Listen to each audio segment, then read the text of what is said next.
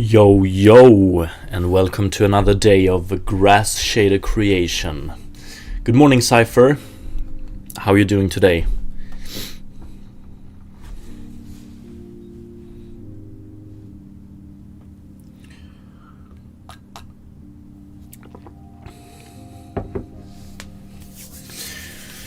So yesterday was the first day exploring geometry and tessellation shaders on stream in Unity. And although I've done some very small work with geometry shaders previously, like 1 hour's worth 6 months ago, it went pretty smoothly yesterday. So I'm gonna start today with hopefully a summary that ties it all together. We'll see. And then we're gonna go through a couple of problems yesterday that were non-issues. I just wasn't a quick enough thinker to get to the solution quicker, pretty much. Good morning, Geralt and Hadoukanen. All good. I had to watch the little one yesterday. Yeah, I was about to say you were missed yesterday. But yeah, we started the grass shader yesterday, and I think it went pretty well. KJJ, good morning. How are you doing today? So let's look through it real quick. So right now it's pretty much all in one shader. Or actually, we have two shaders that helps. We have util random, set the random function for getting a random number, which isn't really random, but yeah, that's how it goes. And a math util. Rotate something around an axis by an angle and interpolate barycentric. So given 3 points making up a triangle, we can get the... Let me think exactly what it is this one does now. Yeah, so given the 3 points making up the triangle, we send in a coordinate in barycentric coordinates and we get the point in the same space that these 3 points are in. We're gonna create a function that goes the other way as well, because that's what we used at the end of last stream. But okay, let's see. Let's take a look at this. Procedural grass as it is right now. We have some properties. We have color for the bottom of the grass, color for the top of the grass. I think we're gonna do some texture magic here in the future, I think, but we'll see. Grass bend bounds, grass width bounds, and grass height bounds. So randomize the bend between this and this value, randomize the width between this and this value, randomize the height between this and this value. And then we have a subdivision property as well. Pretty straightforward here. We have some tags. Not too sure about these, but this one, we get a warning if we don't have a shader target of 5.0.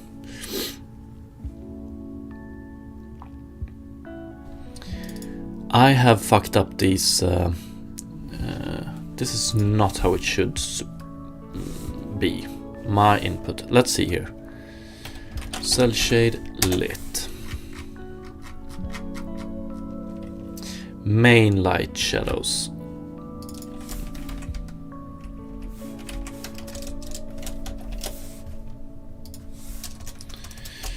Okay.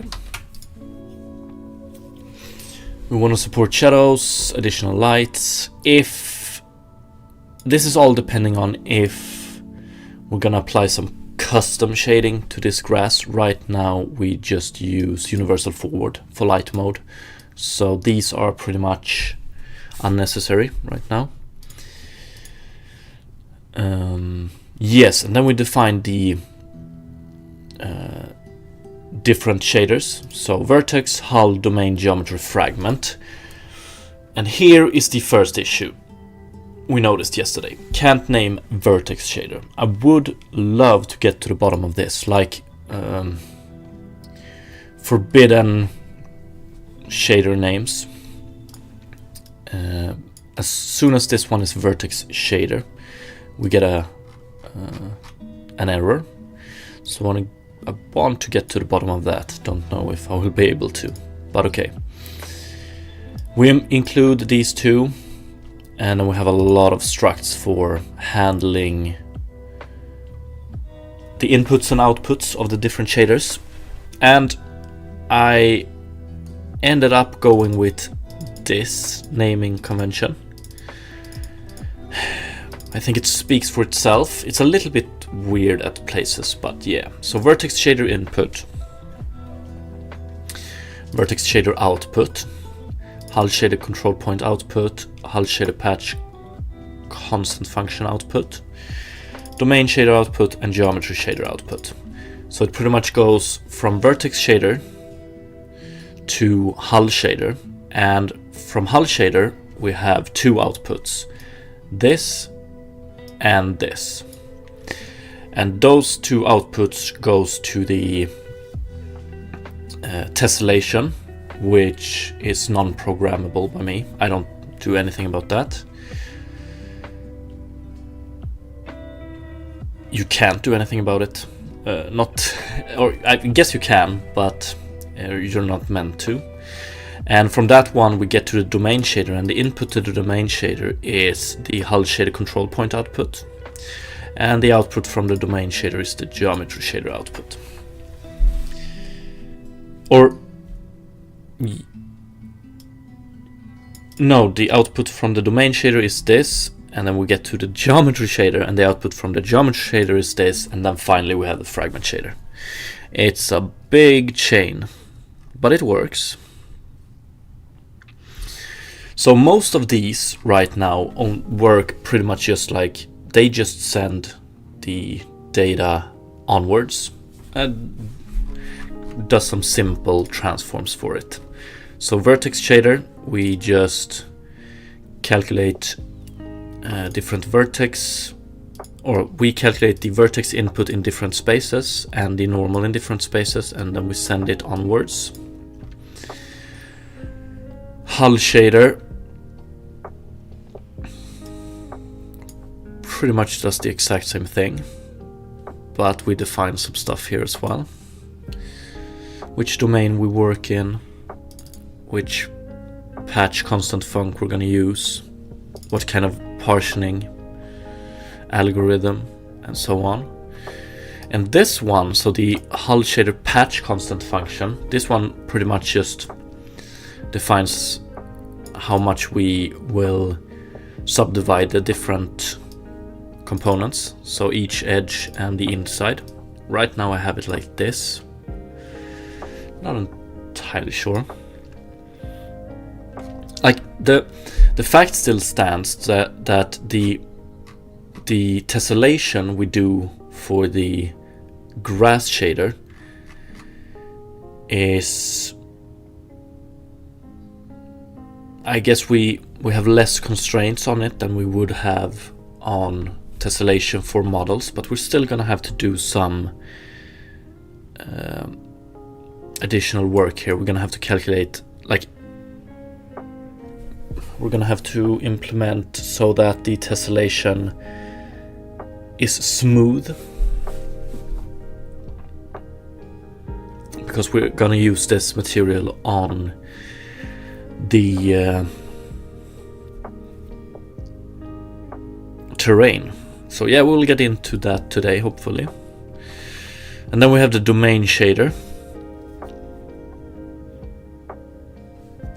Also just calculate a lot of values and send them onwards, pretty much.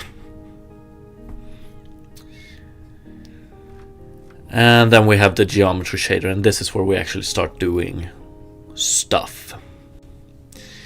And here is issue number 2, which I spent too much time on yesterday. So let's get into that one soon. But we create a matrix that can take something from tangent to world, calculate random rotation, random bends, random width, random height, and then we use random bend and random rotation, we create a transform matrix from those as well. So a transform matrix that brings something from tangent space to world space, rotate it and bend it. And then we created 3 different points of the, so grass straws are currently just triangles. And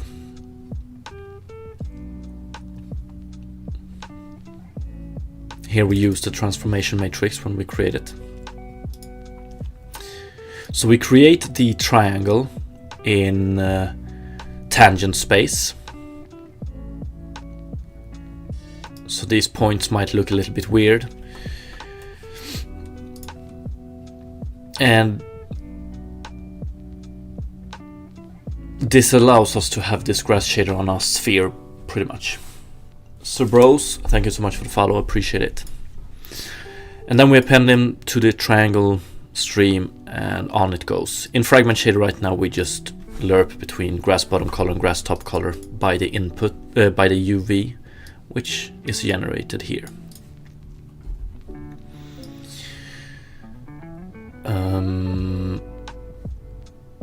Very quick fragmental summary. I still have a lot to learn here to fully understand it. The hull shader, or the tessellation related part of this is still, I wouldn't call it a black box, but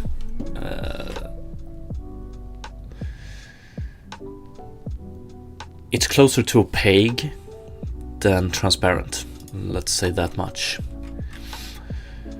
Okay, so the first thing, I really want to get to the bottom of this. Like, I can show it first of all. So here we have the grass shader works, no errors. We do have some warnings though. I don't know if it's related. Nah, it's not. So if we do vertex shader, I just like that name. And now when the, I guess you could say compilation of the shader tells me that I can't use this, then I get a little bit frustrated. So here we have shader error in environmental, procedural grass, syntax error, unexpected token, vertex shader. So my guess is that's a keyword we can't use, or that's a keyword rather. So let's see here. HLSL, what names can you use for shader functions?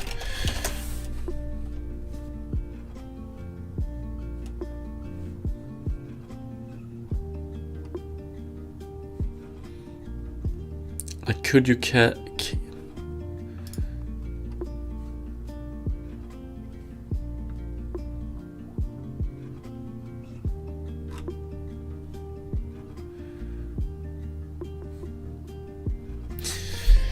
function declaration system, let's see. Like, there should be some information about it somewhere.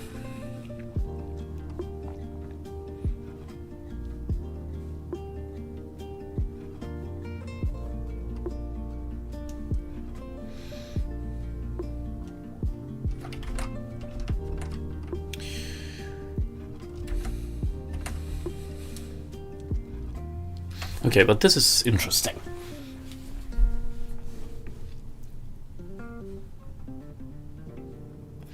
Return value, name, argument list. Okay.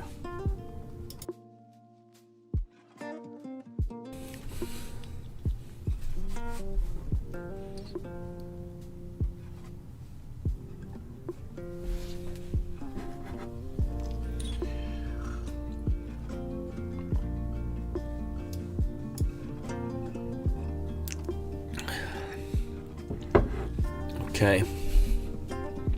Nice.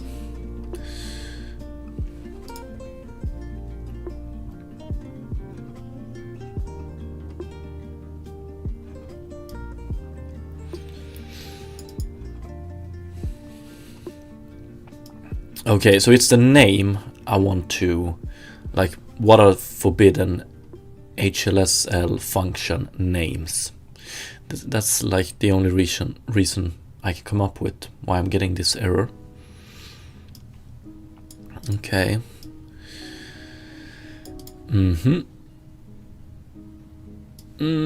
Optional statement block. Okay. Remarks.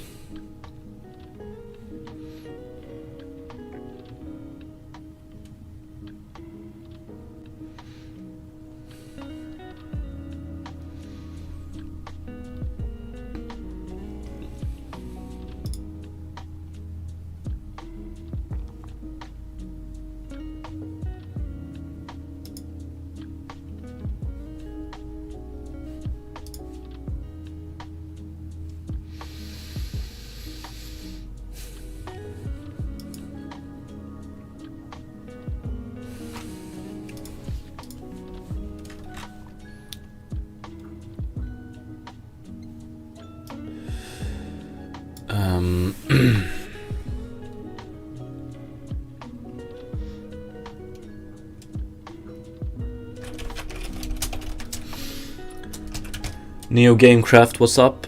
HLSL.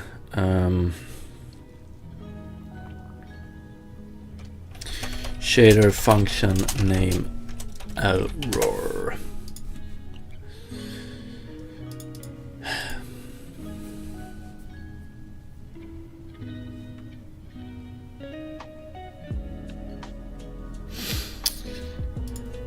How hard?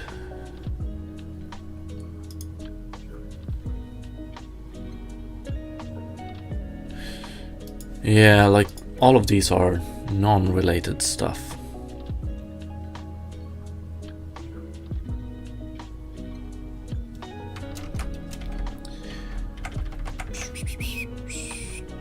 Unexpected token. HLSL unexpected token shader function name.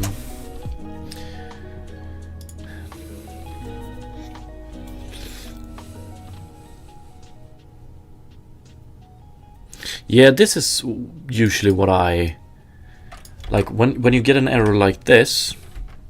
It's usually because of something like this.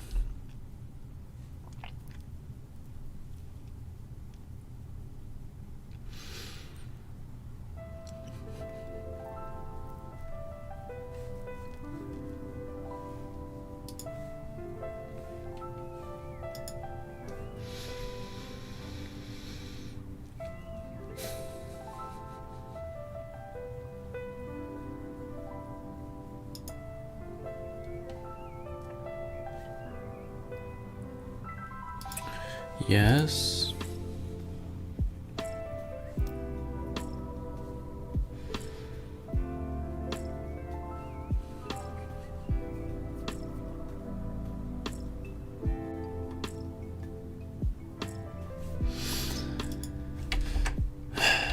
Yeah, I guess this is just gonna stay a mystery.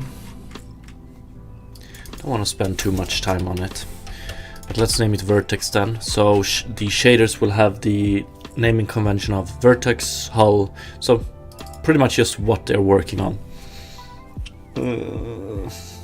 Loosely speaking.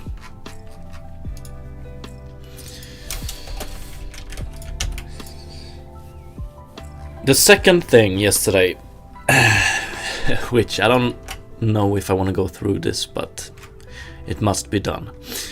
So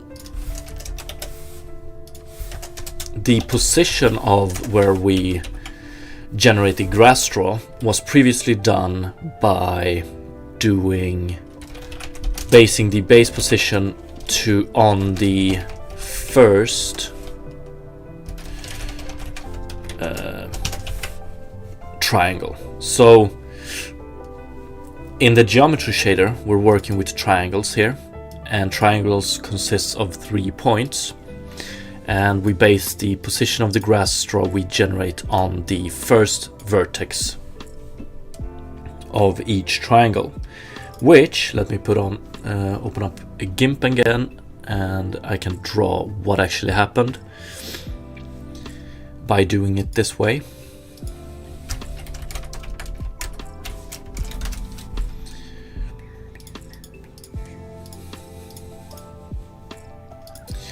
we had something like, let's say we have a mesh that looks like this. I had a very nice drawing yesterday. I'm pretty much just gonna copy that one, or like draw this one exactly the same. And on the geometry shader we work with triangles, which means this, this, this, this. And we draw a blade of grass on each, for each triangle on the first vertex of each triangle. So let's assume it's this one for the ones positioned like this, and for the other ones, so this, this, and this, the first vertex, it doesn't really matter what we take, but so this is the triangle, so we can take this point, and so it's this, this, and this, which means that we don't get any grass blades for this, for the top here, for this vertex, or this vertex, and we get duplicated grass blades for this vertex and this vertex. So doing it like this pretty much means that for the majority of the vertices of the mesh, we will get duplicated grass draws, or we will get as many grass draws as triangles using a vertex. So if we would have a mesh that looked like,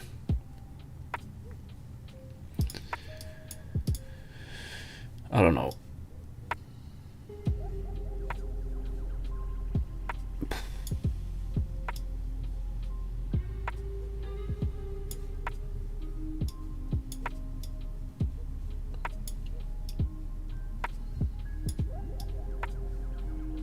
fuck it, let's do it like this. Not great topology, but it doesn't matter. Something like this. For this one, for the vertex located here, for instance, worst case scenario, we would get 1, 2, 3, 4, 5, 6 grass straws on one vertex. Worst case scenario.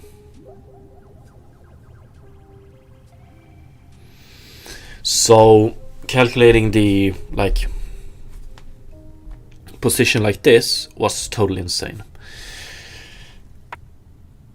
So naturally, yesterday, the first instinct was to change what we're working on here in geometry, because you can actually work on points. So let's put up the documentation. You can work on point, line, line adjacent, triangle, and triangle adjacent.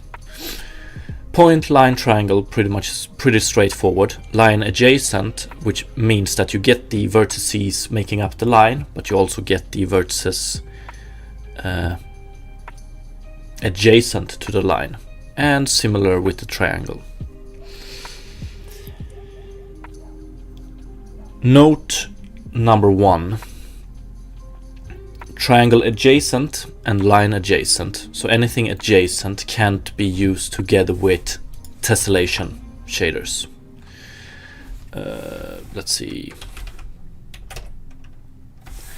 So here, a geometry shader that expects primitives with adjacency, for example 6 vertices per triangle, is not valid when tessellation is active, right? So, but that was still okay, because if we worked on points, that means that for each point in the mesh, we would do the geometry shader. We will execute the geometry shader once per each point in the mesh. Perfect. So then we just generate one grass blade per point. And it would have just been as easy as doing this.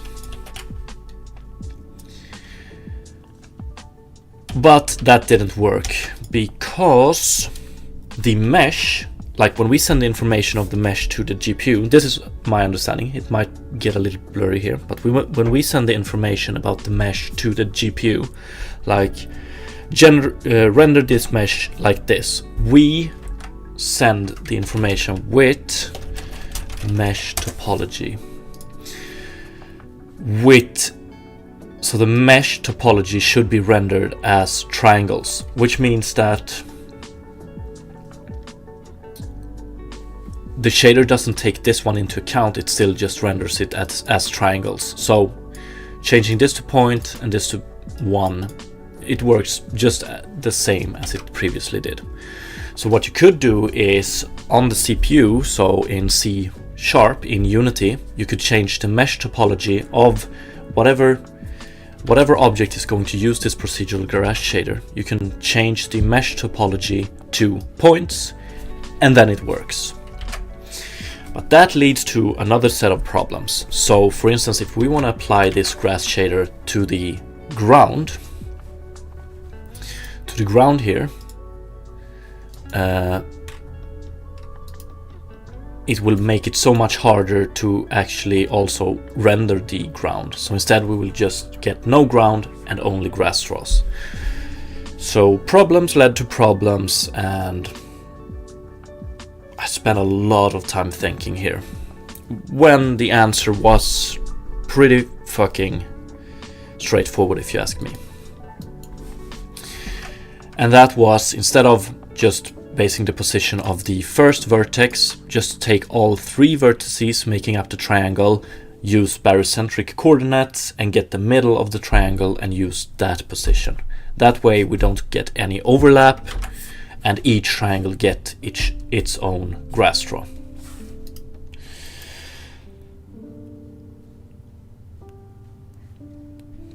So right now we use the old system, and so visible grass straws we have 8, 9. 8 times 9, what is that? 71? 72? 72, right.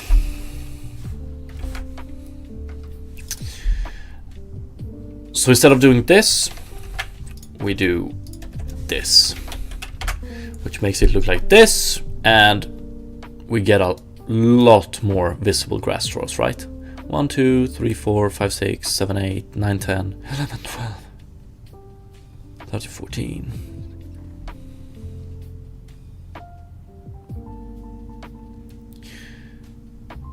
Yeah, a lot more. And that's because we don't generate grass straws on the same position anymore. So yeah, just check this difference. Just check the difference between. So we do it like this again, and we subdivide it to 3. So this is a subdivision of 3. So we get a lot more grass straws, but we're still using the old generate them on the first vertex point. This doesn't look to be that many grass straws, but if we instead change to this, it generates the same amount of grass straws, but in this scenario, none of them are on the same position. Do this, not this.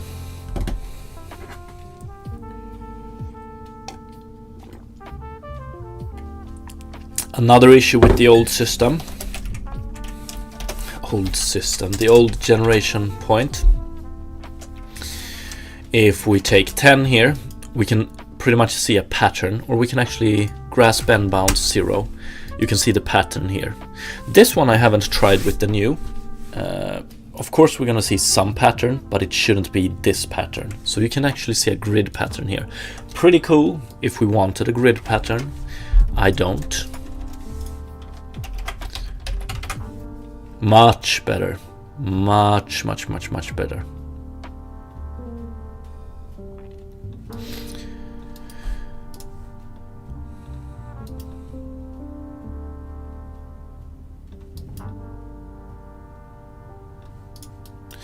Very good.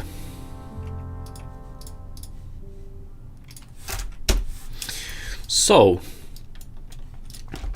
that were the 2 main errors yesterday and how to fix them. And I'm going to start today by just cleaning this one up a bit. We're going to implement, so it's pretty much going to be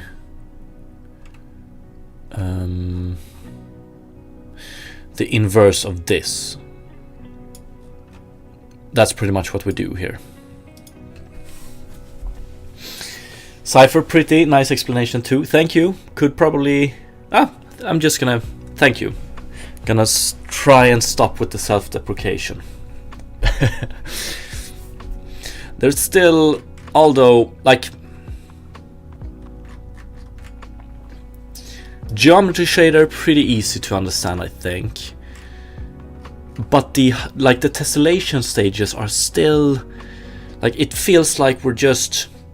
Like... prepping data for tessellation, decoding data after tessellation. I wonder if that is pretty much what you do, so you don't have that much freedom, but oh well. So this one,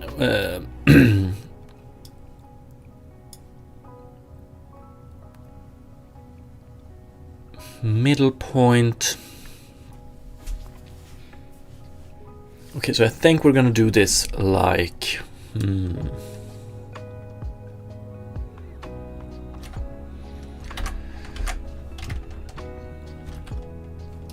Interpolate barycentric.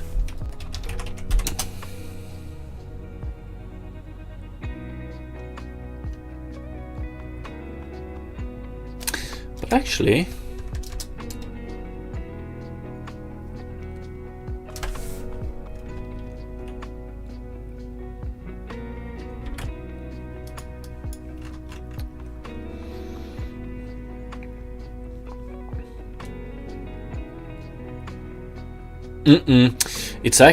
It's this we want to do. I want to rename this one, I think. Interpolate barycentric. So we send in the 3 points of the triangle, and then we send in barycentric coordinates, and we get the position in the space. In a space, depending on like in what space we define the triangle. Interpolate barycentric.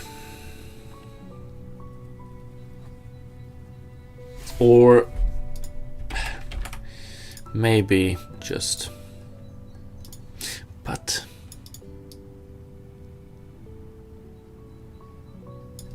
I will see. So what we could do here instead is...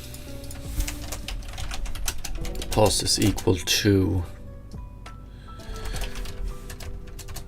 interpolate barycentric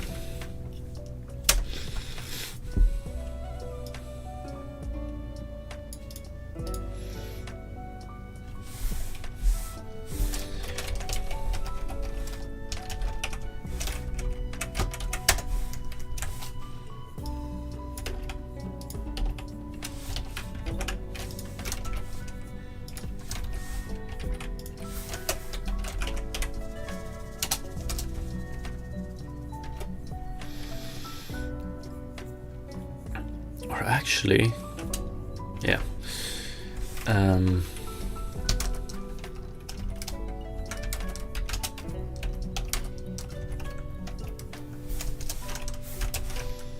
What am I doing?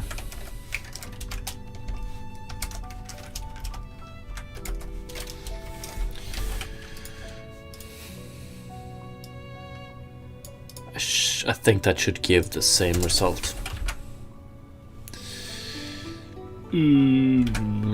Yes.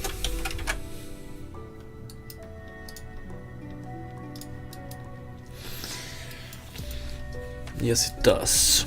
Okay, great, but are we getting less? Let's see here.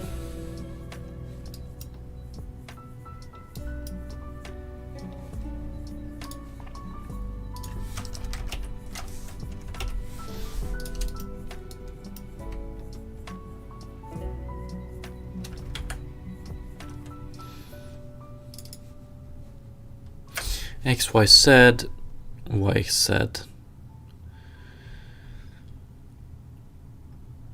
I still want to use this one as the seed for the random functions. I think so.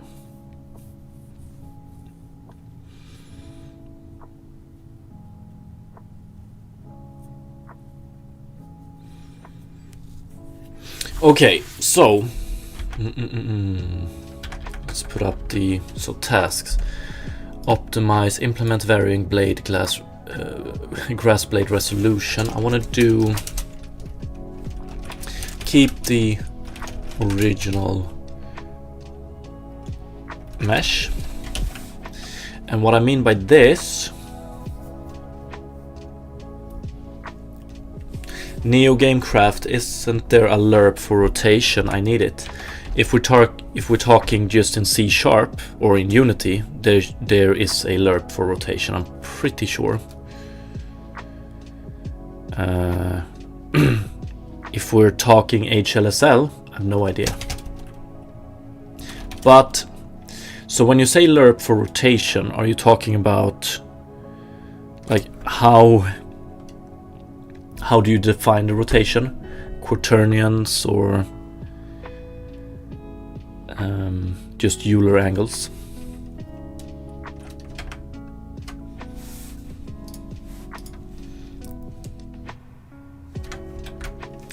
Doing it how lerp does it.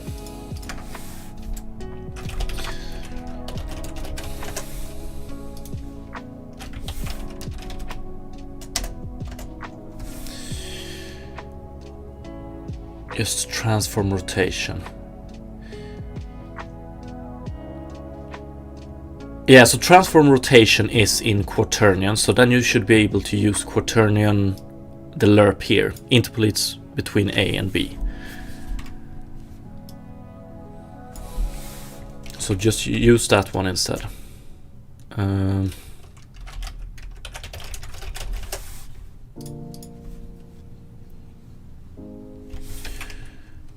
Yeah, rotation here, a quaternion. So if you want to lerp between two rotations, would do it with this one.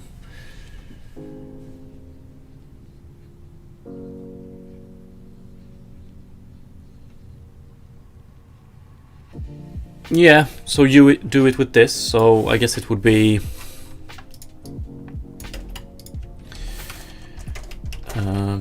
they should have an example here, I think.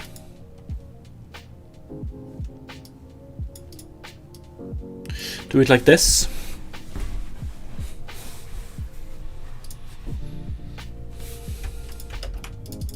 Is what I would do. I don't know about your specific problems, but that is probably how I would do it. Yeah, no problem at all. Good luck.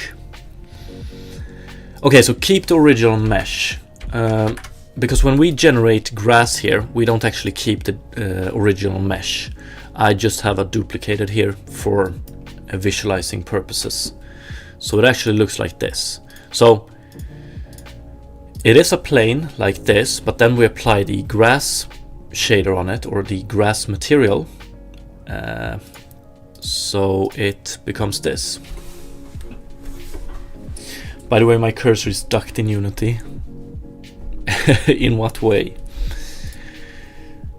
So we don't really render the original mesh, but I want to do that because the idea is to, in the game, we're gonna have a terrain and we want to generate grass on this terrain.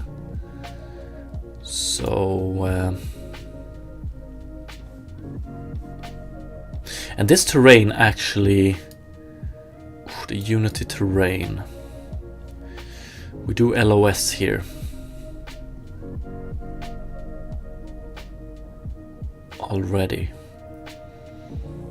or not LOS, I mean LOD, which is a nice feature. Like it's some command prompt thing. Oh, that I can't help you with, but there's probably some setting you have unfortunately changed. Okay, so this is gonna suck, which means, so I haven't really decided yet. I'm leaning towards implementing my own terrain system in Unity because I do love to reinvent the wheel, but I also want a lot of custom functionality, which I think is going to be a pain to implement with the Unity terrain. Because what I was under the assumption I needed to do with the grass shader is we're gonna like tessellate it less the further away from the camera it is. And if we use the Unity terrain, that is pretty much already done for us. Okay, so that is something I'm gonna have to decide as well. It's a square and it replaces while it should add a new character. Yeah, okay. So it's like in insert mode instead of add. Yeah, it's some different mode, but you should be able to just Google that real quick and fix it, I think. Okay, so let's start by just keeping so if we would have applied the grass material to the terrain right now, the terrain would disappear, and for each triangle in the terrain we would get one grass straw. It would look like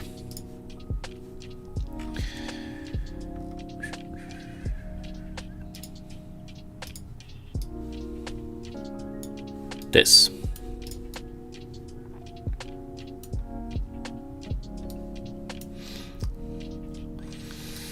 And I want to keep the original mesh as well, so let's start by doing that. And with my current understanding of geometry shaders, it shouldn't be harder than just adding it here. So adding it to the triangle stream, and we pretty much want to add each of these. We want to add these 3 points. The UV is going to be screwed up because we don't. Okay, geometry shader output. Okay, we have UV here. The main shader output, we don't have UV here. So we're probably gonna have to take vertex shader input. We want to have the UV here. We want to send the UV here. We want to send the UV here. We want to send the UV here, and we want to utilize the UV here. Because we could do it like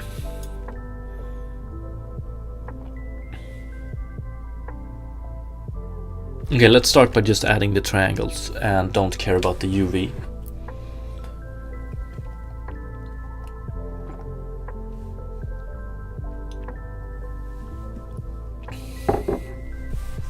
So I think we could do it like, let's add it first. It feels more natural, I think.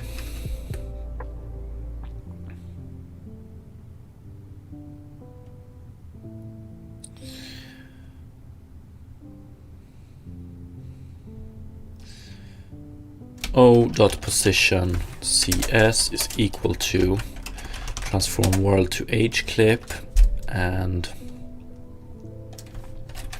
input 0 dot position world space.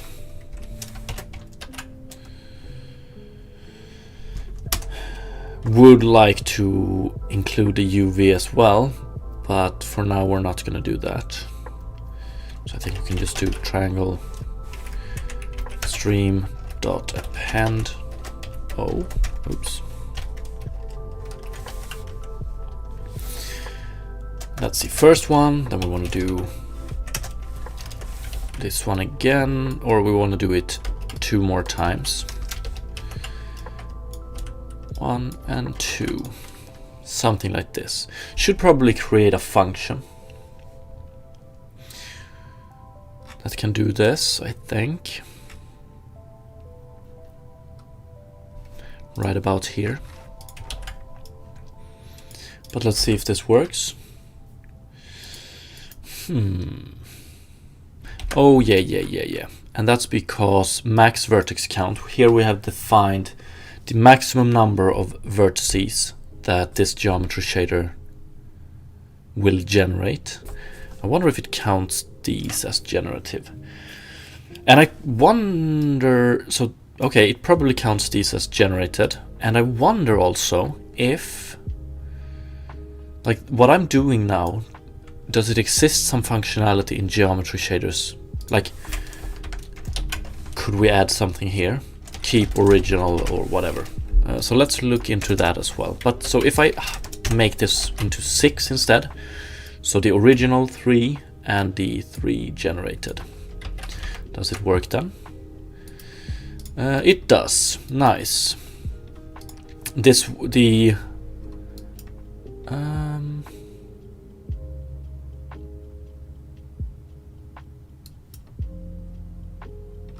A big question mark on this, however.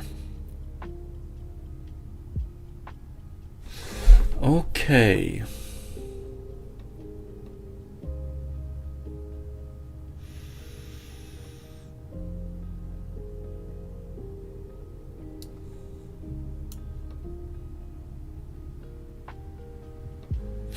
Why don't we have the same issue here or here? Okay, this.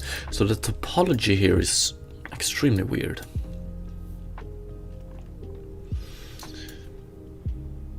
I was assuming we would get something like this for all of them.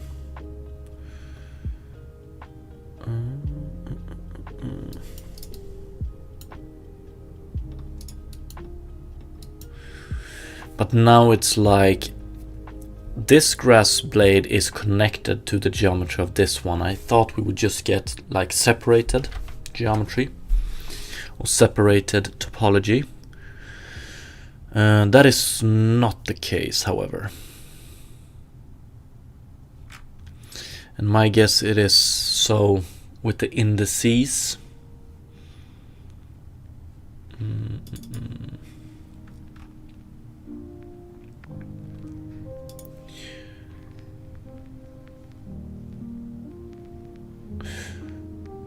It's still weird that we don't get it for all of them. So when you add geometry here, you probably do it in a counterclock or a clockwise manner, which means that we will create a triangle going from this one to this one to this one. Then we'll create a triangle from this one, and this one. And then we'll create a triangle from this one, and this one. And finally we will create a triangle from this.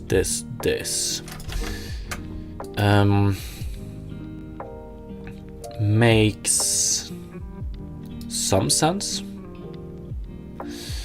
Let's take a look. Geometry shader. What do we have? Is this all the documentation we have for it?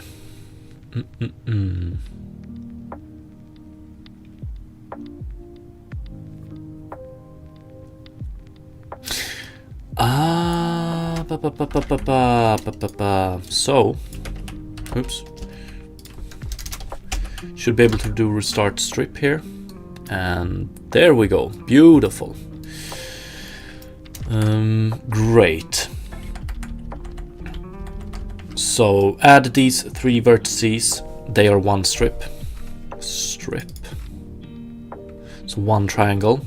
And they are not connected to this. And then we add these 3 and restart the strip. Although this is pretty basic functionality, what I want here, so I want a geometry shader that keeps the original geometry but also generates additional geometry. So I wonder, do we have something? Do we have some keyword or whatever you want to call it? Or whatever it is called,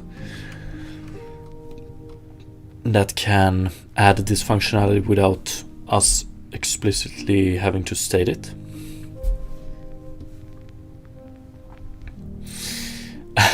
Magic. Yeah. Shader const.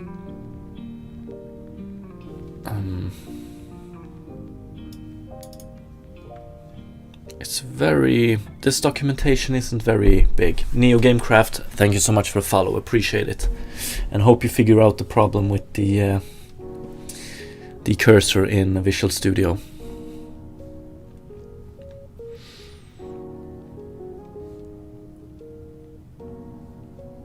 Okay, keyword is what I'm looking for.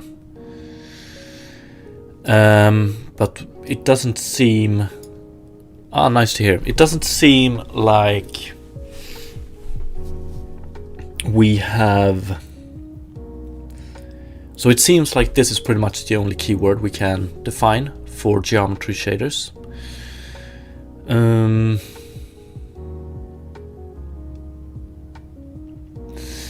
That I unfortunately cannot answer, NeoGameCraft. Maybe you have changed the keyboard layout in Windows.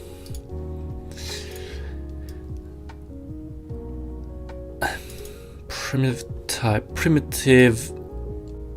Okay, so probably can't get this functionality. Like we're gonna have to do it ourselves. At least if I'm gonna believe this very short documentation. Stream output object. I want to check this one actually. Stream output object. Oh, we should get to it next. Okay.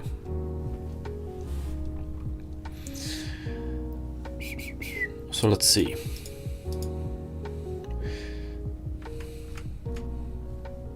A stream output object is templated object that streams data out of the geometry shader stage. Stream output object. So we use triangle stream right now. Data type geometry shader output. Yes. Point stream, line stream, triangle stream.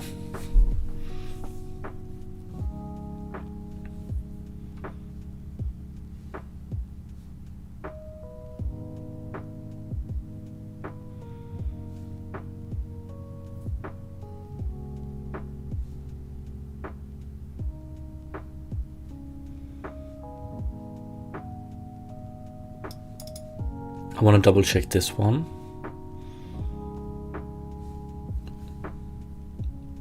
Actually, we're coming up next. Append.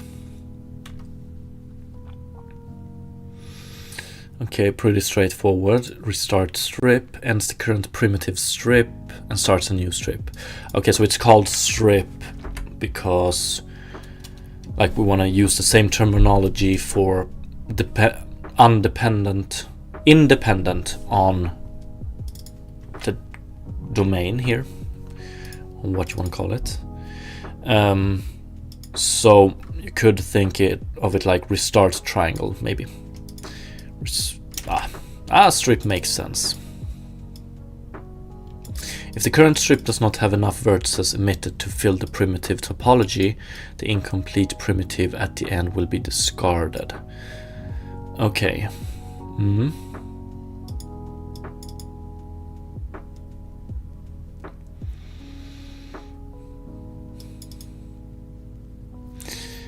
Or just by rendering up to the maximum index value.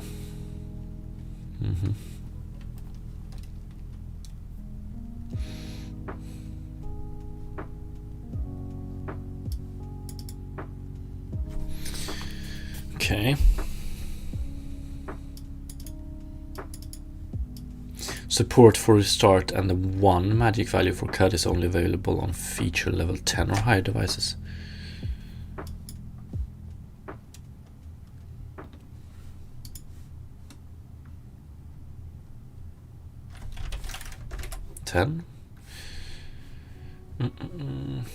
Feature level 10. Okay, 10 seems to be extremely old. Or is it? We don't even have it in the table.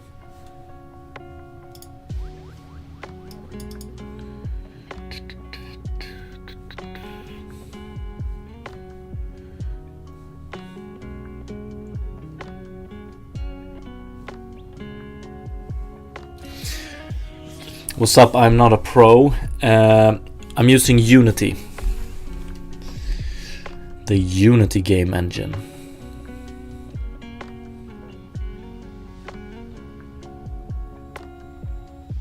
Okay, here we go.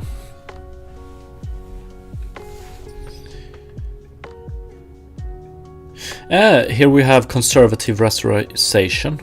Okay, so if it doesn't... so minimum requirement for my game right now is...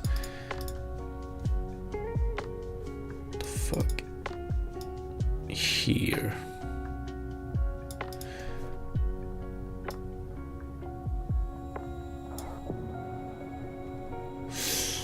Okay, but it's good to know. So it's the same. If I want to use conservative rasterization,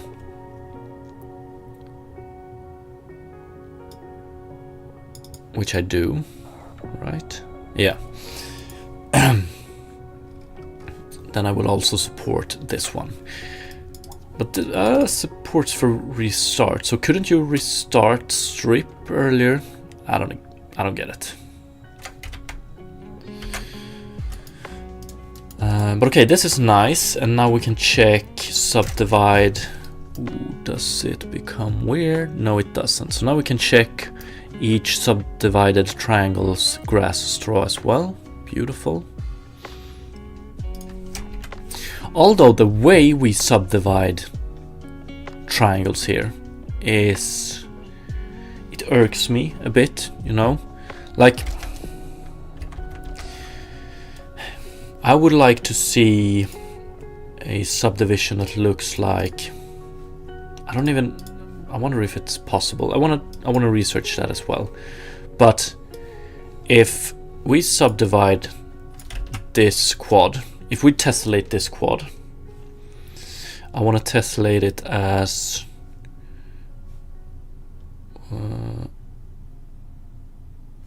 how do I want to tessellate it? Do I want to tessellate it like this? Or like, I think I want to tessellate it like this, right?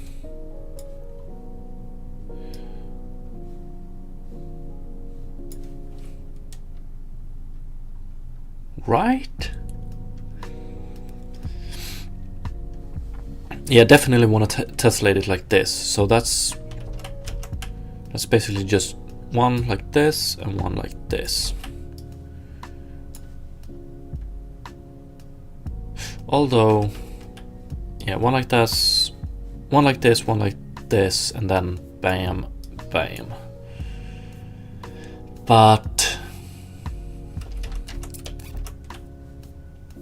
so we want to cut this one here, here, and here. So one cut per edge, or we wanna split every edge into 2 edges, and we want to split the one triangle into 4 triangles, right? Which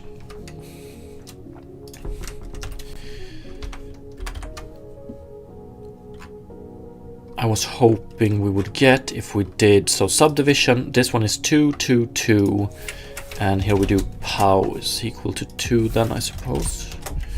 So 2, 2, 2, 4.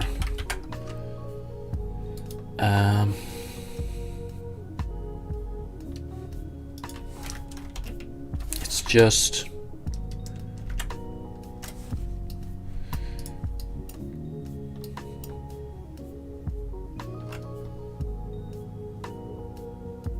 okay, doing it like this gives us a pattern again, which I'm not a big fan of.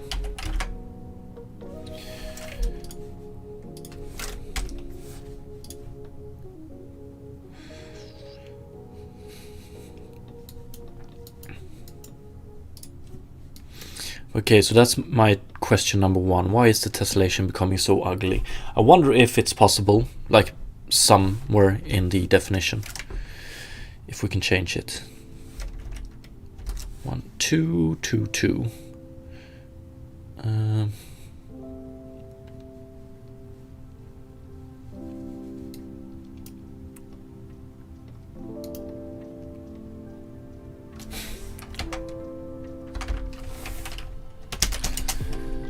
HLSL tessellation shader clean topology. Am I asking for too much? Yeah, let's go into this one again. Helped us a ton yesterday. Mad respect.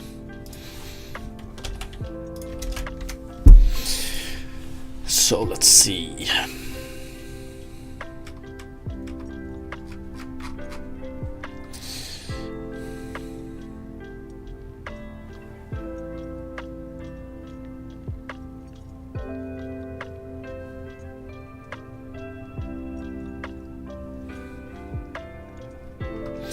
Optimizing with culling, I don't want to do that yet. Dynamic tessellation factors.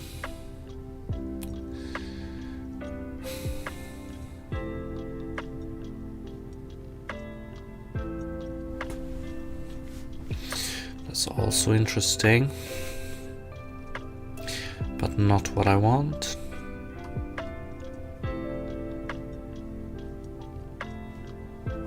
Like, this tessellation is weird.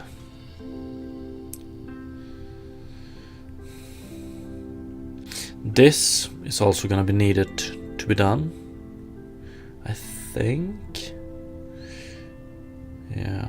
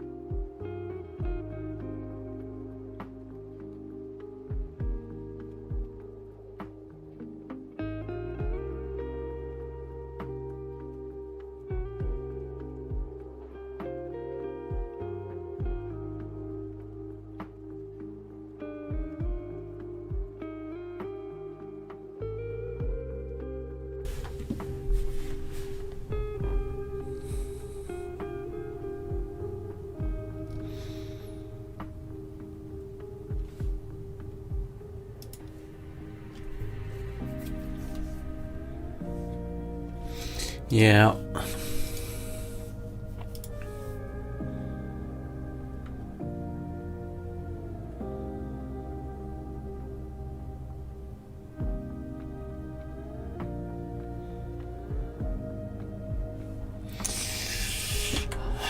Not entirely sure this is possible, but I guess I'm just gonna have to do with these subdivision. Like, I think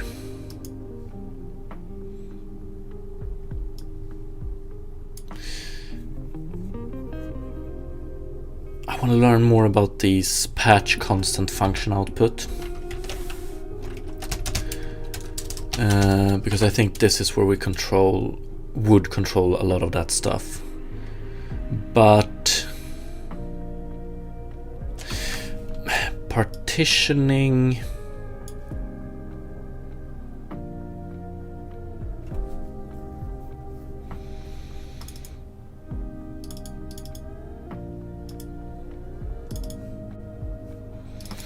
this one or in this one.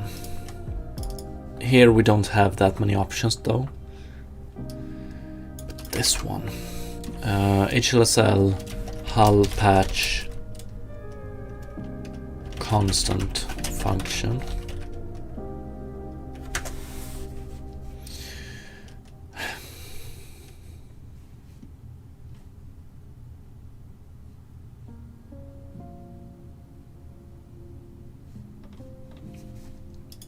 Oh no.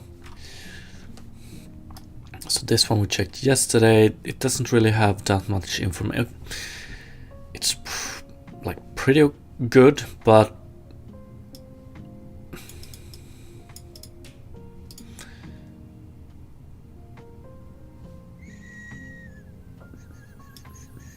doesn't have any information concerning this, I don't think.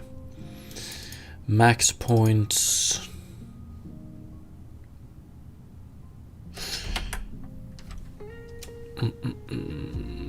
Input patch max point 3. Okay.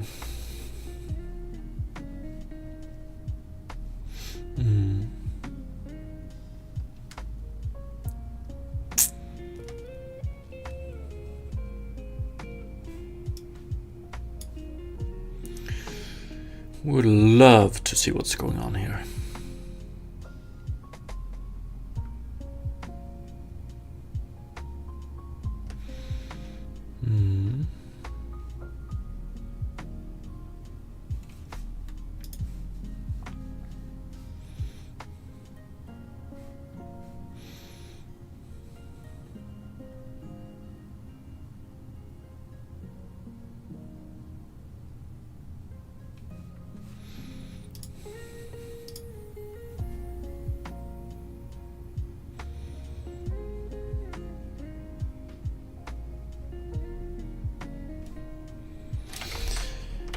Uh, it's not too bad. Like, it doesn't really even matter, but it would be nice with some cleaner topology.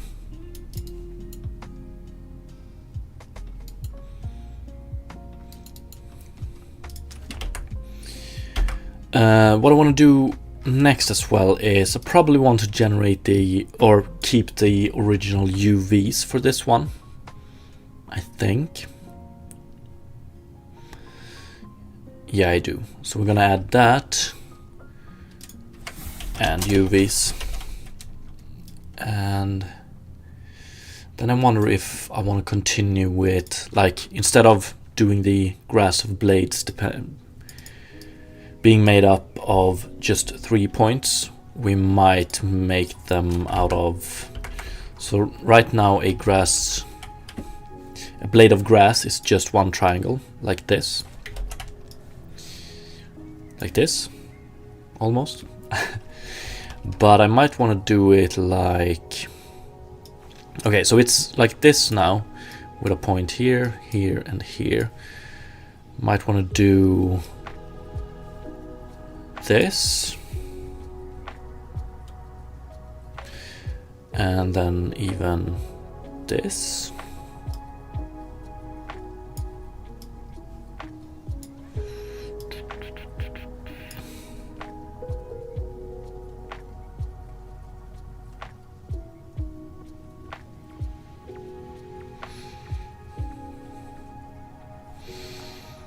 Or is there a better way to split it up?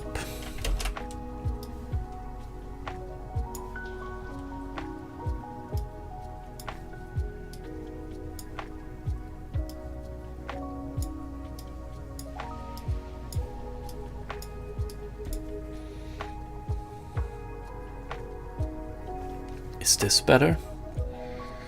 So working with quads, except for the last one, I guess.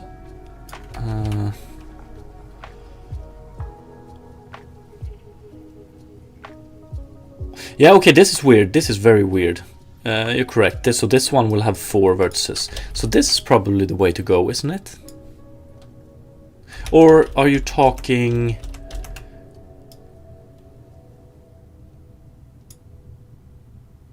So, like this?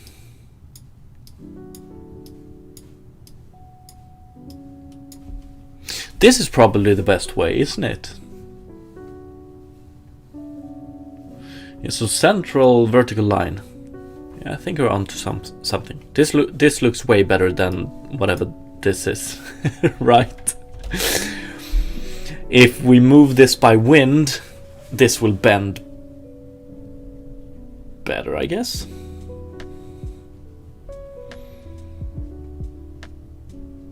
Yeah, okay, so...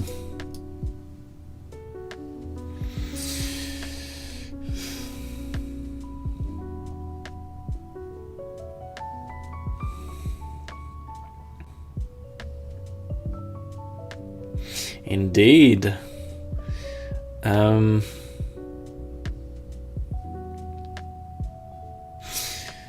I'm just gonna go grab a cup of tea. We'll be real quick. Already have one in the chamber, so to speak. But when I get back, I want to do... We're gonna fix the UVs first, and then we're gonna do this. I need to figure out... So we want to do the subdivision based on height and on width, I think.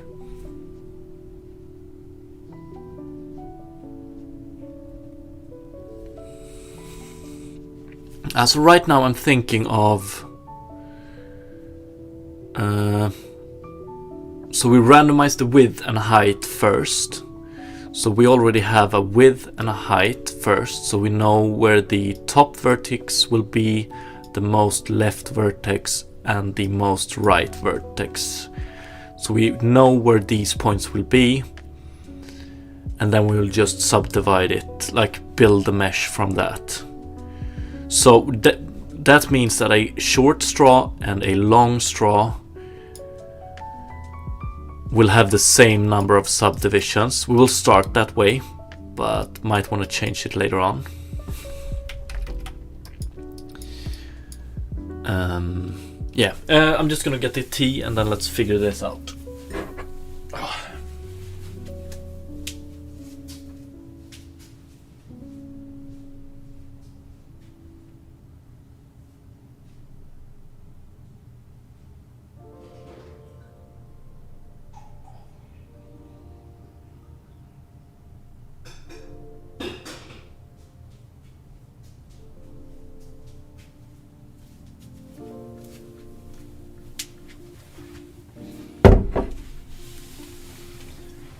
Okay, back. So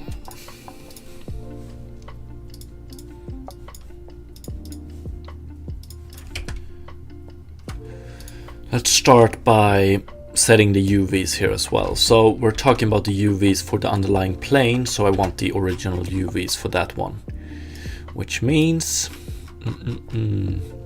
vertex shader input. What do we have? Position, normal, tangent. Is it a float 2?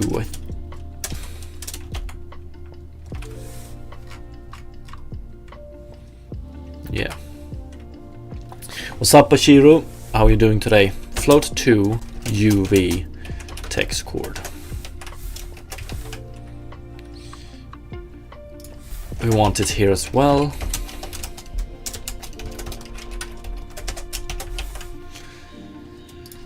We want it here as well. We don't want it here, but we do want it here. Here we're already using text chord. I'm not entirely sure about why, but pretty much had to. So let's change. It just feels natural if, although I definitely want to figure this one out as well.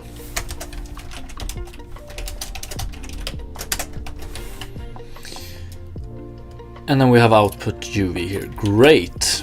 So output dot UV is equal to input dot UV.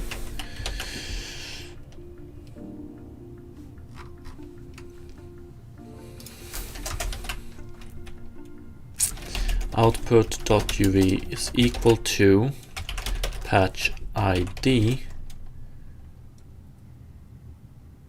dot UV. Right. Here we don't do anything. Domain, here we just do. Actually, we need to do something like this. Float 2 UV is equal to interpolate barycentric. Fuck it.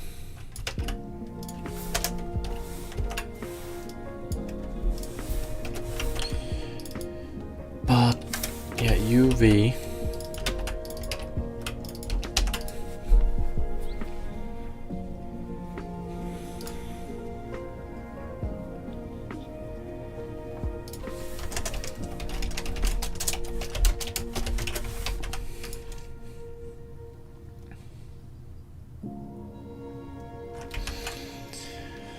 okay. So here then we just do O.UV is equal to input, oops, 0.UV.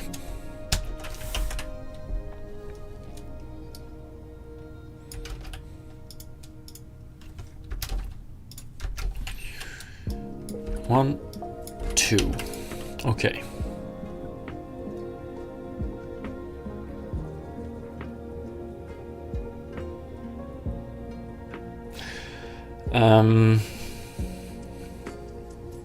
I want to test this now if this is correct, so we're gonna do a texture read here and check if the UVs get transferred correctly, if they get interpolated correctly, and so on in the tessellation stage. So we're gonna have a lot of different textures here in the end, but let's just go textures for now.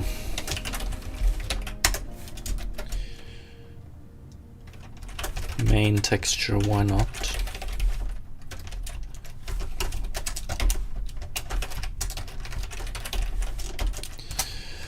Always forget this. This is 2D is equal to, and then you can do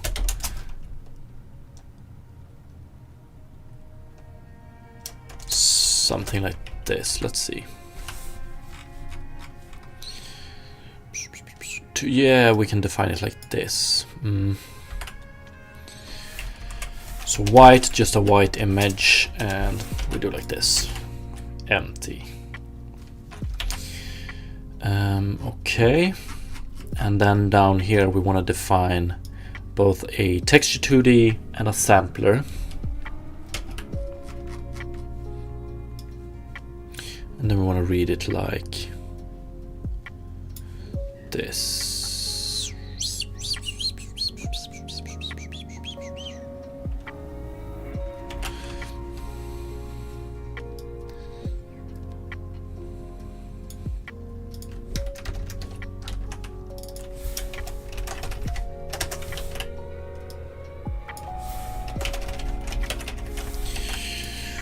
Sampler and main texture, and let's do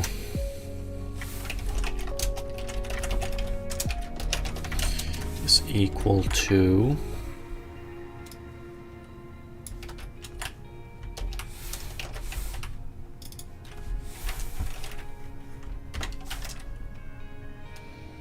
am I gonna screw up other stuff? Hopefully not. And then we take texture value, and then we do return texture value.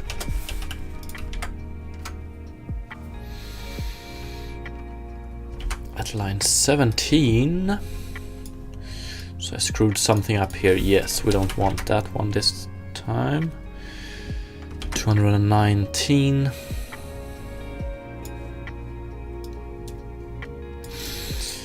Interpolate barycentric. Oh yeah. So this one returns. I want to do. Can I do it like this in HLSL? Let's see. Util math. So this is float 3 for all of these. We want to have one that is. Maybe we're gonna have to include it in the name here, but.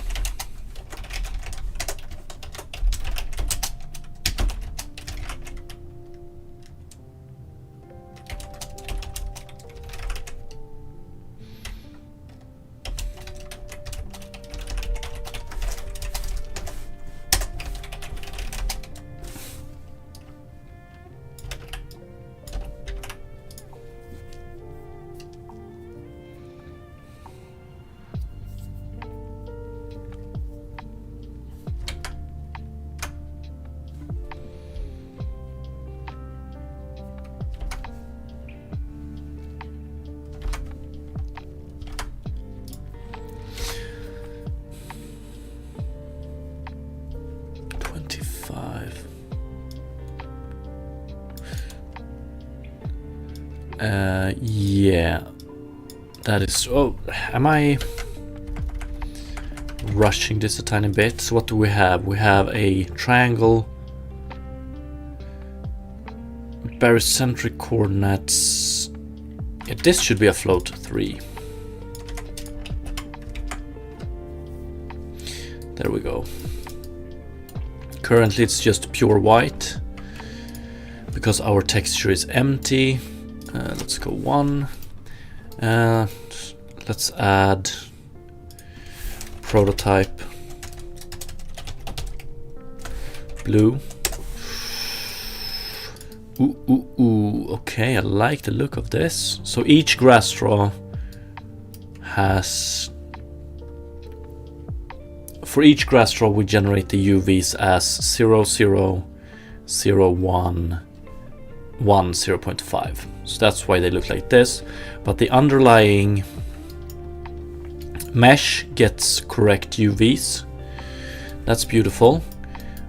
But what happens if, so right now we haven't subdivided it. What happens if we subdivide it? Nothing changed. So we properly interpolate the UVs as well. That's great. Beautiful. Pretty cool.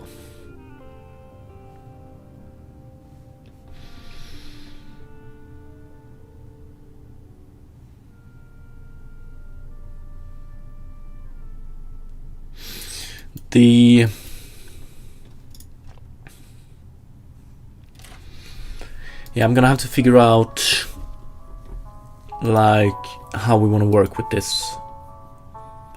We're gonna probably have a lot of different UVs, I think.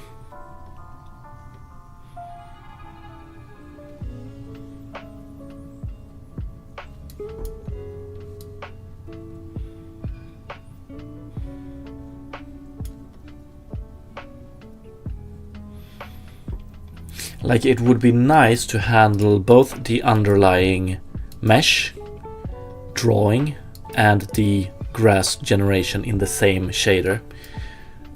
Might result in a lot of, or in some problems, but we'll see.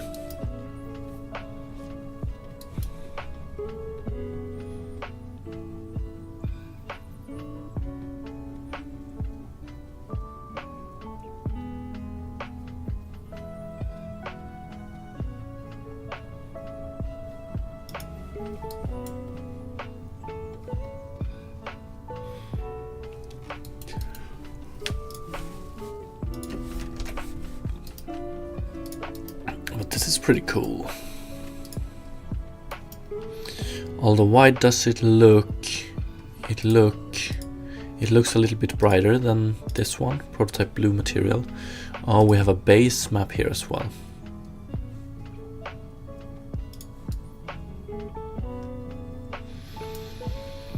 That explains it.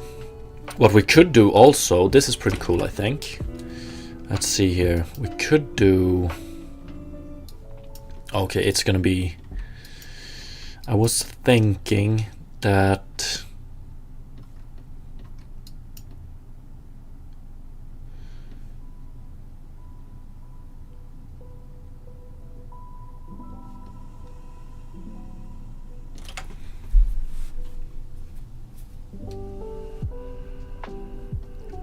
Like, if you adjust the generated UVs for the grass straws in such a way that they actually take the full color of the underlying texture. But it's gonna be, it's not as straightforward when we rotate it and bend it and stuff like that. I don't think.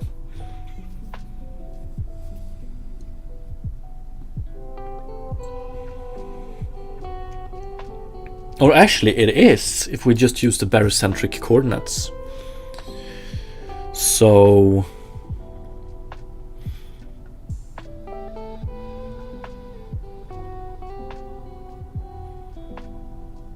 we get this position, we get this position.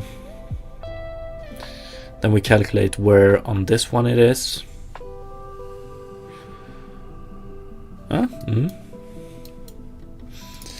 But okay.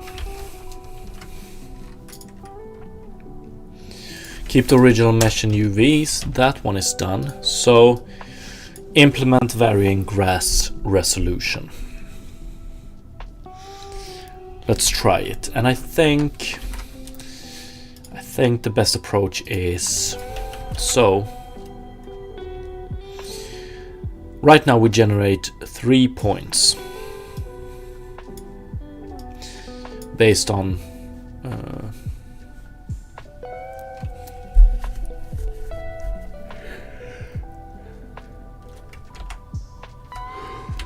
random bend,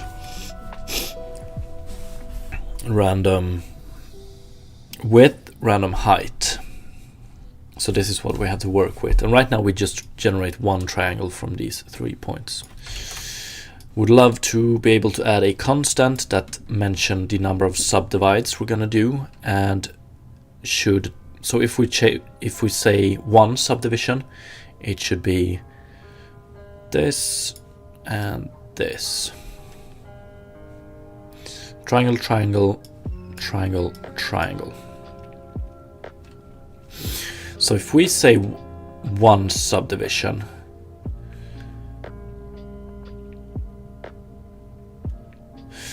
So 1 is how many times should we split the edges, right?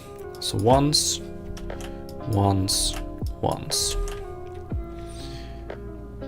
But,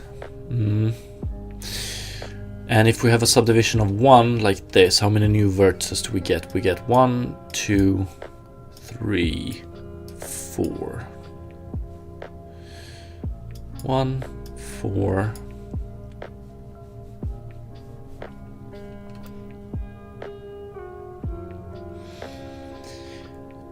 And instead of 1 triangle, we get 6 triangles, right?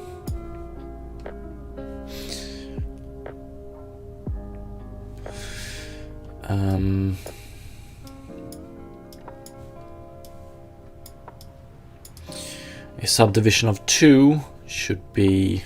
How the fuck should a subdivision of 2 be then? Are we doing 2 lines like this? Probably. And then 1 and 1.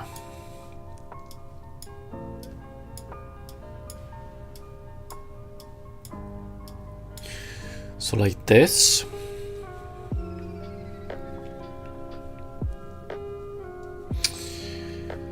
So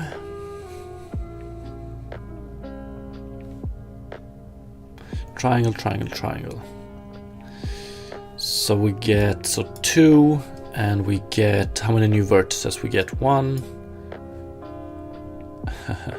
2, 3, 4, 5, 6, 7, 8, 9, 10. And we go from 1 triangle into 6, 12, 15. Is there some sort of pattern here?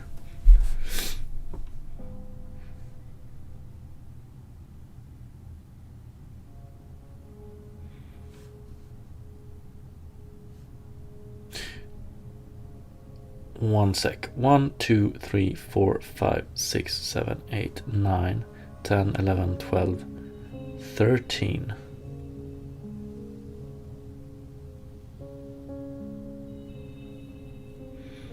But just new ones. So 1, 2, 3, 4, 5, 6, 7, 8, 9, 10. Yes. So it's what we had 4 new ones, 7 in total, 10 new ones, 13 in total.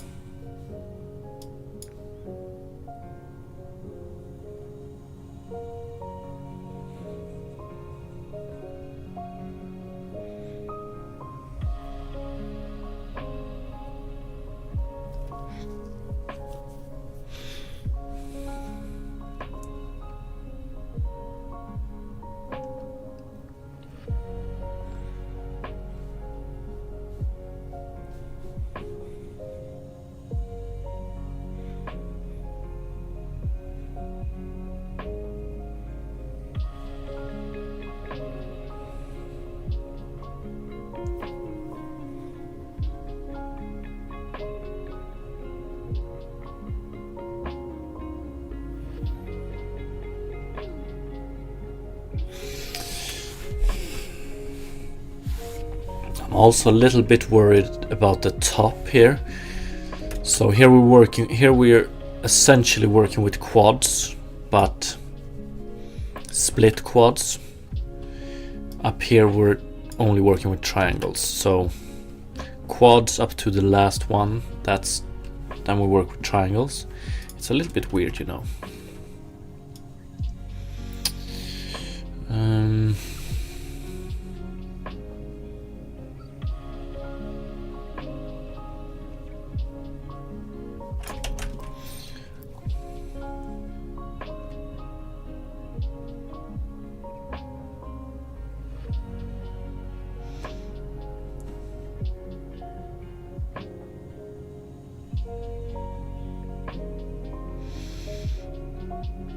But okay, can we do 2 for loops that has all the points, or do we need more?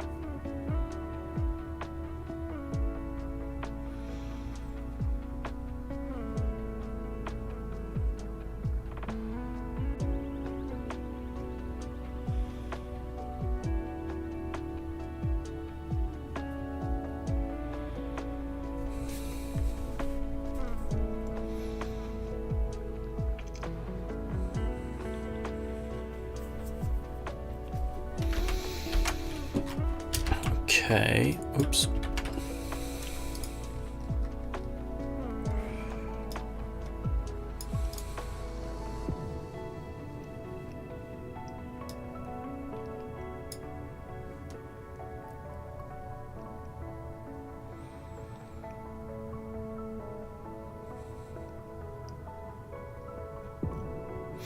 Okay, so it's also going to be extremely easy if we do it in, if we just do it in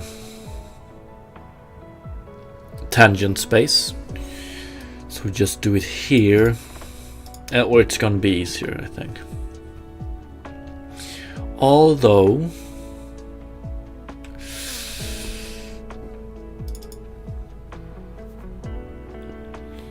the bend, fuck yeah.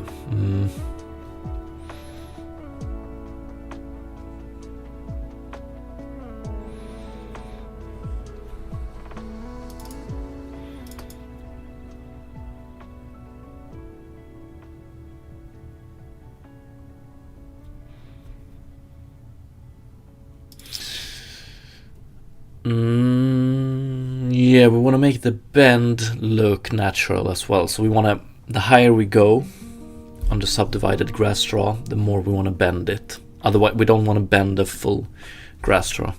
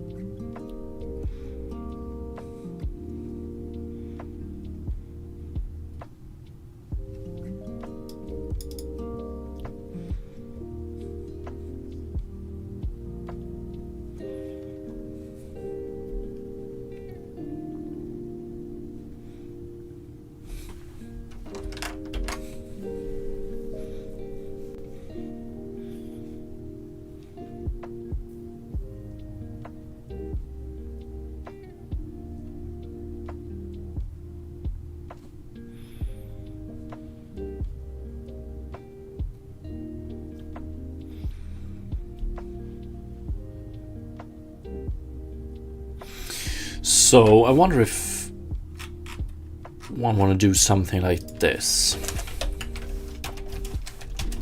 for float let's do u is equal to 0.0. U is less or equal to 1.0. U plus equals to 1.0 divided by subdivision.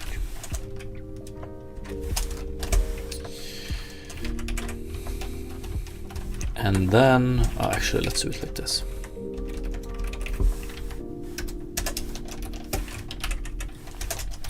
Or so x subdivision, I guess this would be, yeah.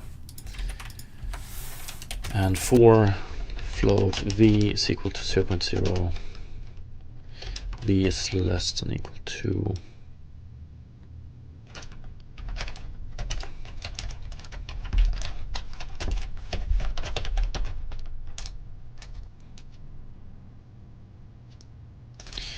actually, let's keep it simple. So division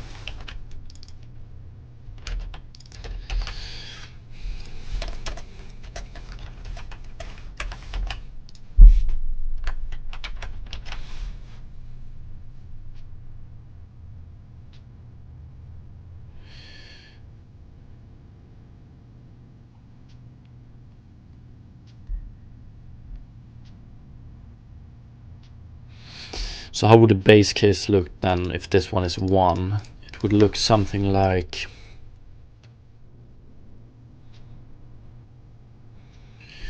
v1 is equal to lerp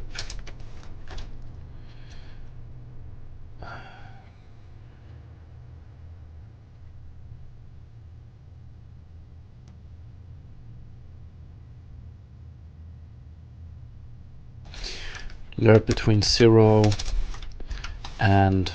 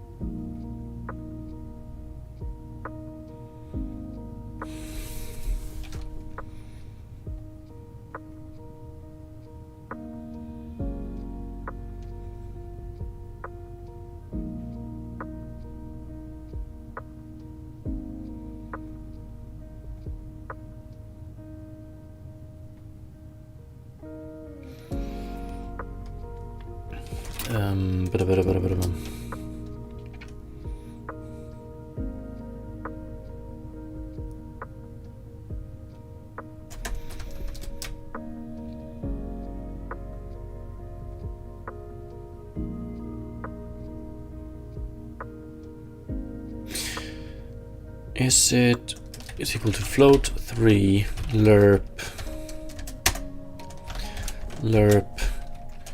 minus random width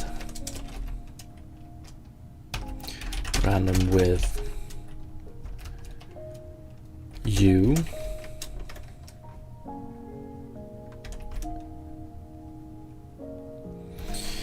next is always 0 and the other one is lerp 0 and random height and v. But what the fuck? And then we always want to go 1 forward as well.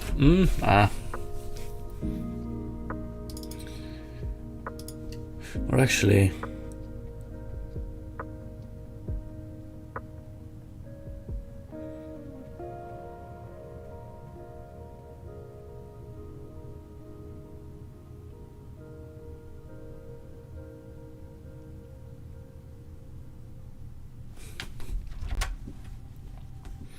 0. Zero,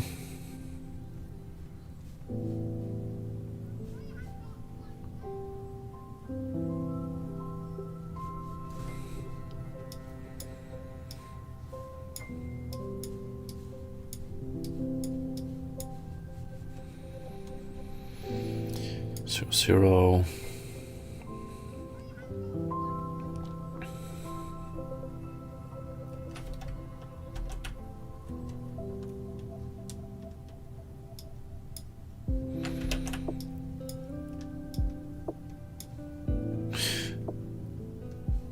Okay. It's still this one being just triangles on the top, which might screw it up a bit, but could probably make it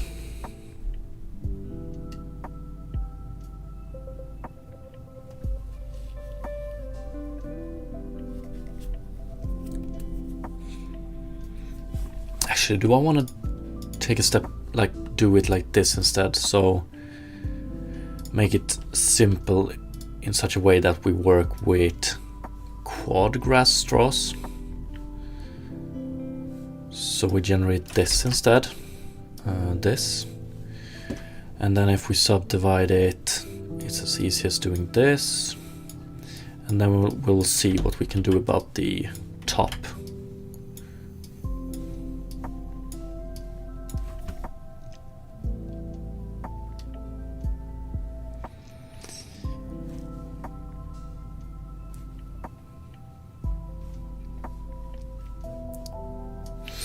This should be much easier, right? So we should be able to do... And I don't want to work with floats here, I think it's...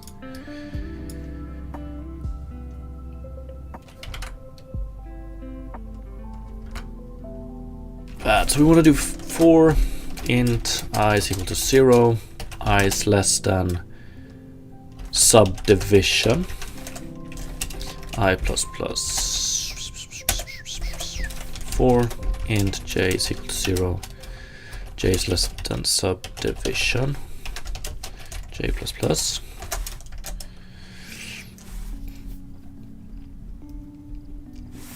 So if this one is 1, we just do this once and this once. That's great. And so this simple, we want to go, we just do this once and this once. So we want to generate these square triangles. So we want to go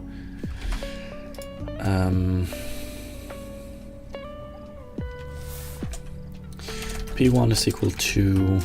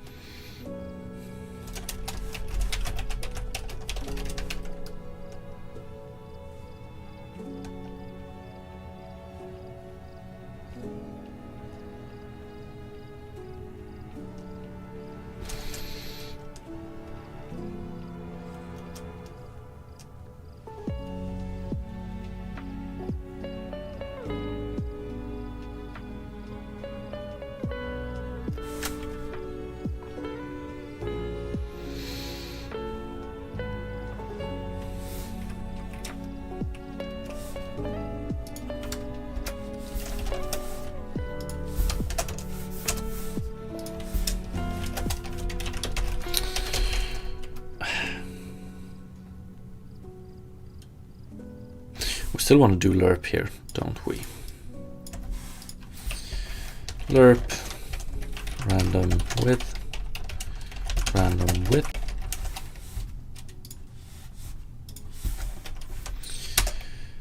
and 0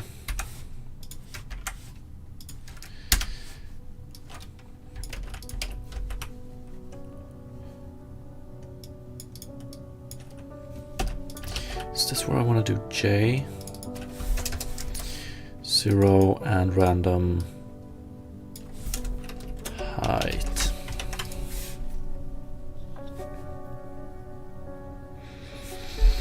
So this one should result in this vertex. Then we want to go We want to do it counterclockwise, or clockwise, I mean. So we want to do this one next and then this one. Right. Actually,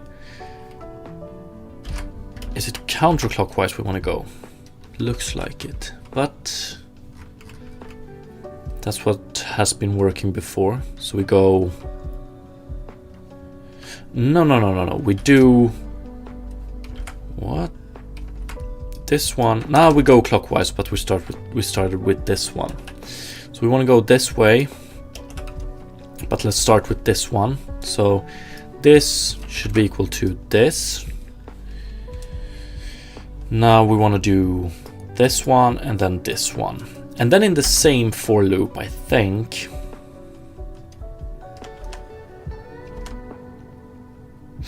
But so if we do this, then we do this. I will.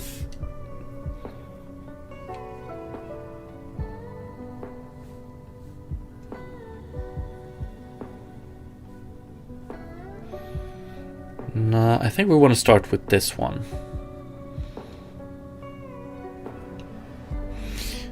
Because, so we do this.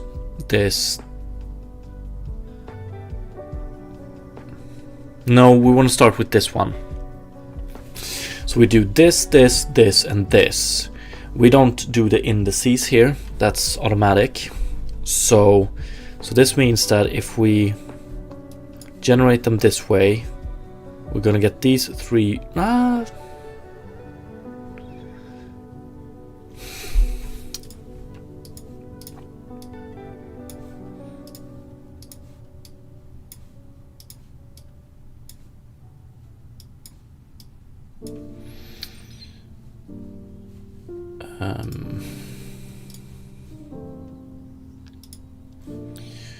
So if we generate red, blue, green.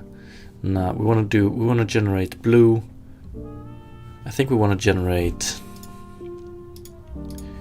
What the fuck? We want to generate blue, green, pink, and red. Because that means that the first triangle will be, unless I'm not, so the first triangle will be these, going from blue, green, fuck, that's, okay, so it will go like this. So the first triangle will actually be this. Do I want it to be this? And then the second triangle will be green, pink, red.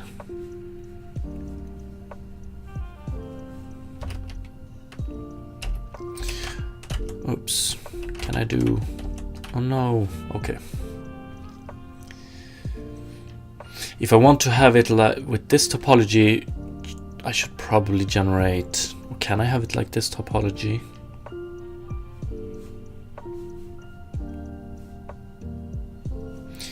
Generate green first. Green, red, no.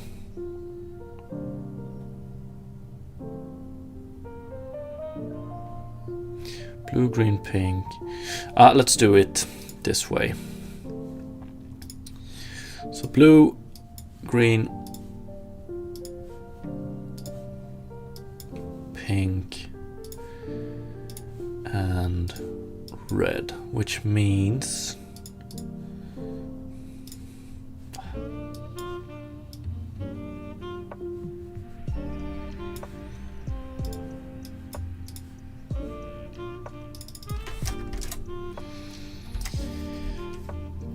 pink, and then we do nah, this is not correct. Blue, green, pink, but then it's wrong.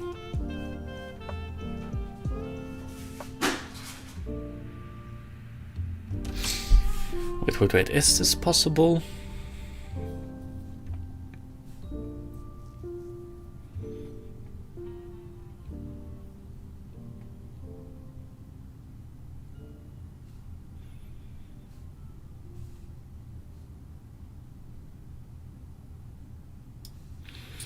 The first one would be like this, but then the second one is wrong. Is this?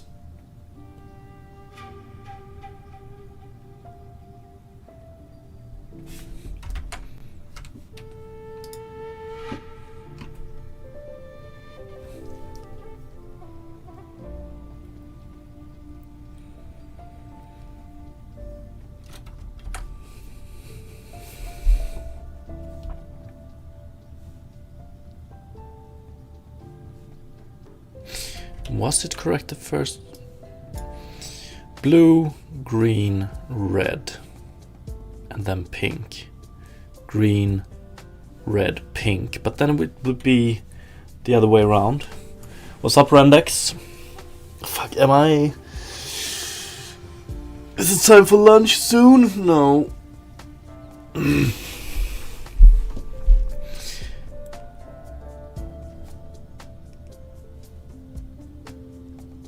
Red, blue, green.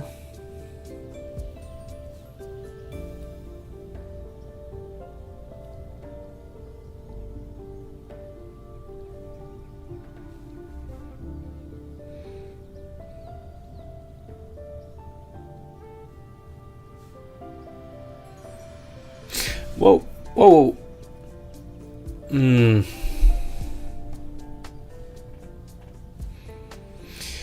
Blue, green, pink. But then we get the first triangle like this.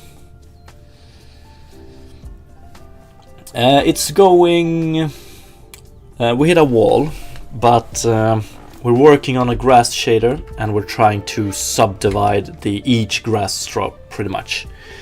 So instead of generating a grass straw as something like this, we want to generate it like... best case scenario would be we generate a grass straw like this, but we were able to subdivide it like this. So that's what we're doing right this moment. Right, more like very, very specific. We're trying to figure out in what order to add vertices for triangles here. To generate them properly. Is it possible to generate two triangles like it should be a quad like this, where you don't explicitly state the indices, instead they are the way they are defined? So blue, green, pink, then we get this triangle, which I think... So that's a good triangle, but then we get green, pink, red, which is this one. But instead I would like to get pink, red, blue.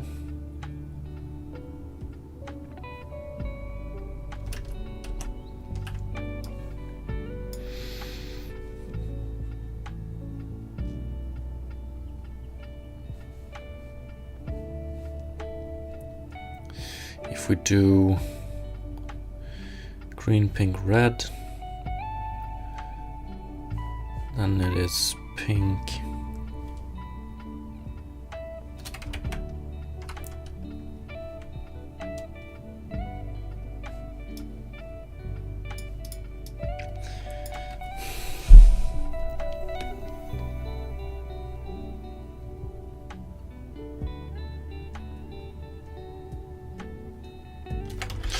or can we add them in a weird...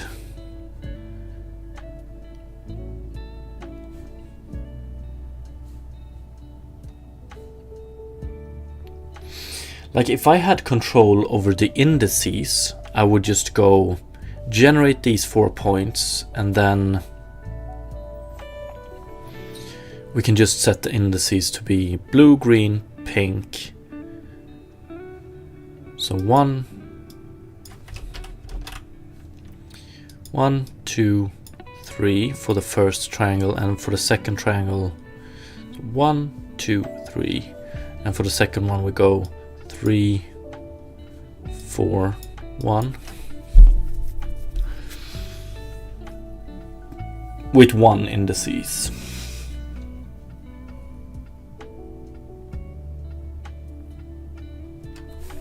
Yeah, it's a lot of shader work today. We're doing procedural generation pretty much in shaders. So it's hull shaders, domain shaders, and geometry shaders, including the vertex and fragment shaders.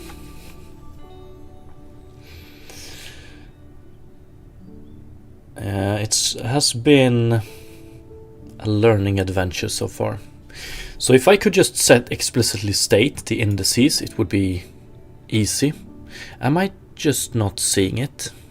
Like, can I generate these 4 points in such a order that we get 2 clockwise? I don't think so. Red, blue, green. Red, blue, green, and then we have pink, red, blue, pink, red, blue, red, blue, green.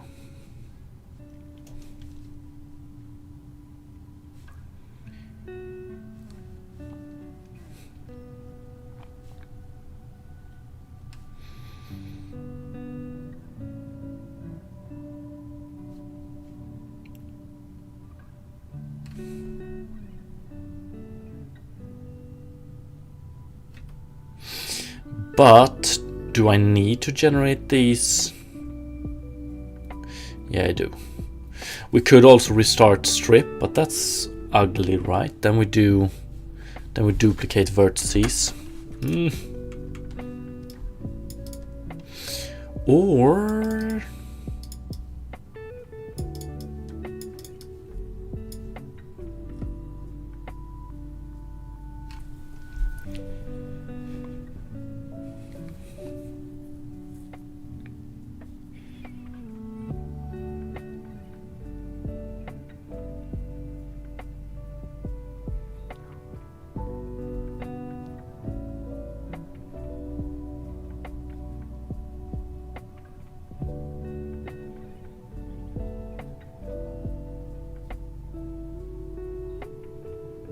but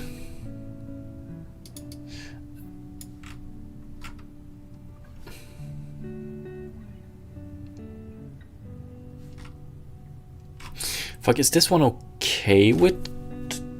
So we return triangles, but it seems like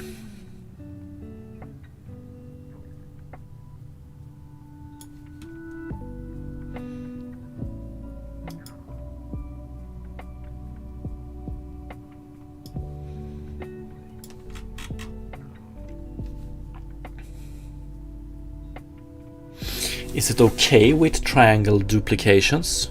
So like we generate these 3, then we do restart strip, and then we generate 3 new vertices, but like 2 of these vertices has already been defined previously. Is that an ugly way to do it?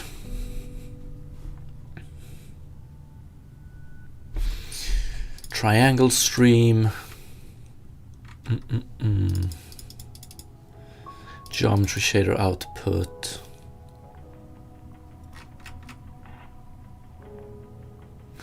Or is that the only way to do it?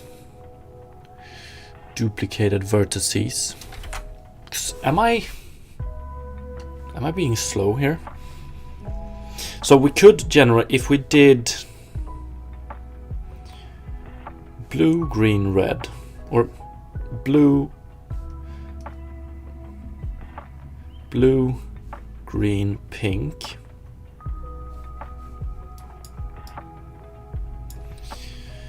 and then green, pink, red, green, pink, red,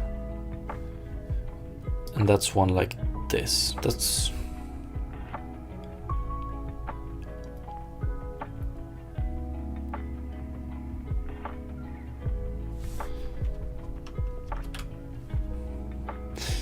and what do we have any change if we start with a vertex that is shared? So we go green, pink, red, then we get this one as the first one, and then we get... No, I don't think it's possible. And then we get pink, red, blue.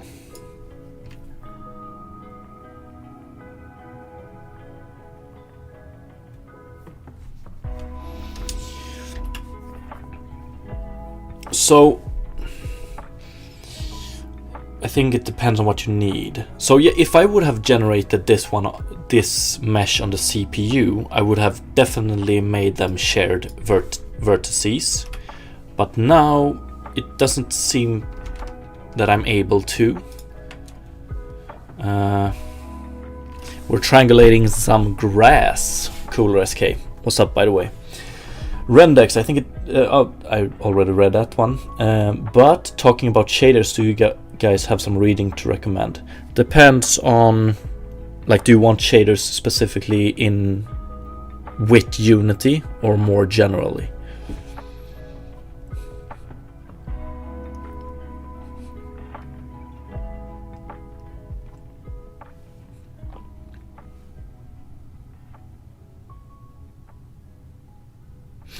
With Unity. Yeah, I have one. Fuck, do I have? I should have some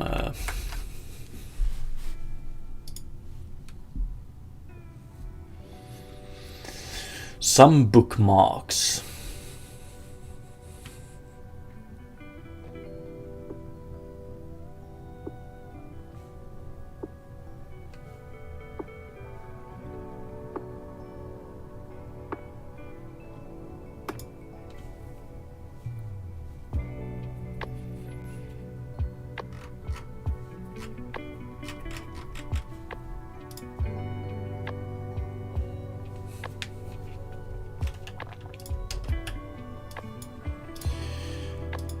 I always recommend this dude. I think he's amazing, and he has a lot of good tutorials and write-downs and write-ups or whatever it's called on his site, both shader graph related and HLSL related. Making grass with polygons. Fuck yeah, we are.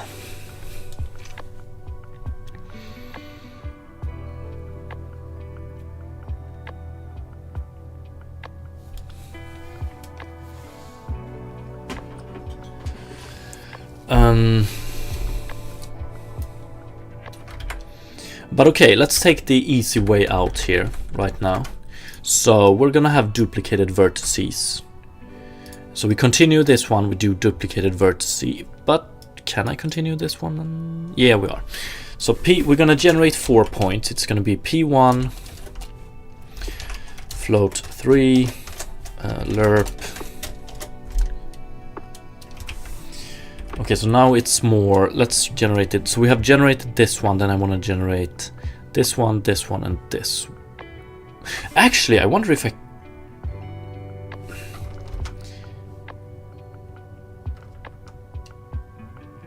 Let's see here. HLSL generate quad with geometry shader. I want to see if quads are... We're trying to convert a single quad using the geometry shader. Let's see. Reload shader. What the fuck is it? Show me the... Okay, here we have the shader.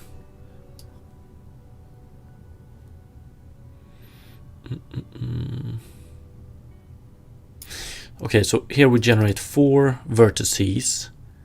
And what position... Oof. But it seems like...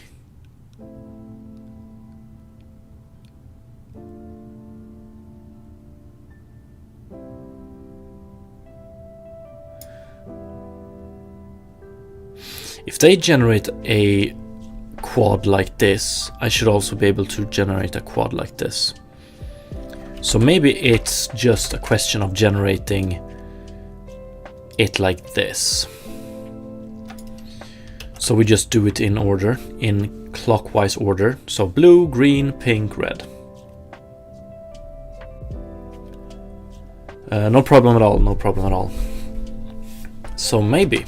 So let's just generate the different points. So we have the first one.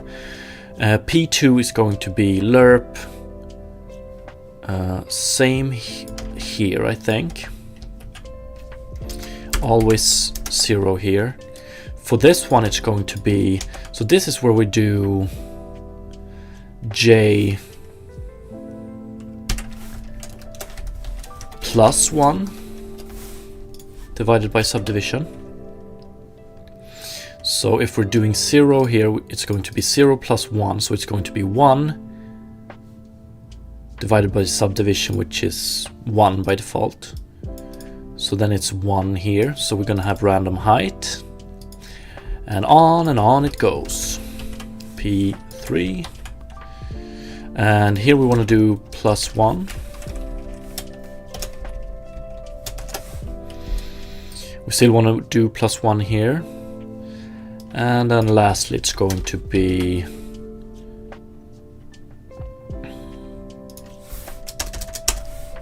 like this, right?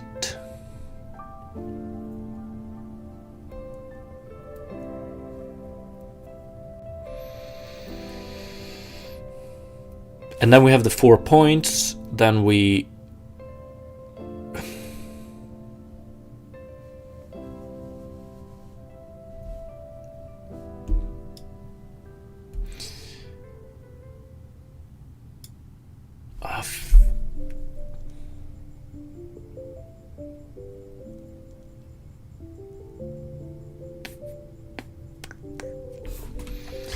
Ooh, it's a good question. What happens here then? If we generate those 4, then we generate those 4. So it would be generating, so right now it's 1, 2, 3, 4.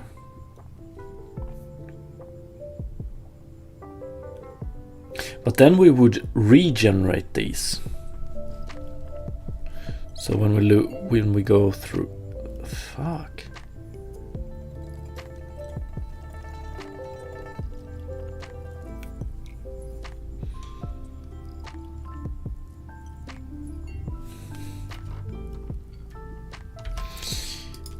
Yeah, we just want to generate 1 point here, definitely.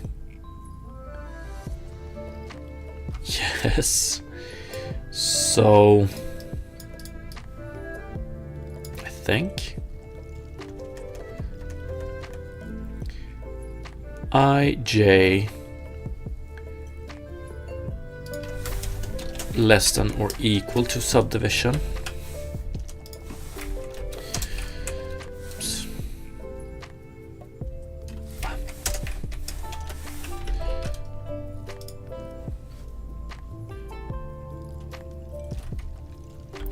So then we generate this one. In the next loop, we generate this one, then this one. I feel like there's an order to how one want to generate these.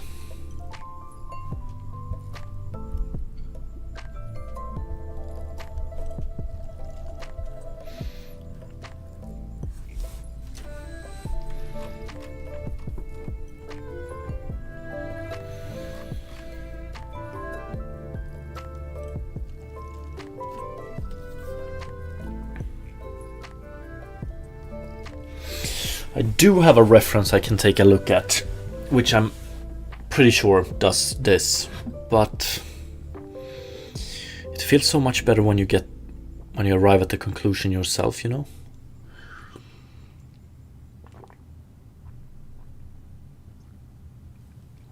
Or solution.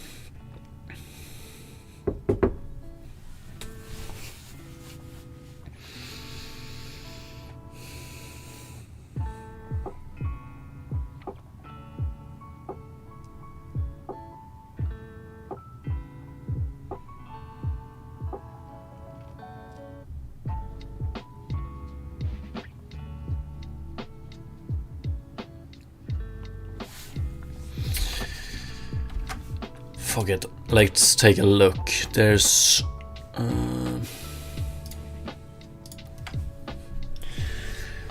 There's too much knowledge holes I have, I think. Let's take a look at if he does subdivision and how he does it. Grass look, width and height, tessellation.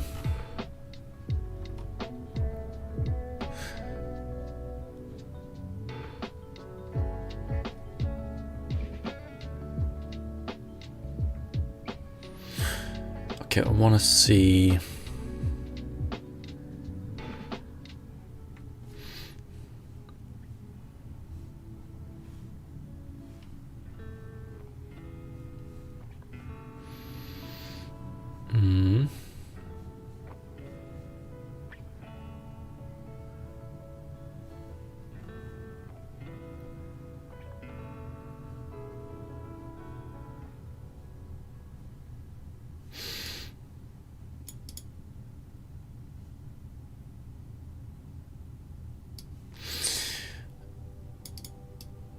Ooh.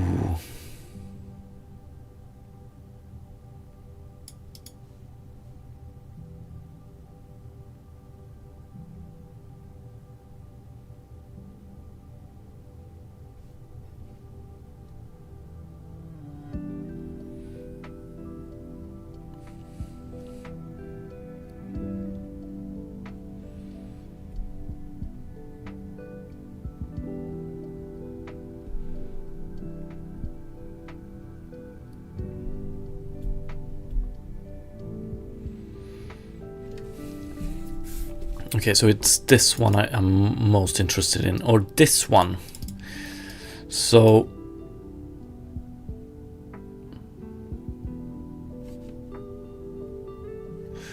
so now it's just subdivided on, okay, maybe this one won't help. I want to subdivide the other way as well, I think. But this, what I have highlighted here, might help understand. So it feels like, if I would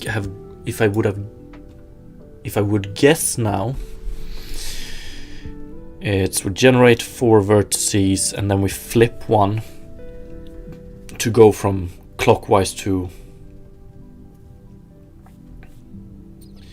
counterclockwise, just to make the tri-stream work. But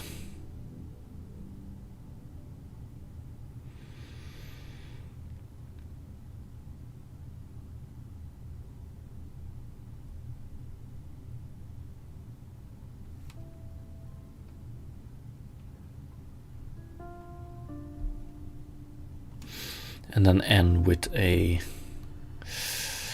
yeah.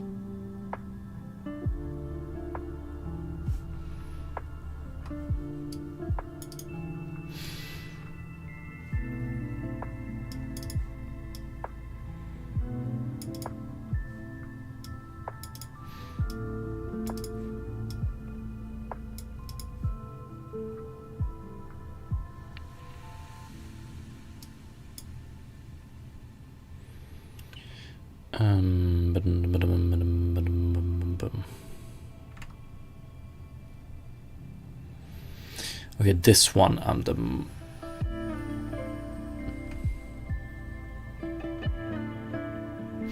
okay, so it has nothing to do with that. Okay.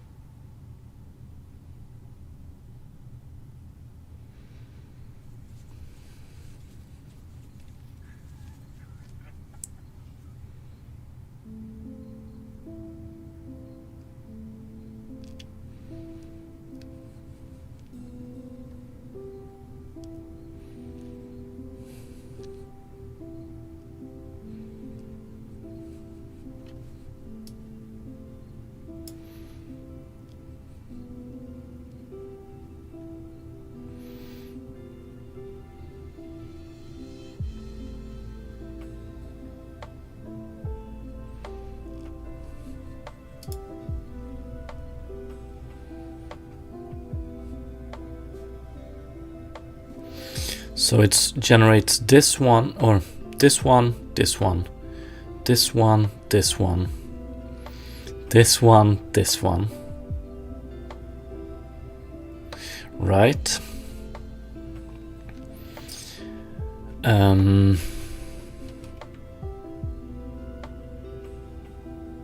Or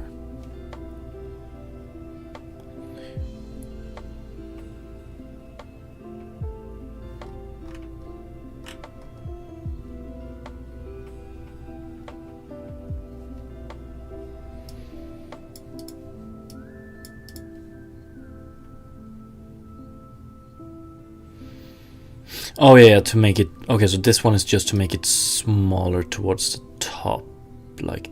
Oh, okay, yeah. So yes, it generates this one, this one, this one, this one, this one, this one, this one. Can I use the same logic, but if I want to subdivide it here as well? Do I want to subdivide it here?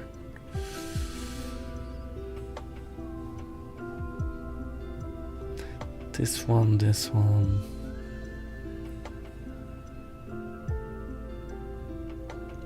So if we generate this one, this one, this one, then we get the first triangle, then we generate this one, then we get the second triangle. So that's a nice way to do it.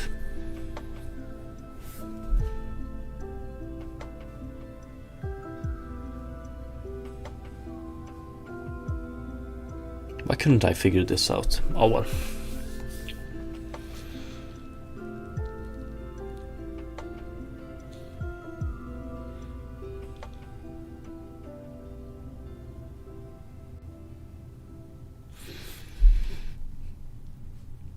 So let's see here.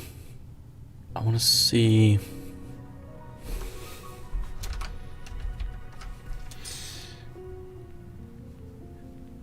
Blue, green, red.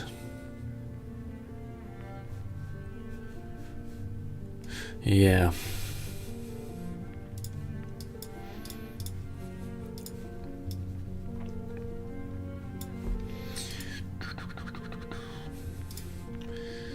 Be able to do blue, green,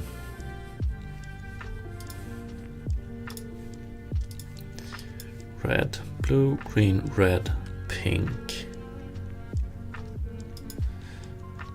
Yeah, so instead of going that way, we want to go this way. Oh yeah. So then we get blue, green, red, and then we get green, red, pink. But okay, but this was what I arrived on. But then we're getting a green. Then we're getting a counterclockwise one, right?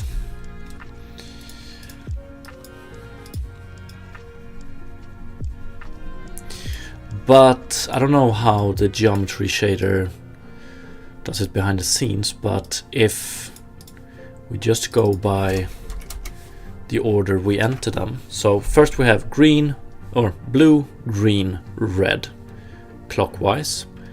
But then we get green, red, pink, which is counterclockwise. The same should happen here as well, right? So this one clockwise and then counterclockwise. And that's what I thought this one was being used for. But maybe this one can handle it. Or actually we're generating like that. So this one, this one, this one, this one, this one, this one. And then finally this one. Big question mark around this triangle.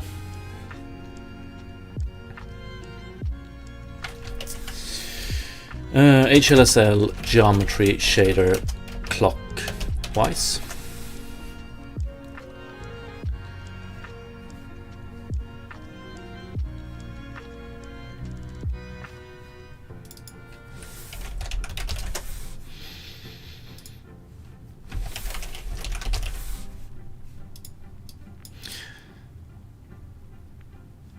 triangle requires 3 vertices, but it's clockwise, right?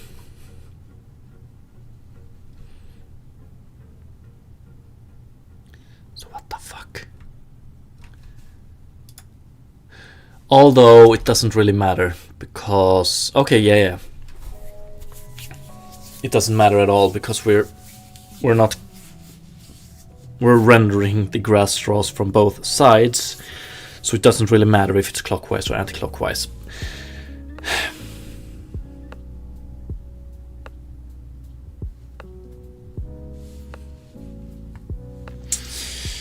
Okay, so that's good. So can I arrive at a solution here? So if we do 1, 2,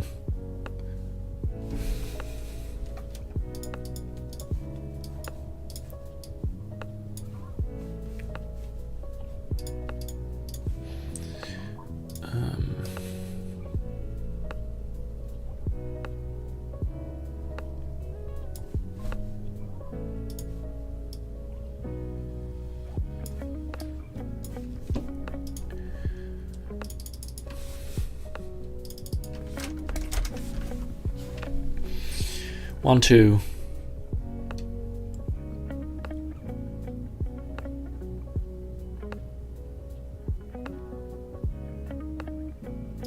3,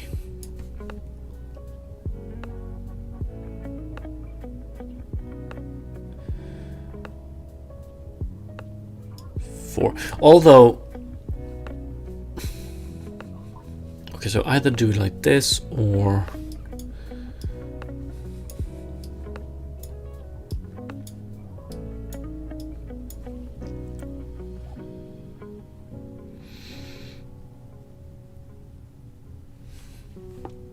because I do like the pointy top on the grass straw, but that means that up until the last row we're working with quads and then we're working with triangles pretty much, or just one. This reminds me of the video where a guy talks about making more efficient terrain meshes. That sounds extremely interesting. Do you have a link to it? So 1, 2, 3, 4, 5,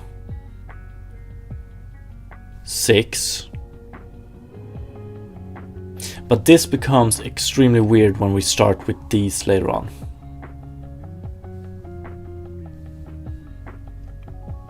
What's up, modding Minecraft? Maybe you have. Maybe you have. So we can't really go in that direction and then upwards because we can't set the indices. So maybe there's a reason it's not done like this or this. Maybe it's a reason it's done like this. Because of the way geometry is created in the geometry shaders.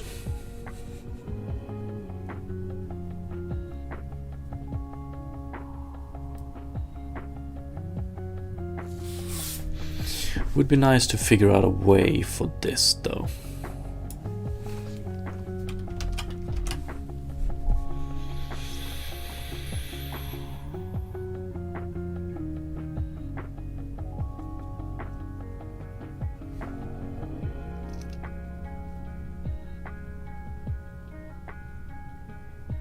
Oh, I appreciate it, Cooler SK. I appreciate it.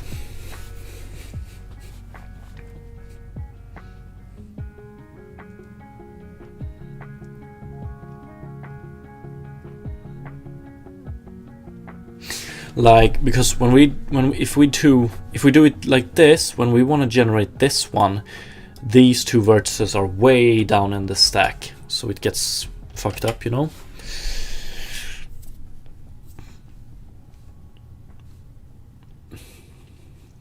Or nah, it doesn't work. I wonder if you could do 1, 2, 3. No. Okay, this is hard. Maybe this is the way to do it, but... Oh, thank you, appreciate it. Definitely gonna watch that one.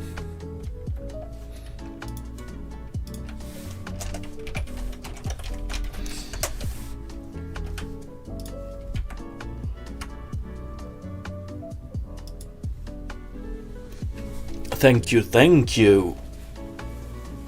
So if I would have generated this mesh in C# where I have control over indices, it would be so much easier. Now when I don't, maybe this is the only way to go about it. Very smart way to go about it. By Roy Stan.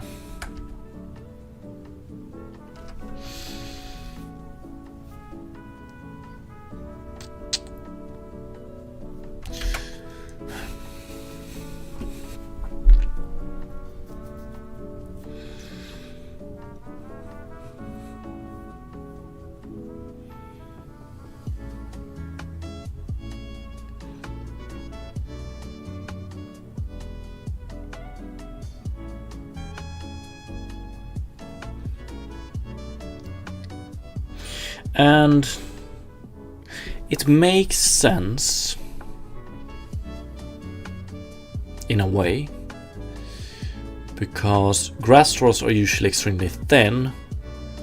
You don't care that much about, or grass straws are almost always taller than they are thick, and they can be extremely tall, but they can't be very thick. So there might not even be a reason to subdivide it on the x-axis.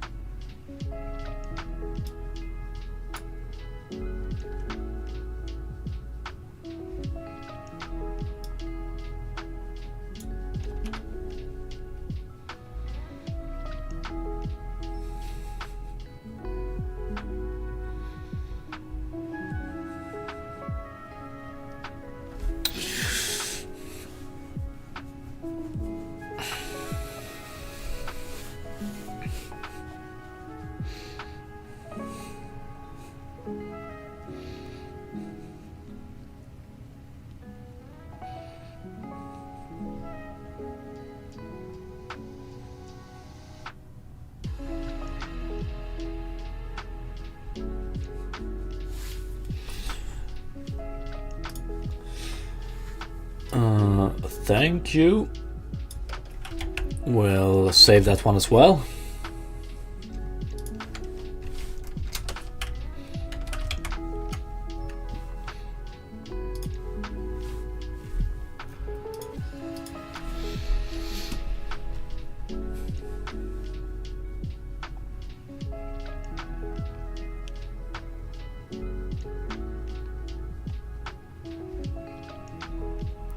That one specifically talks about tying triangles into strings and making plant meshes with it. Okay, yeah, I'm gonna enjoy them both, I hope. Thank you, appreciate it. So I do plan on making, I want to make my own terrain system.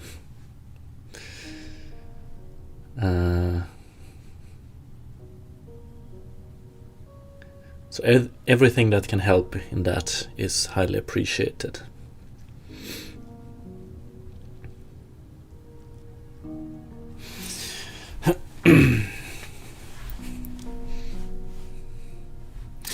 So now I'm just thinking, do I want to go this approach, the same as Roy Stan? Do I want to go this approach? Like, the same approach that is being used here can be used with this one as well. We just don't get as... I guess we could get a pointy top as well. I think I want to go this approach, which is just skipping the last triangle at the top, doing it with a quad instead. Should be possible.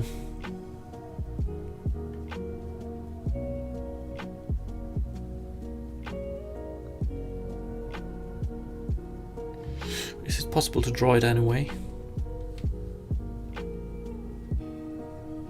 Yeah, it is.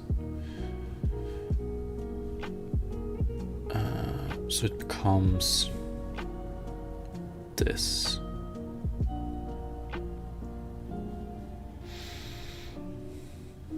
Does it?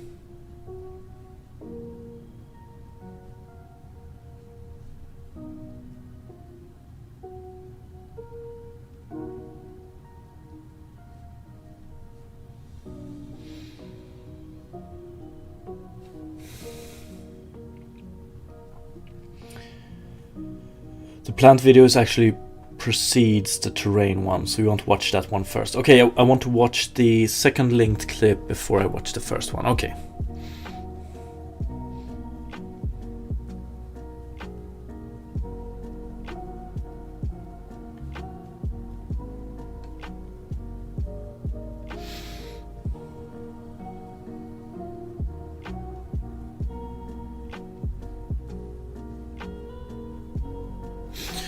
That should work, I think.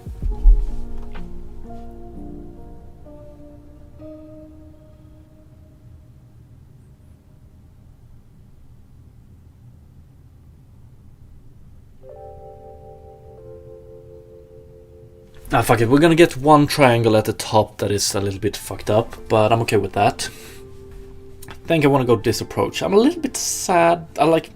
Or not sad, but I'm questioning. Would I want to do something like this? Do I need to do something like this?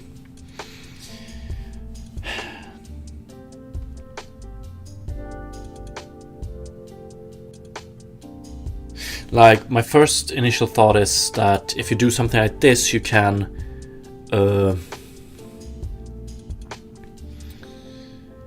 make it like bent a bit from the middle, so you can make a grass straw that is bent. How can I visualize this?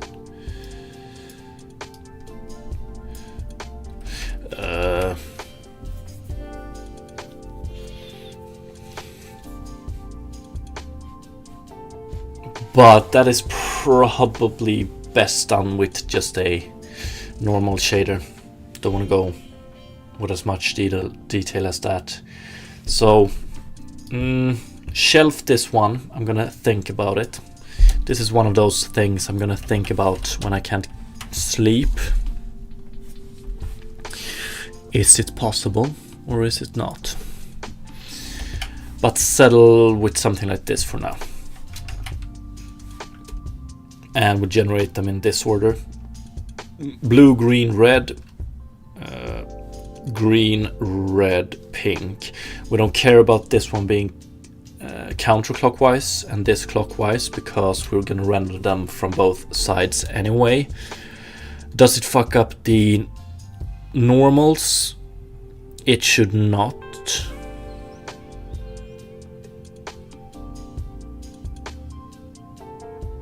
Actually, I don't even work with normals yet, I don't think. But it should not, because we should generate the normals in the tangent space anyway.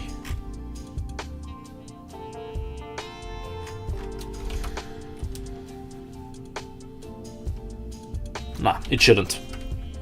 So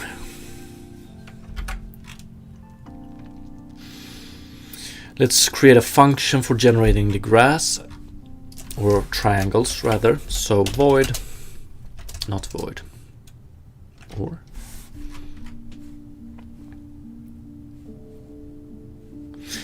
We want to generate a geometry shader output.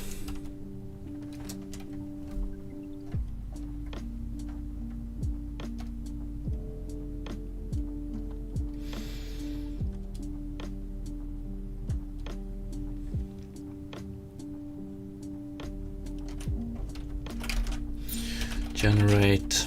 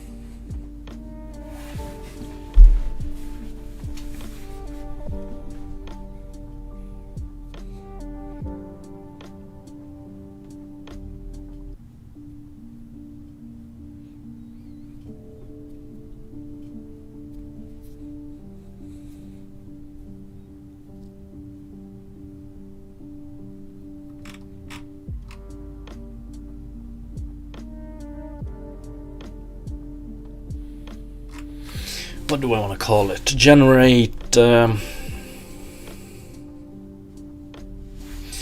grass triangle. Want to send this one in. Want to send position in as well. Position, transformation matrix, random height, random width.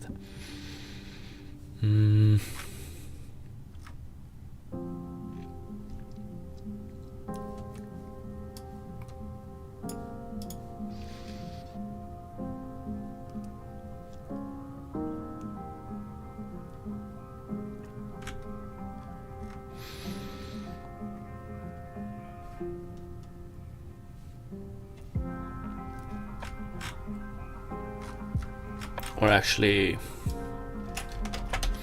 create grass triangle, float 3 pos,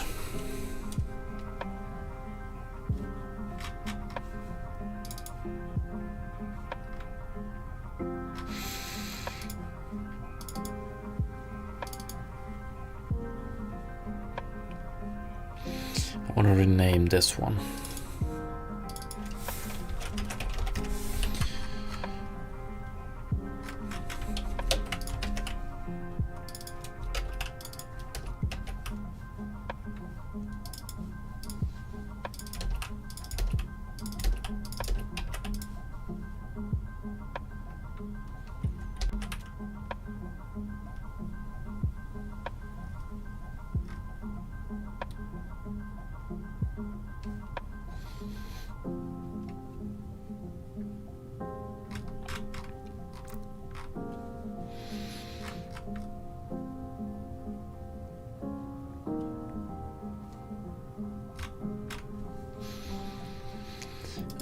What do I want? I want position.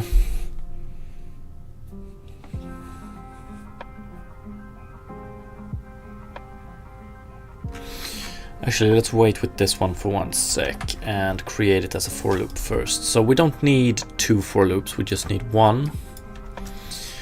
Subdivision, 0 subdivision.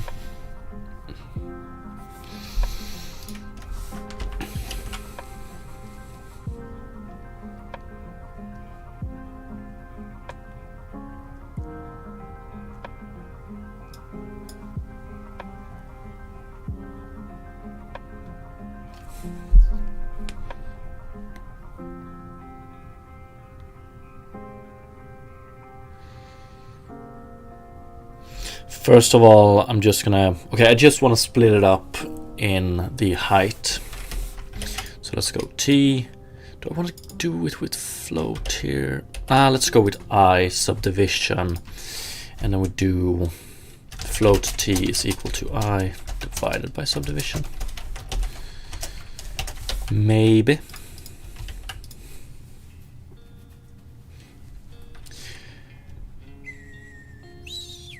Do I need to cast it here though? Maybe let's just do float. Equal to 1 point. I do want to loop through 1 as well. And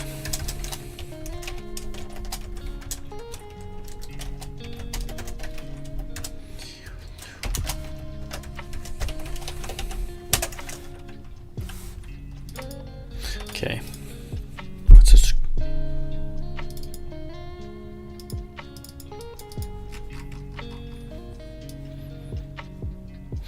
already have subdivision there. We're gonna have to add a grass prefix, but this is okay.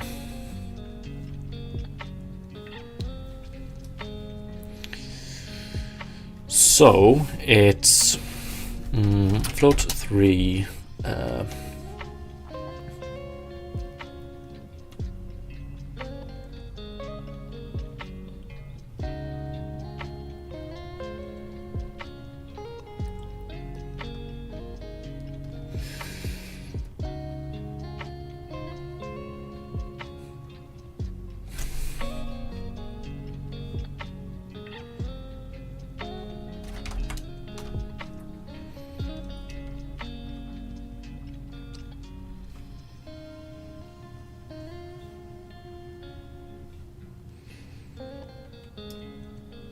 So this one, this one, this one, right?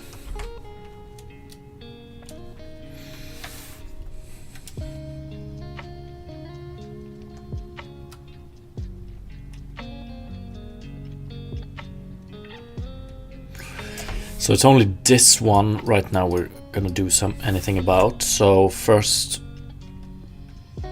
P1.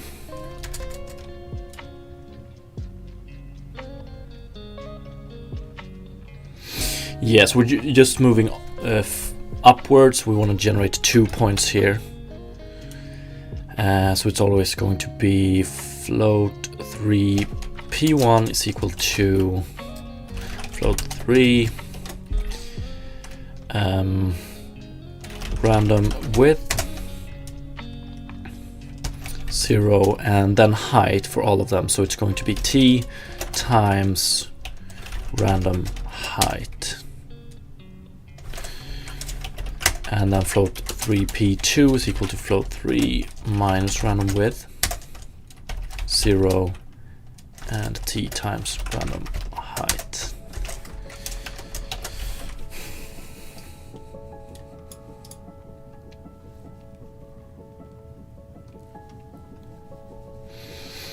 And then we need to calculate UVs right now. So right now it's just position CS, UVs. We need to do this as well. So I want to add that. Do I want to send in T? Let's do it like this. Create grass triangle position in world space, or and this is not a grass triangle, it's a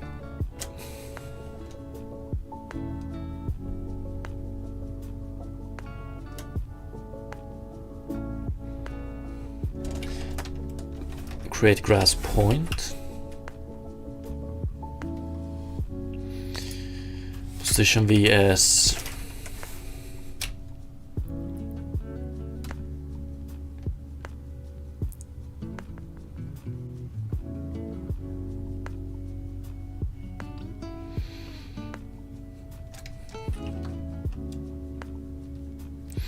Let's do float width, float height, float 2.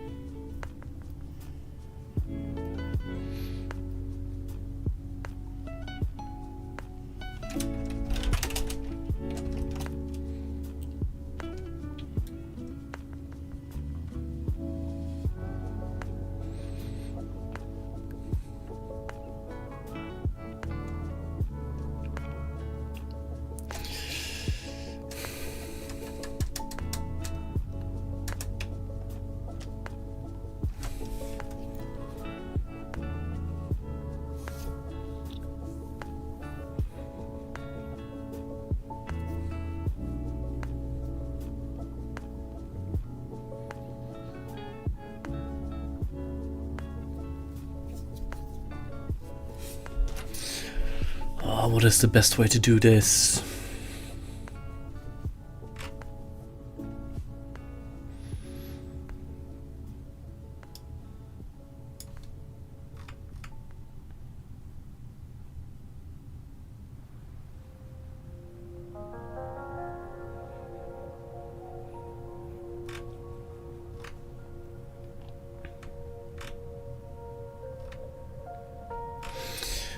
Float with height float to UV.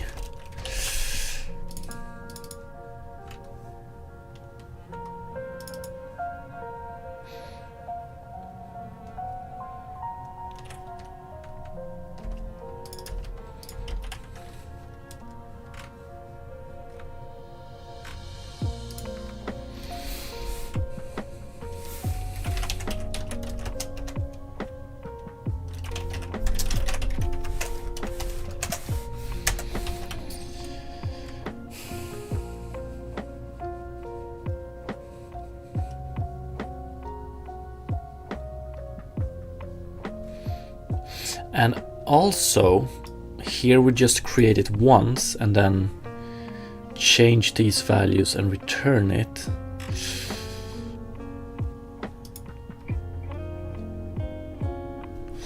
Maybe want to do void in out geometry shader output O.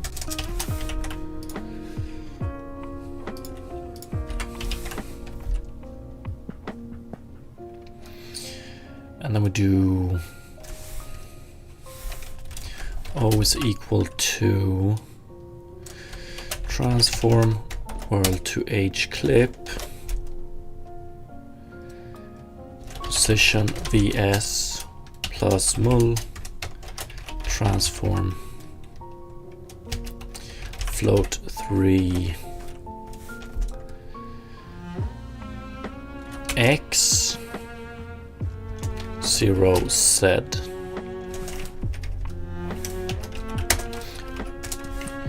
O dot position CS, that is, and then dot position or UV.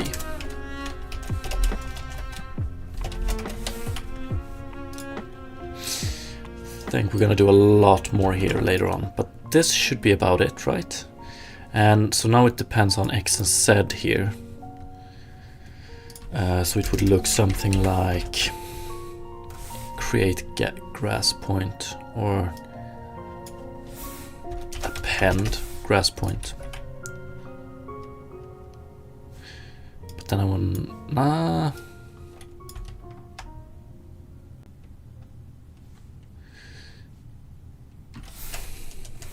instantiate. And if we do it like this in out O,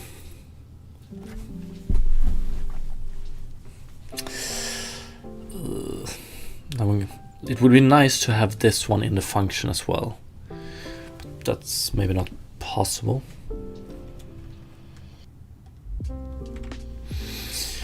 Actually, let's do it like this. Let's create it in the for loop right now and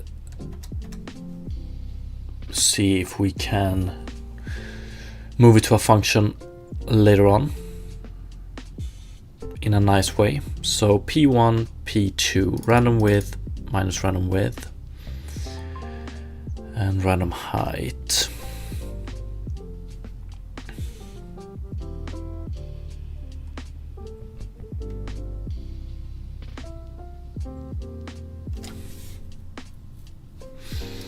So it's 2 points. Want to do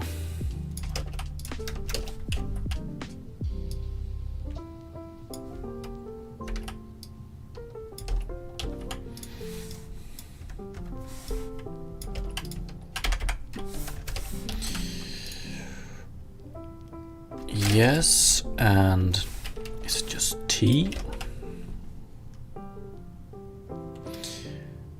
And then we do this same thing here, but we do minus random width, and between those we want one here and one here.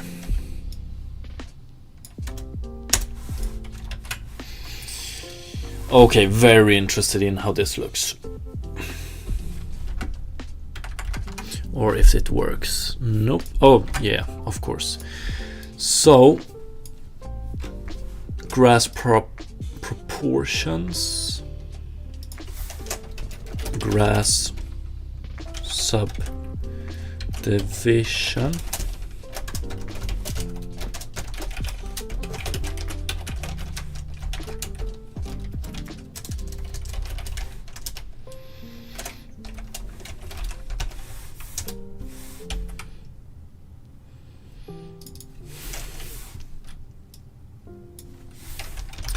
Let's make it into a float, but we're only gonna be able to select integers later on, if that's possible.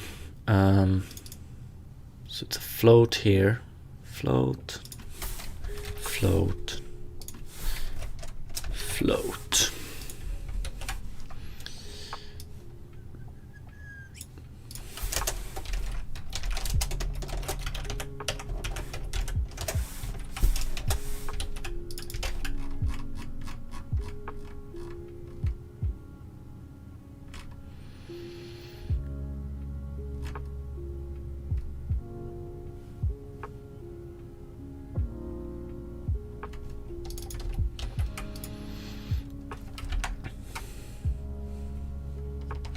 Pos 284, of course.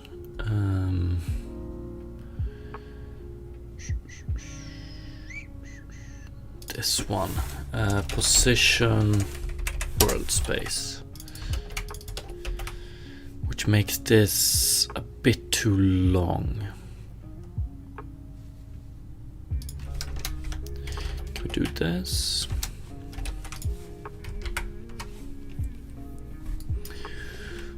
Okay. And we only have one right now in subdivision. So a grass straw shouldn't be subdivided, although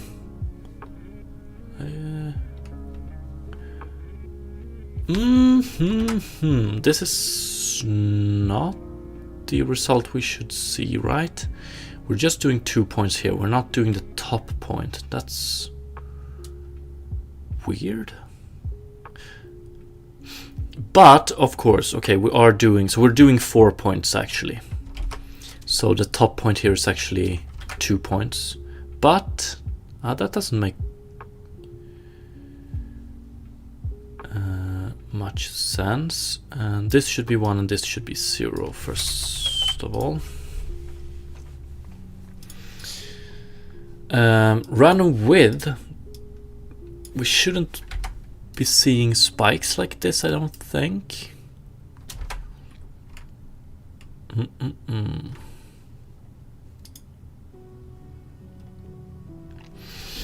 So we're doing 4 points right now. Like,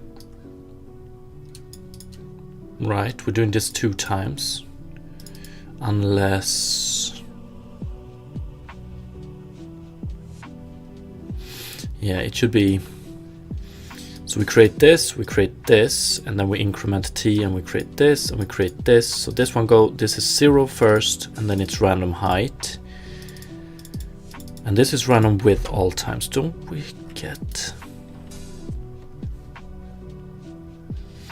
I want to try grass subdivision here, but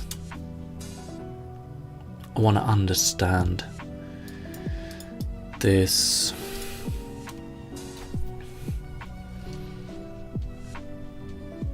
Because in my mind right now, it looks something like this. Let's see.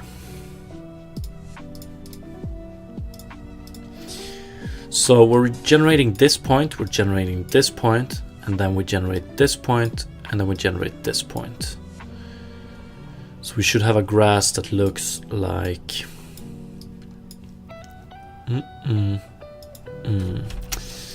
this.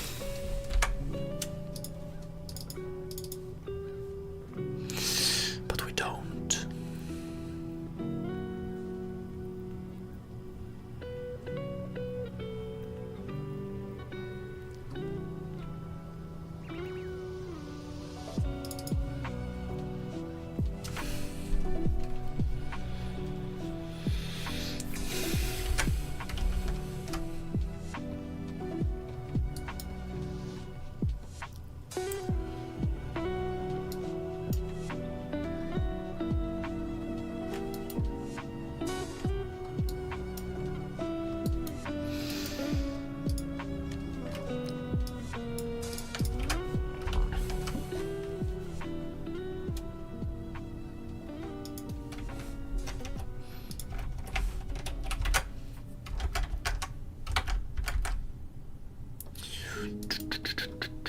Okay, so before we continue here, I just need to run AFK real quick, grab something to eat real quick. So be right back around 5 minutes. Sorry about this.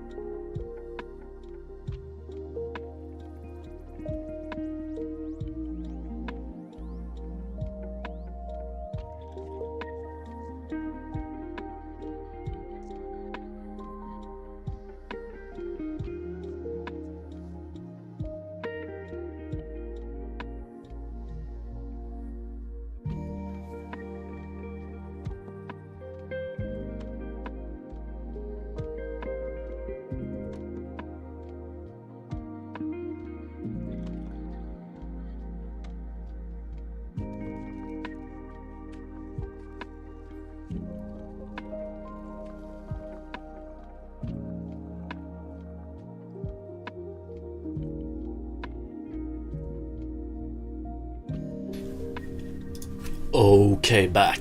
Let's continue this.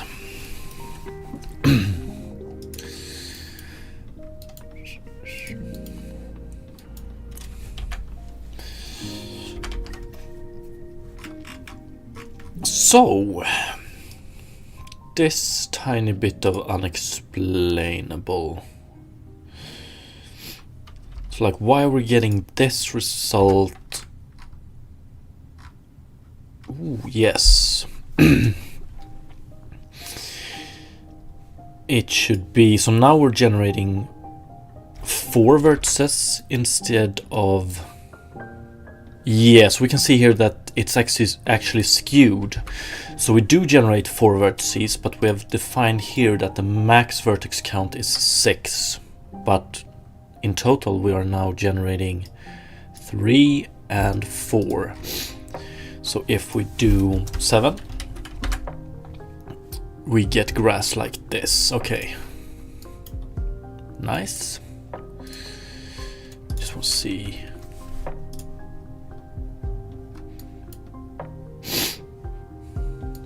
Do we have repetition here? I don't think so.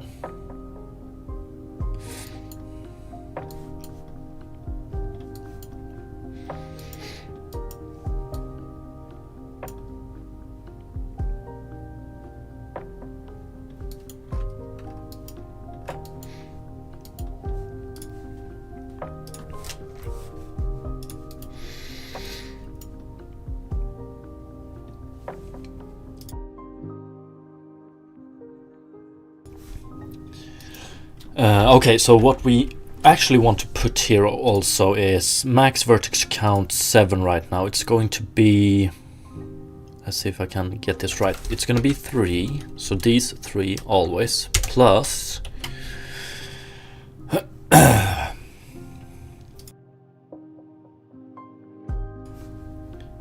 two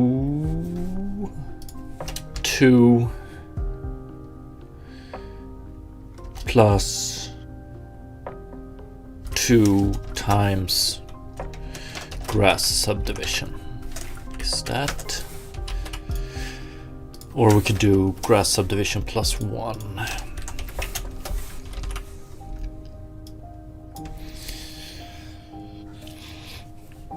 So if grass subdivision is 1, we get 2 times 2, 4 here. And that's correct. If grass subdivision is 2, we get 6 here. I think that's correct.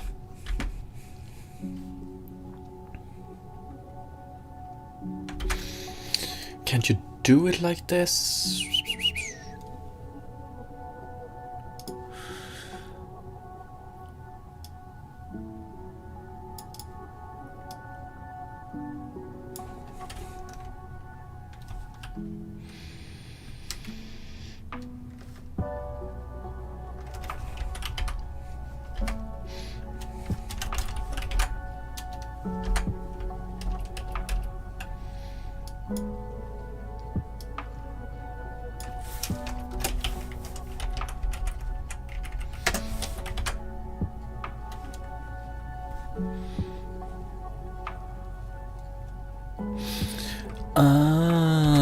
Okay. So should I be able to do...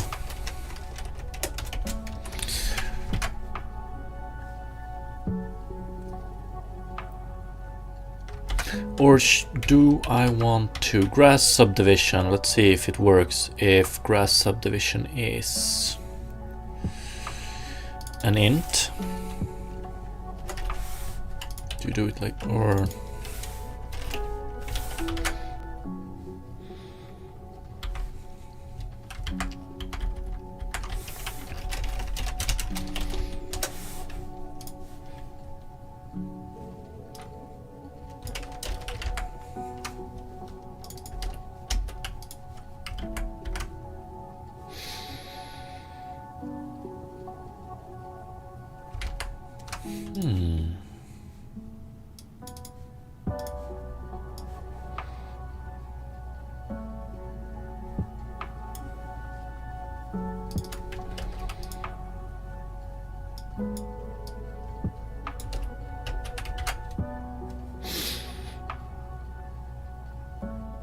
Oh, yeah.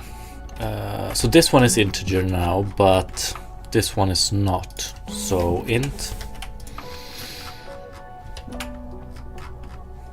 Let's see if this works. Fuck. Non-literal parameters. Okay, so subdivision of grass. Yeah, okay, so it needs to be constant, I suppose. So this is not something we can define as a property up here.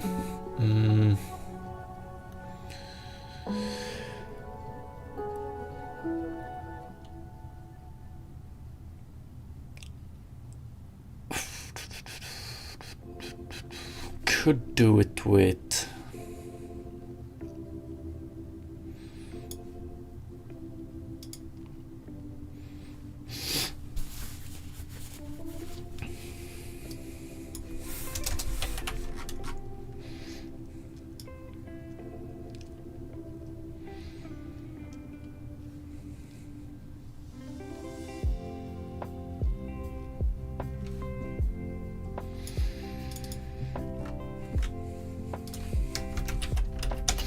Where do I want to define it?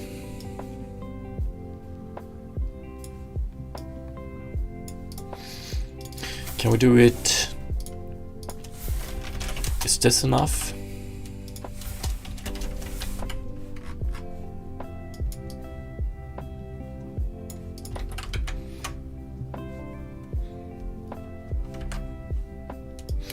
Or just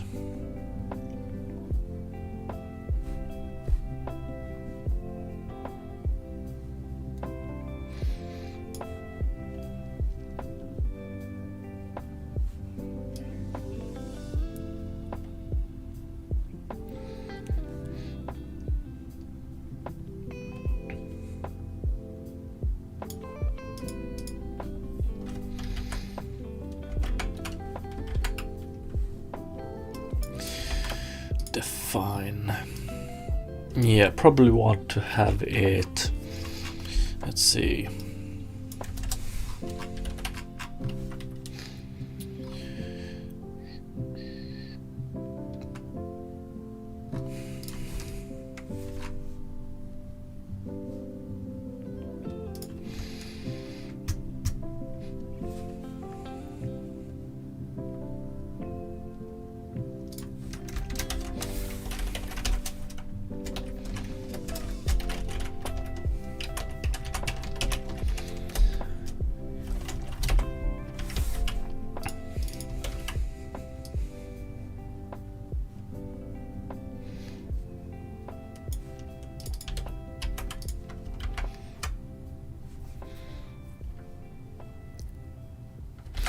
$283.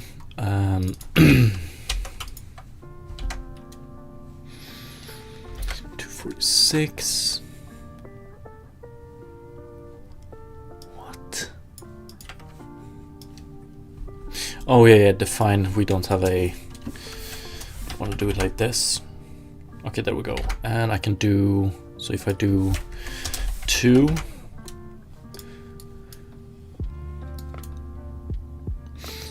Yeah, then we have subdivided it once, or like it's split into 2 pieces. We can see it here. Okay. Ooh, that's not what I want to see. Subdivision 3 doesn't work. Subdivision. Am I not calculating this correctly? Grass subdivision.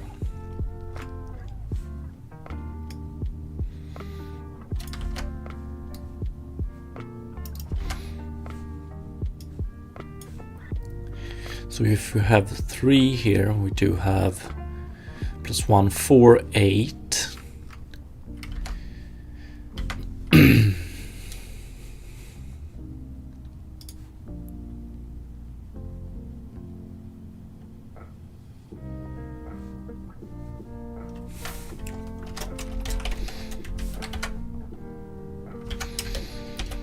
Okay, interesting. 1 divided by, yeah.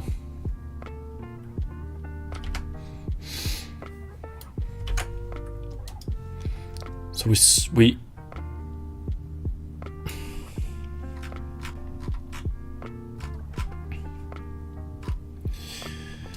get the same amount of subdivision, but the grasses become, the height of them gets decreased. This is weird. Oh, actually, here we go. 4 works. Okay, so uneven does not. 3, 2. Okay. 4, 5, 6.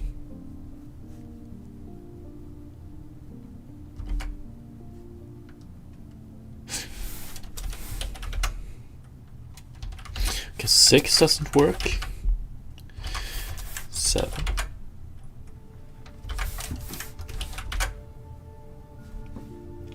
8 seems to work, so multiples of 2 works, including 1.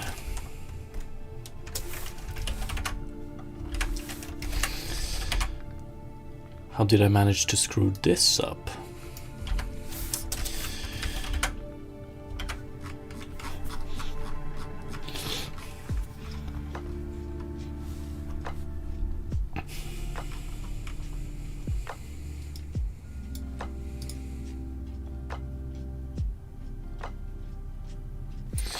Put 0 in it. I think I want to avoid that.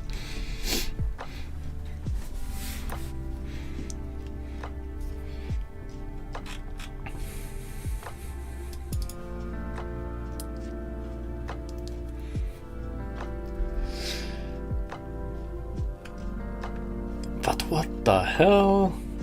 So these 3 are these, and then we do 2 times this plus 1. Makes sense, right? Oh, yeah, it does. Restart strip.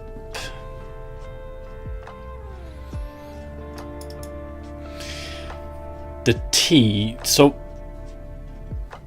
is the T not getting correctly calculated? Is that it?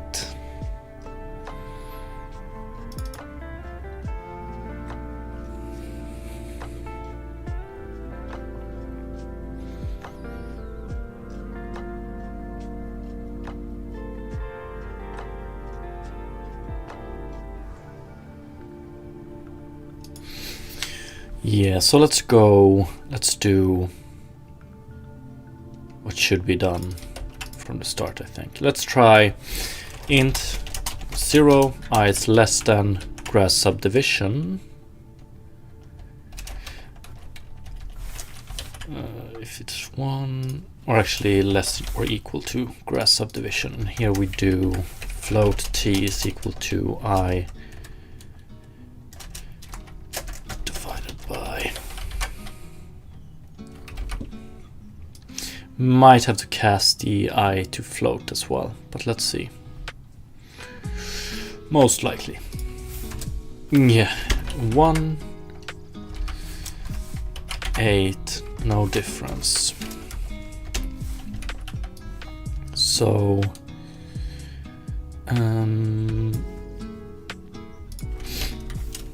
float should be enough.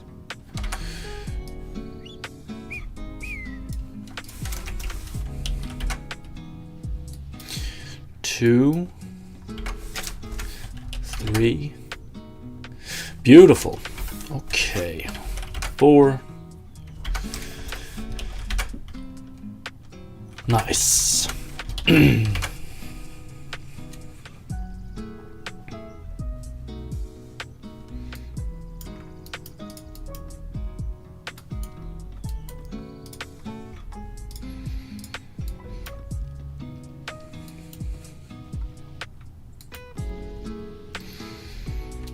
Okay, so let's make them pointy again.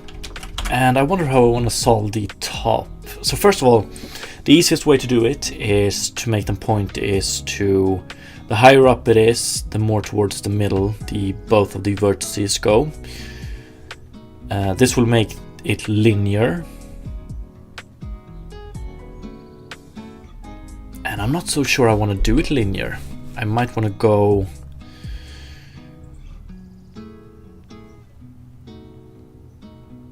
start at the top here.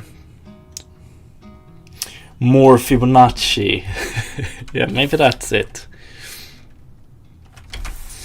Maybe that's it. But yeah, so linear, no, I don't want that.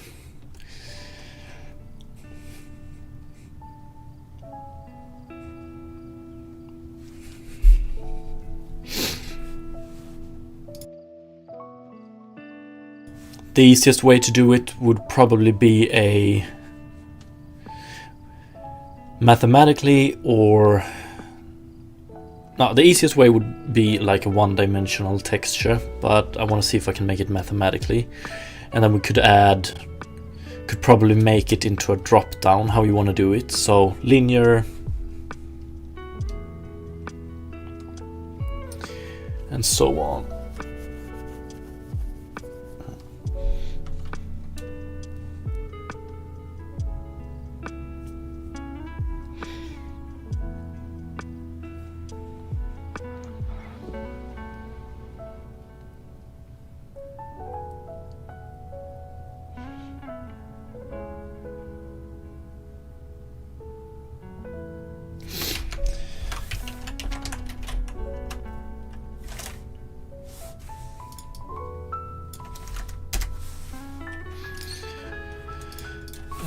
What do we have?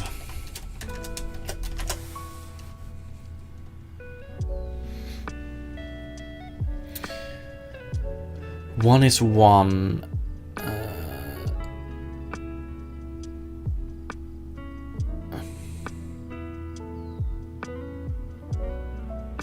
Now this one goes towards 0 quickly, right? And then converges.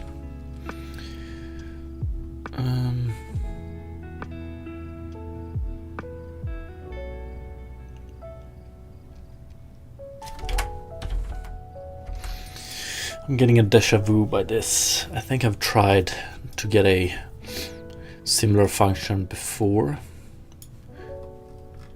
But let's see.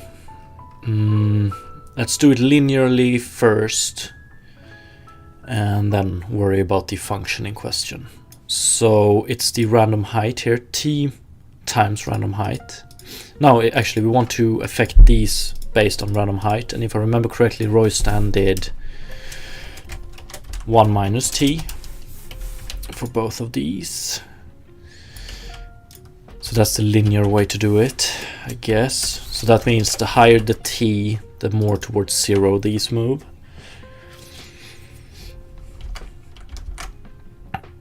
Which gives us this.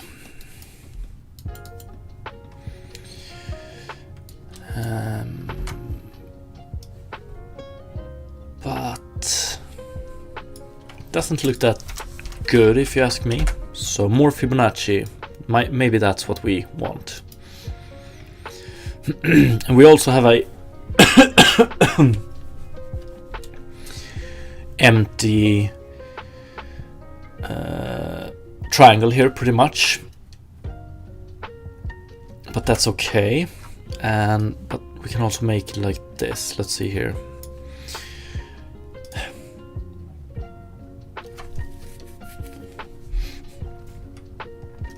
.02. Can we do 1.1?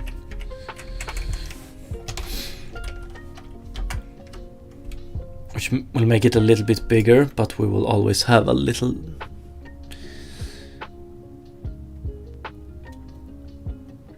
top like this. But okay, so what function could we do instead? T minus, what if we do pow T2? What does that mean in practical terms? T2.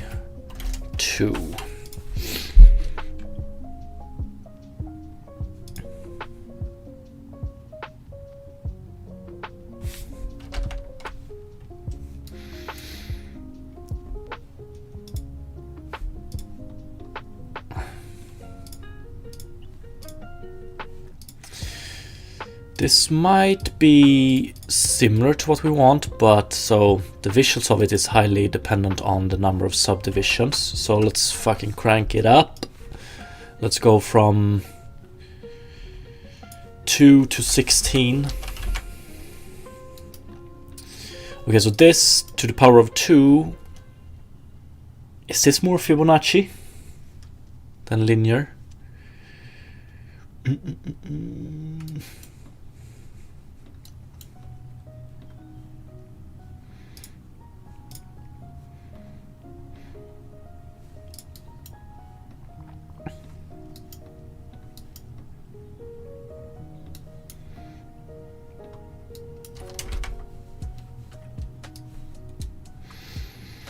And the higher we go here, the more... Okay, I like. But this depends on... For this to look good, this depends extremely much on... It depends a lot on the number of subdivisions.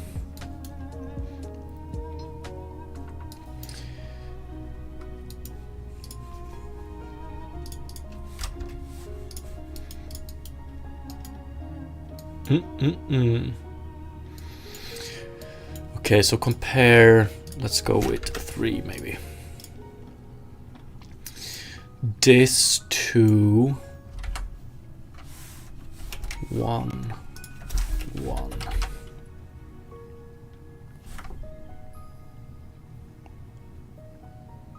That's a big difference, right? I want to do... I want a drop down to... I want to be able to select the grass interpol... What do I want to call it? Grass...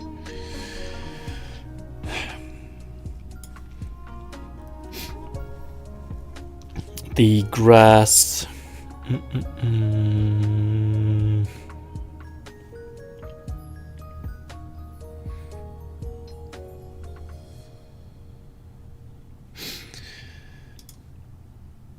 grass thinning algorithm. I wonder what happens if I do 0.9 times here as well.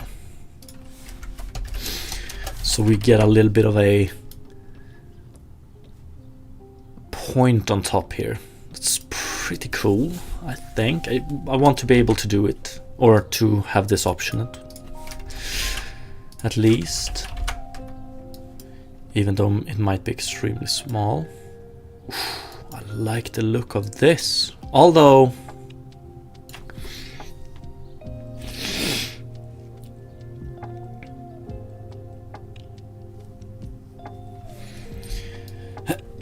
depends a lot on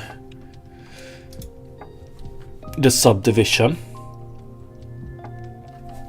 You could make it depend less on the subdivision by just generating it with 1 here and 1 here. So like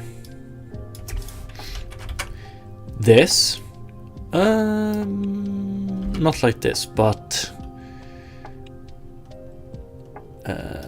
without this one, I mean. So like this, and then you do it with a texture instead.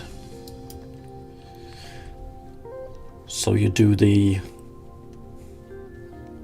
grass with a, like the thinning of the grass with a texture instead. That's one way to do it.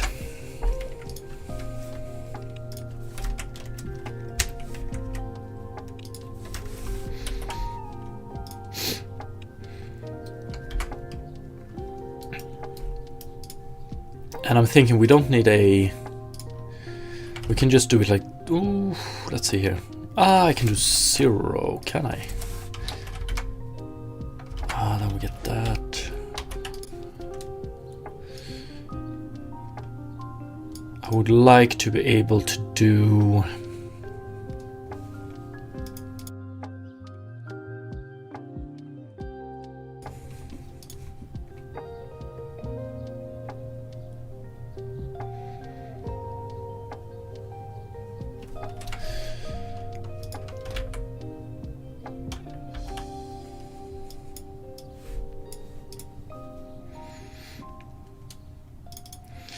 Toggle enum, there we go, cull mode, beautiful. Cull.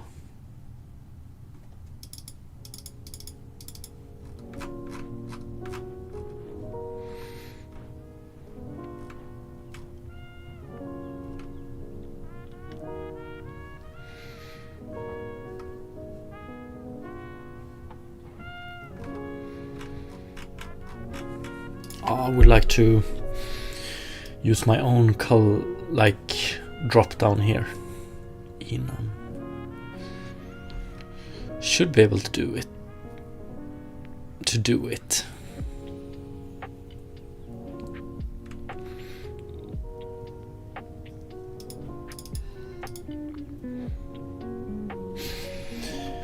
The best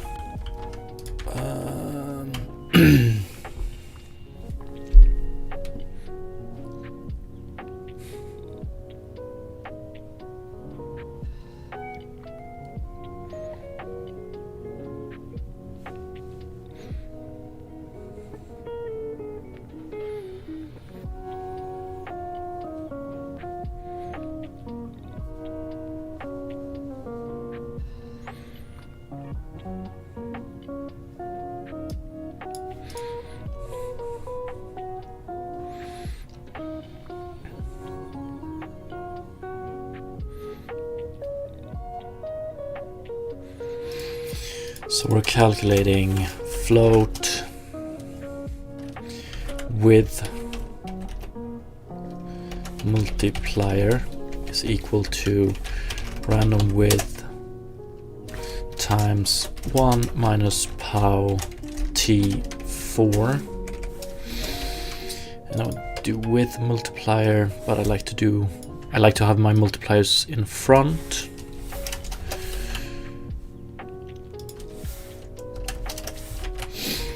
Like this.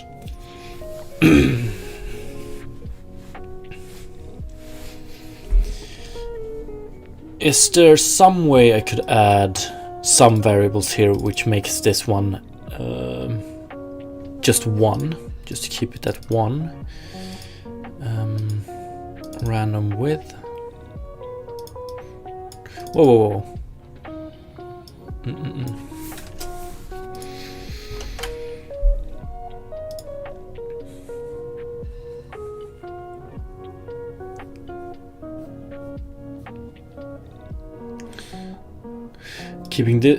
Having this one as 0 returns 0. What's up, Love?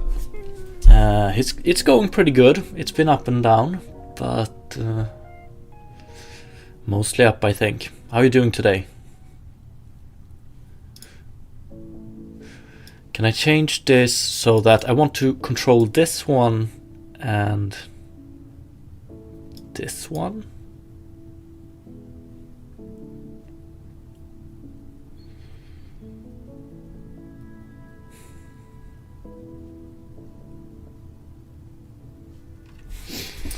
Nice working on grass shader. Yes, indeed. Probably gonna do it this whole week. Maybe even more. We will see.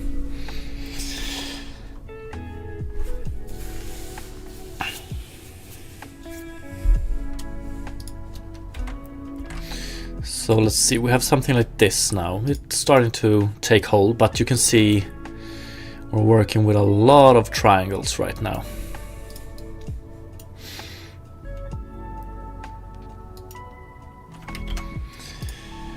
But I would like to have control over this one.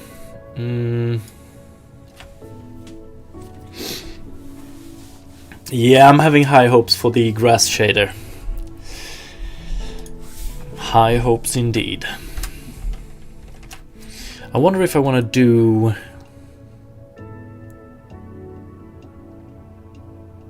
like with multiplier, I would like to make this one... to have it as 1, constant 1, if that would be possible.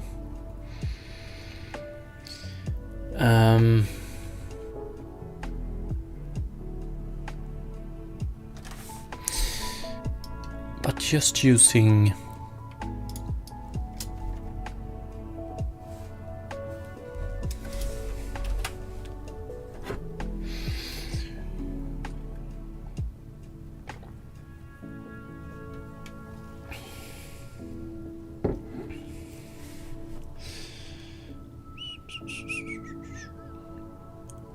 guess...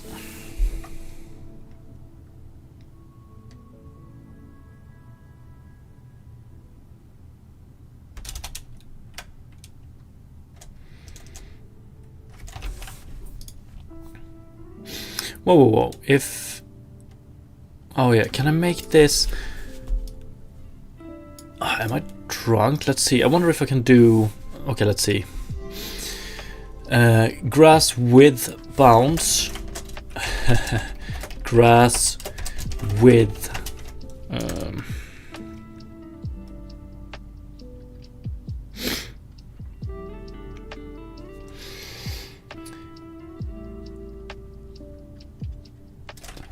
decrease or...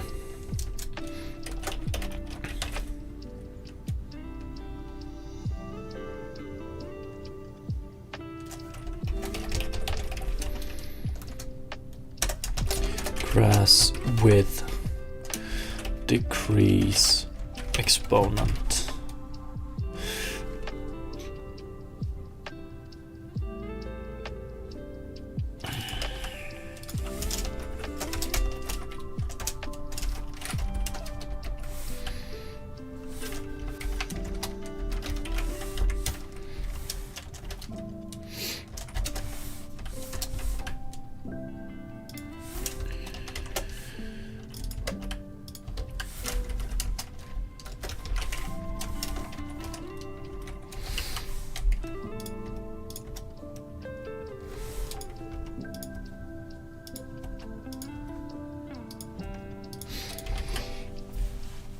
Might want to rename those later on, but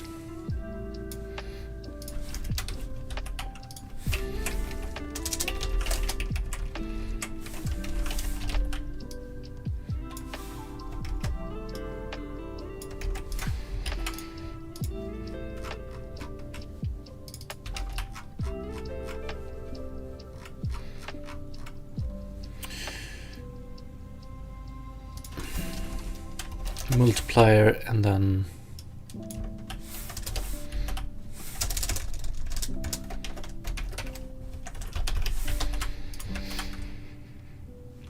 one. Let's see. 1 leaves us with. Is that linear? I think it is, right? If we do multiplier 0, then we get this. Beautiful. If we do 1, but we do 0.5. Okay, nice. 9, and then we can also control it. Decrease exponent. So if it's 0,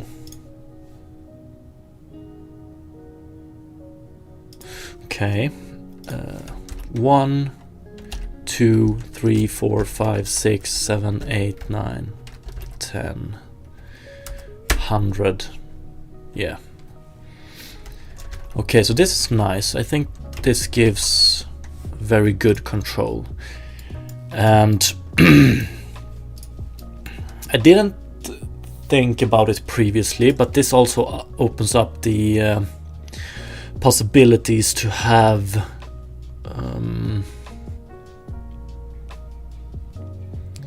different types of grass, like easily make different types of grass. Previously, I've only thought about it as like short grass and high grass, but with these settings we might actually, like, it becomes easy to make different types of grass. So this is, if that is something we'd like to do. Like, this looks like a whole other type of grass compared to this, right?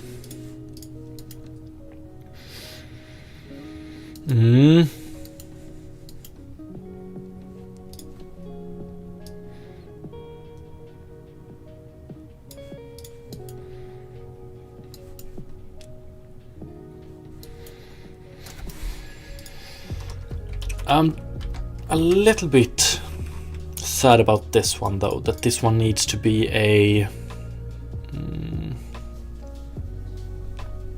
constant, but it makes sense.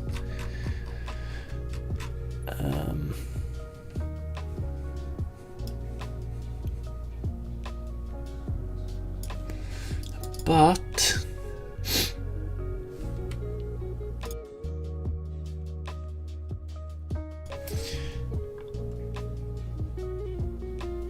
I think we could implement it with flags and enums in such a way that we could actually get control of it from the outside, but it would mean that we would compile one shader version for each grass subdivision amount we want to support. How's the triangles going? It's going pretty good. This looks like grass, right? So 16. So this, getting grass like this depends a lot on, so getting more of a Fibonacci bend depends a lot on the number of subdivisions. So if we would half this one, if we would go with 8, still looks good, but not as good. If we go to 4, not too bad actually, but not perfect. But if we do 4, 3, okay, that's nice. Now I would like to bend it as well. So right now the bend, we don't Yeah, the bend is just a simple rotation like this. It's not that good, that great. We want to rotate it more and more the higher up it is, basically. So the closer to the ground, the more straight up it is, and the higher up, the more we bend it. Right now, the bend is done. Transformation matrix. We create it here, and here we have the bend.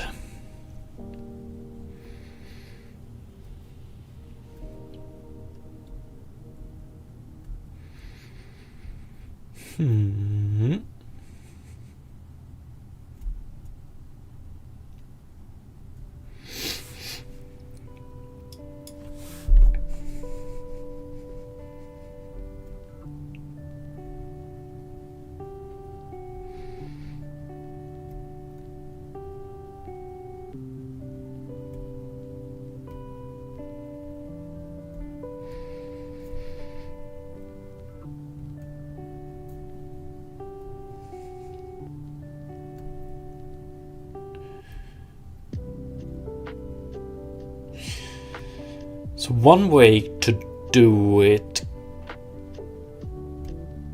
could be to change this Y here, right?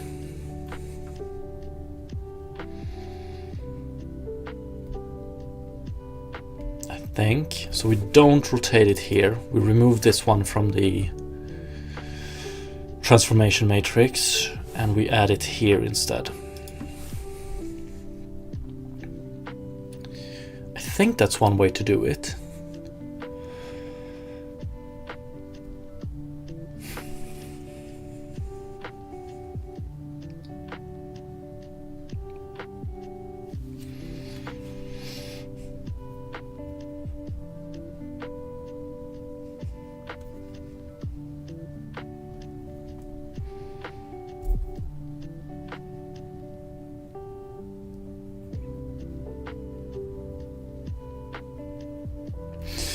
Random bend, however, is currently done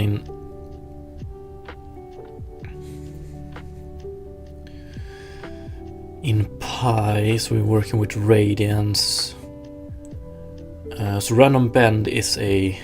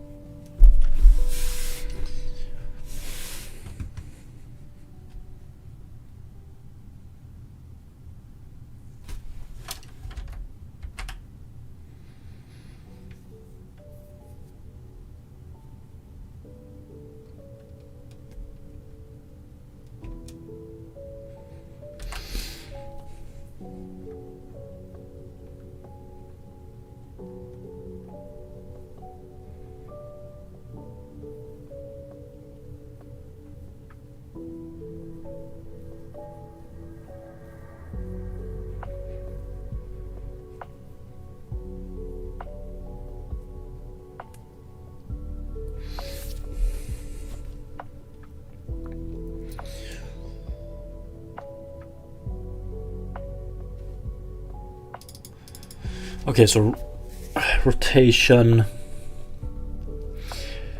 It's currently rotation matrices in tangent world or in tangent space.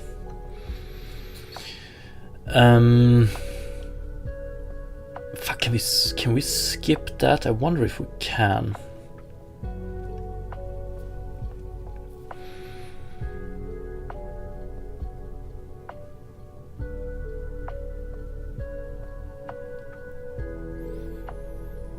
So I wonder if I can do this like this. I want to try it at least. I want to experiment a bit. Transform matrix, let's just remove random bend from this one and do random width, random height, float, random bend float is equal to lerp, and let's go between 0 and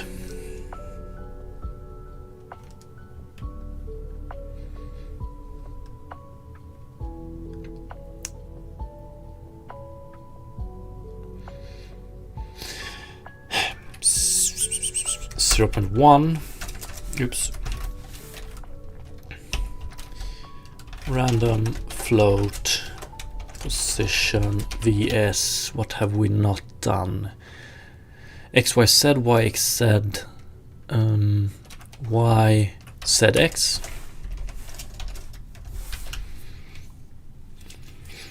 I wonder if one can do, so we take this one and in here we do width multiply random width,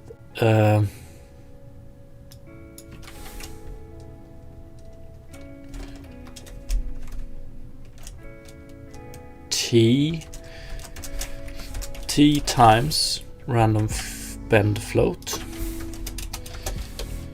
So in the beginning t is 0, so we don't bend it down on the bottom, and the higher up we go the more we bend it, and we offset it in the y direction, which is like in the tangent space. I guess that would be, I often think about tangent space like the normal textures, and in that case it would be up and down. But let's see if this works. We do get some bend, but we also get linear bend here, right?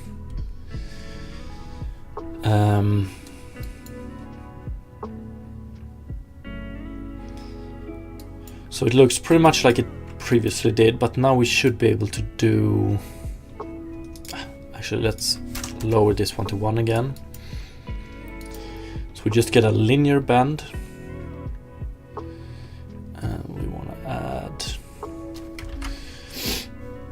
So do something similar to this one.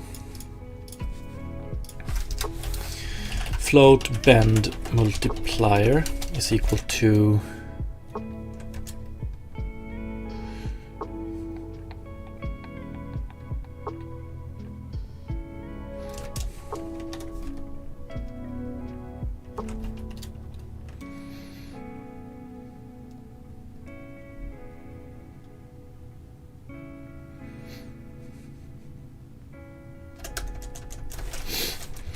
pow t 4.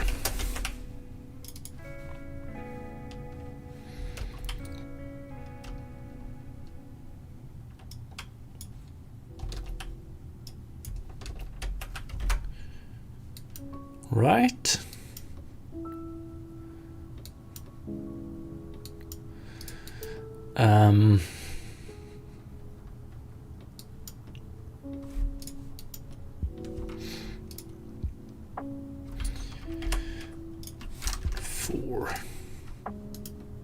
I mean,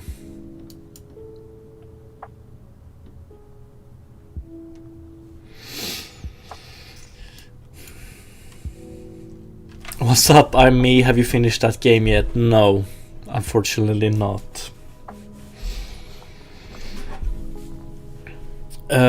I also need to remember, like, so when we generate this grass, I think the grass straws should have some form of default bend, but the bending is also going to depend a lot on wind.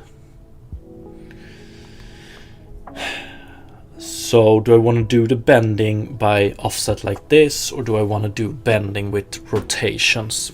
I don't know.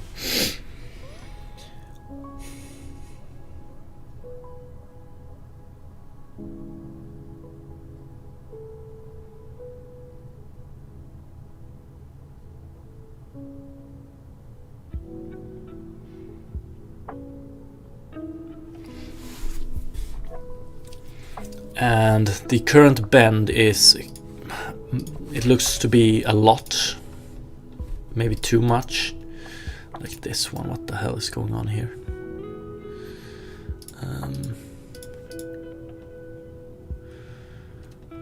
So let's see here.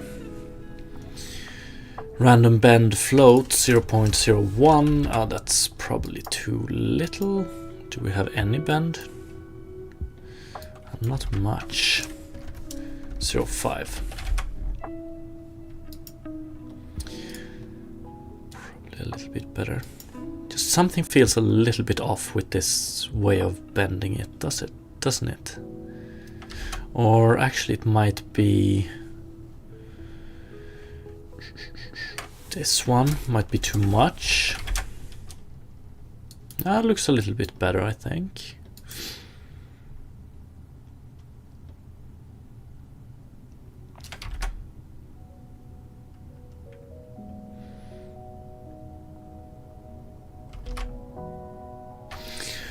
But right now we're bending it. We're also bending it in tangent space.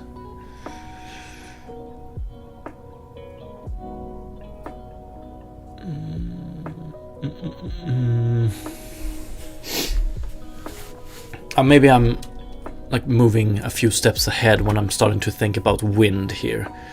So let's just do it like this. So we're probably gonna have a bend. I want to save this way. I'm not entirely sure I want to give up on this one just yet.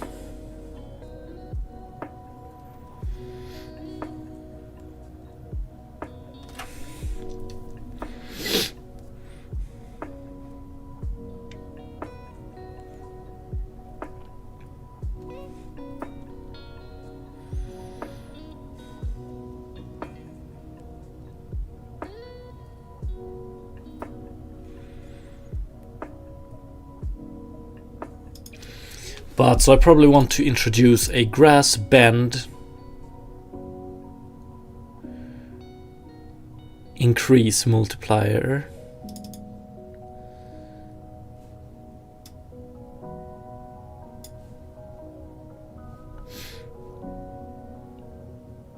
A grass bend exponent, I think, should be enough.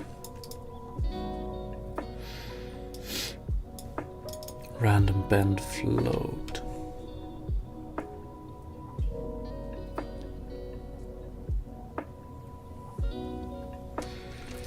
Can you feed in an inspector variables / slider to real-time check wind? Yeah, should be able to do it. Or yeah, we can, but and we're probably gonna need to in the future, but right now we don't have anything here supporting wind. But we're gonna do that in the future.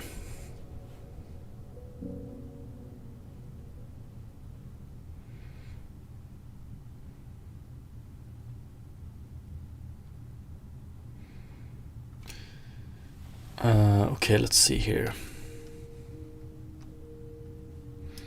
I think I want to do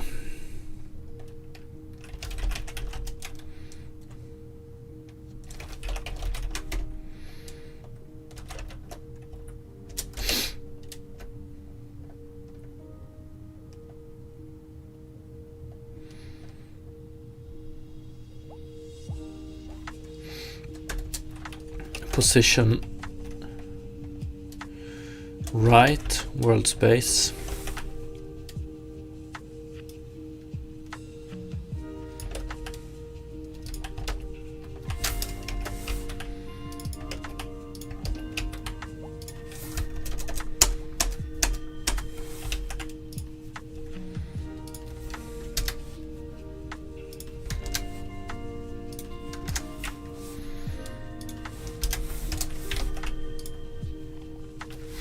One too many.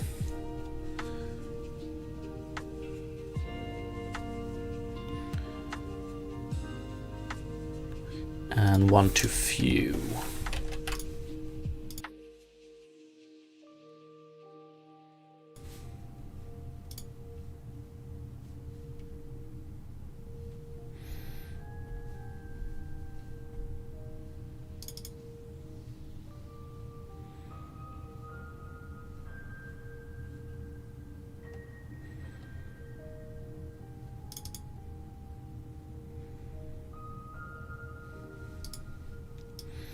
Do I want to do it like this?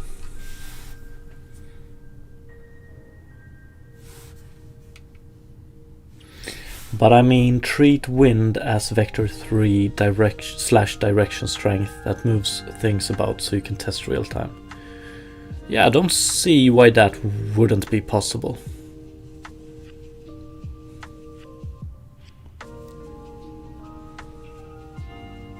I think that should be possible.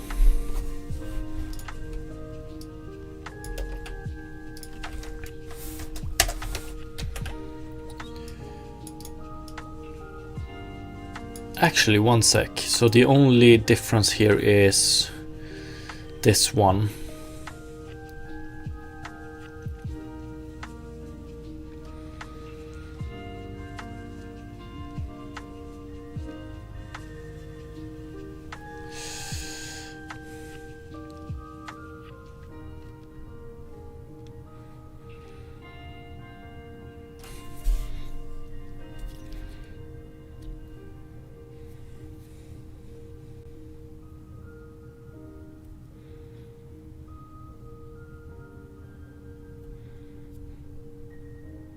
So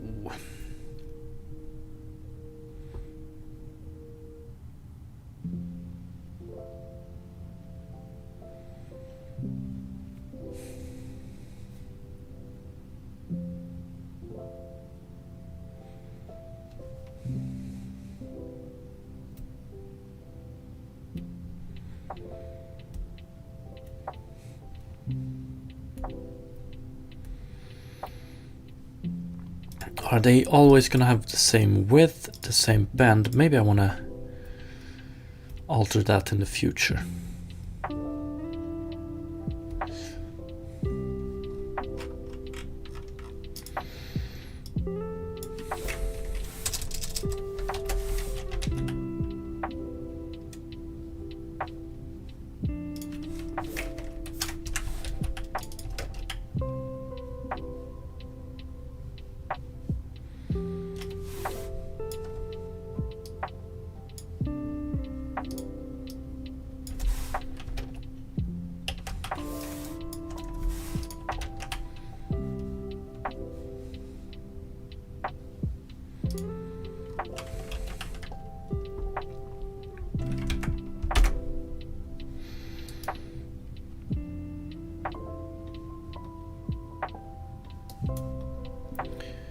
This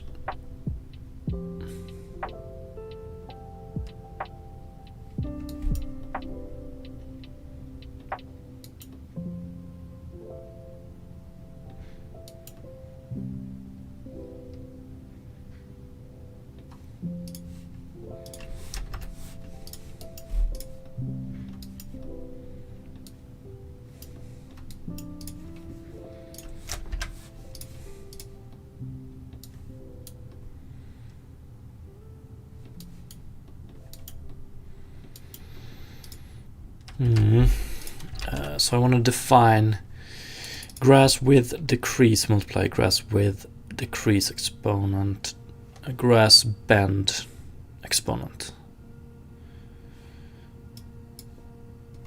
and also want to define random bend float grass bend bounds. We do have it here. Is this grass bend bounds 0.02 random bend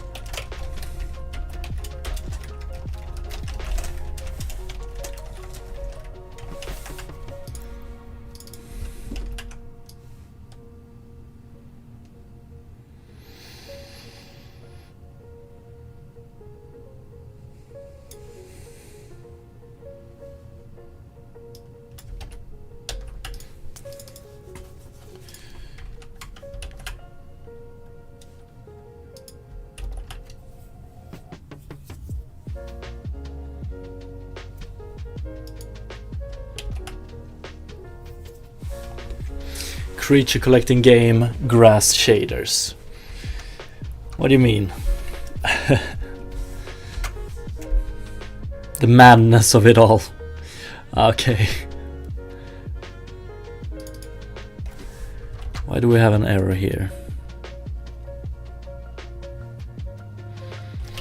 Oh yeah,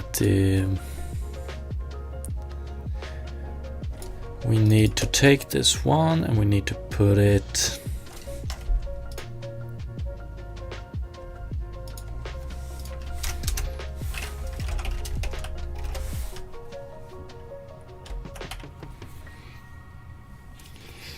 grass band bounce, grass band increase exponent.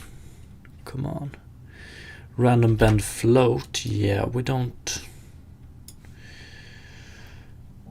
It's not called random band float anymore. It's called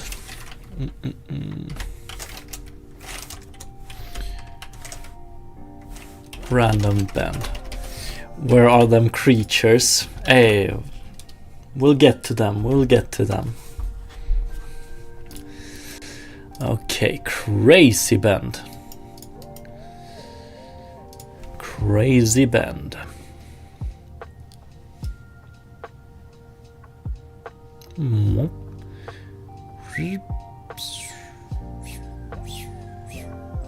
Okay, pretty cool.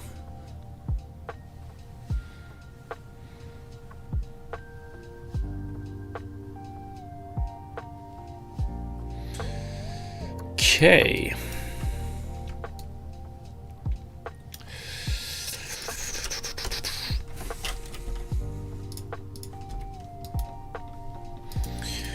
Okay, but this bend is insanely big. So 2, way better.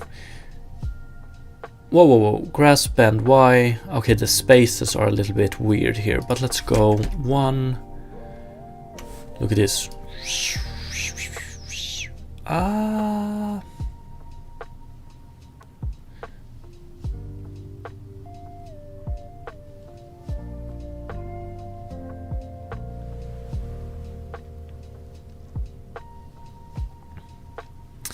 Rotating them are probably the better way to do this, because we are,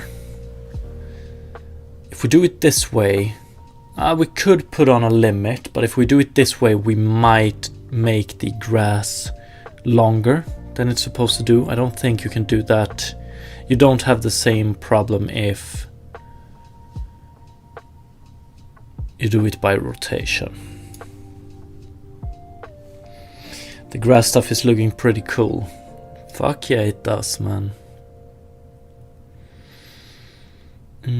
So maybe rotation is probably the better way to go here.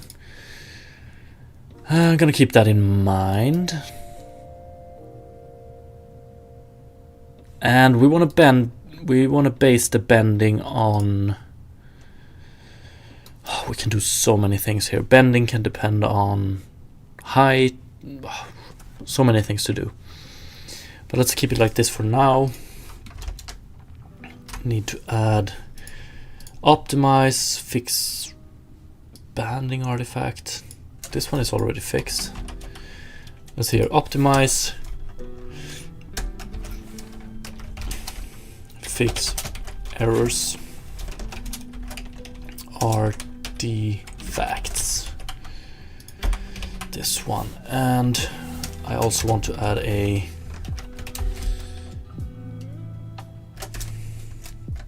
notes. Let's add it here for now.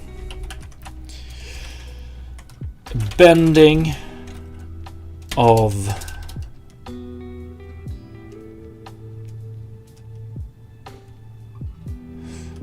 grass blades. Bending of grass blades might be better done with a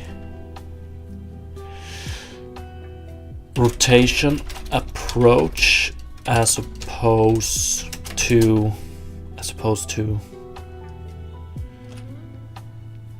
an offset approach. approach. Sine wave it, just for fun, move the wind direction around 360 over time. We don't have a wind direction as of now. Like, the only thing controlling the bend is just a random number, and then we bend it in tangent space, so it's completely oblivious to wind right now. But when we have something like that in common, we're gonna try a lot of cool shit.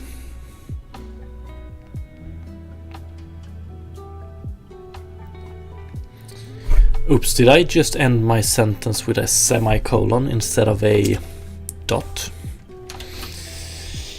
Okay.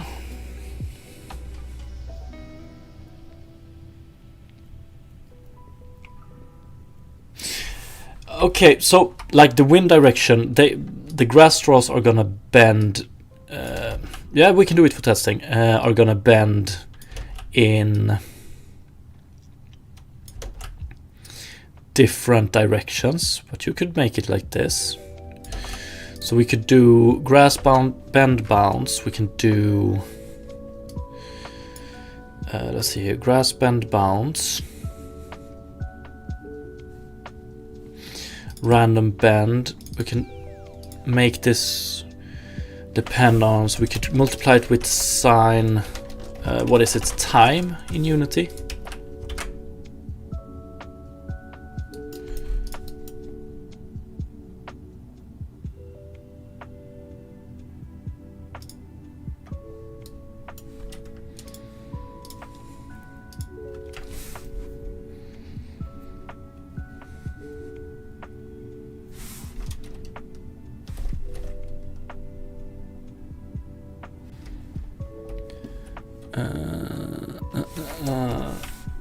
Okay, not through script. Let's do it like this.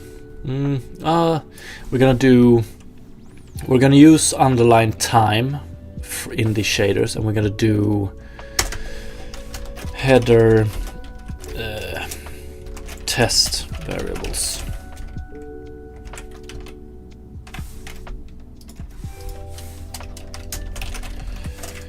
And we're gonna add a time multiplier.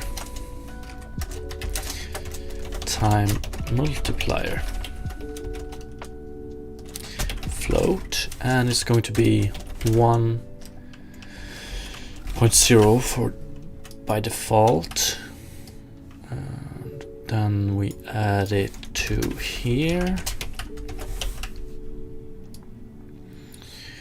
and then we just multiply our time with time multiplier, and that should be about it.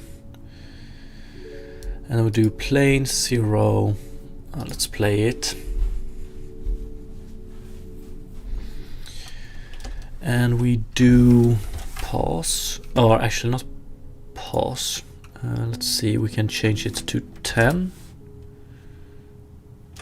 100. So now you get dancing grass.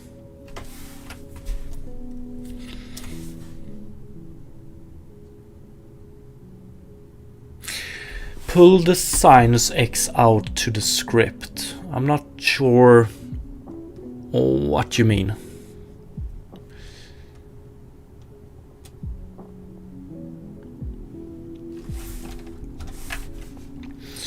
Can also change bend bounce here 0.1.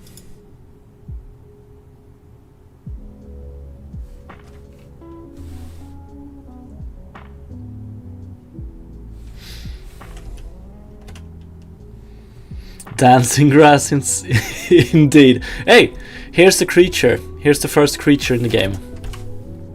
Dancing grass. There we go. How are you doing today, Tantan?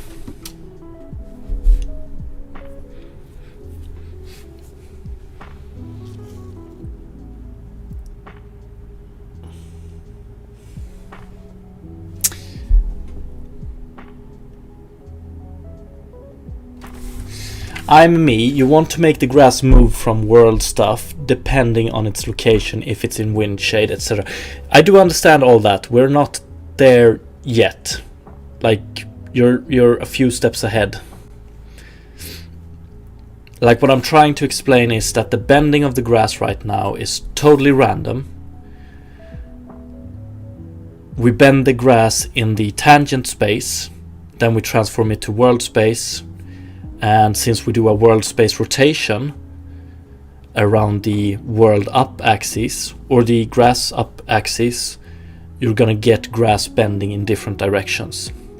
I do know that when you work with wind later on, you want the grass to bend in the same direction depending on the wind direction and force, but we're not there yet. It's a few steps ahead. Massage grass. Yep, looks pretty soft. Great, woke up early, feeling productive. Nice, love those days, right? Like, I'm me. Do you understand me, or am I not making any sense to you?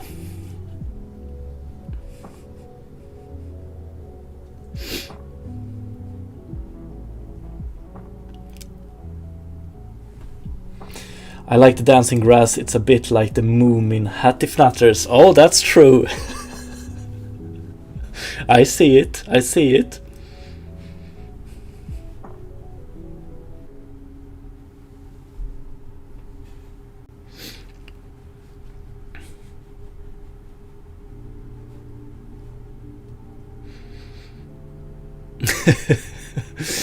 Like, we could do it like this. Look at this. If we just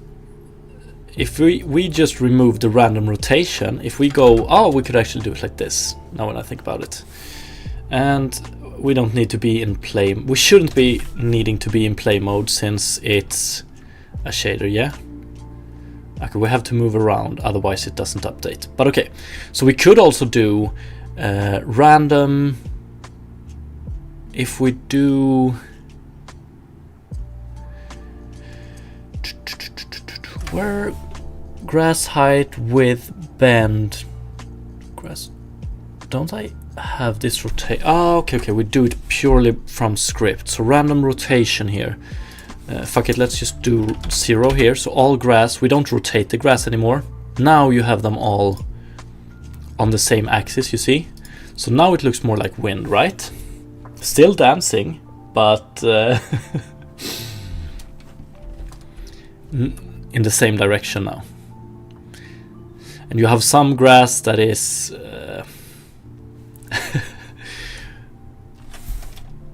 like you have the grass have bend multipliers, so some grass doesn't bend as much and some bend more. So this is looks more like wind, right? But still far from.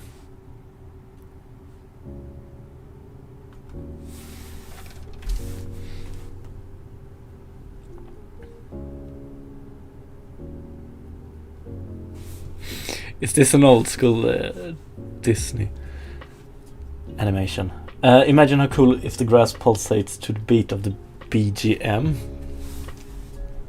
So background music, I suppose. Yeah, that would be very cool.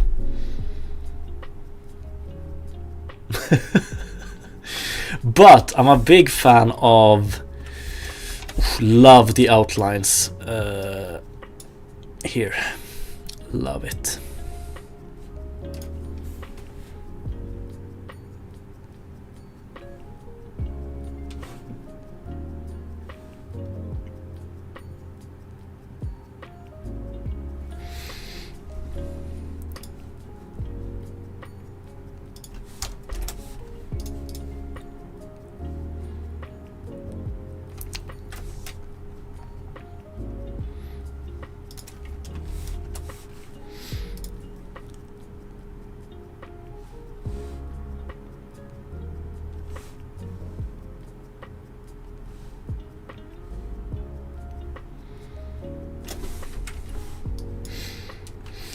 Okay, pretty cool. Let's add back the random rotation. And let's set the time multiplier to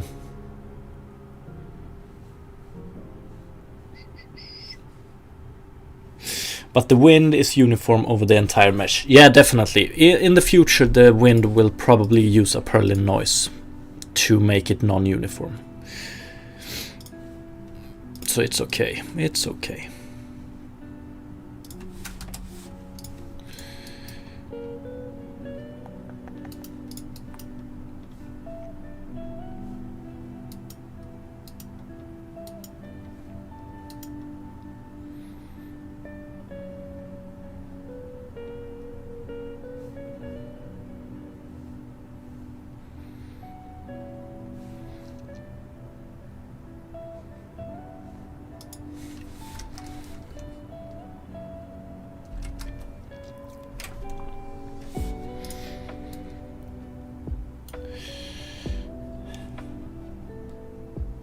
Mesh, take world position and fix it. Oh, I could probably do it with the world position as well. But we're gonna wait a bit. This is not how I wanna implement wind affecting it. I don't think. And what do we have here? We have time.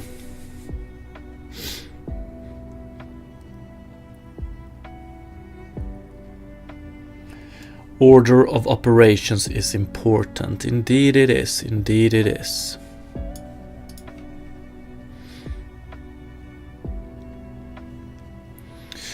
I don't want to do this now.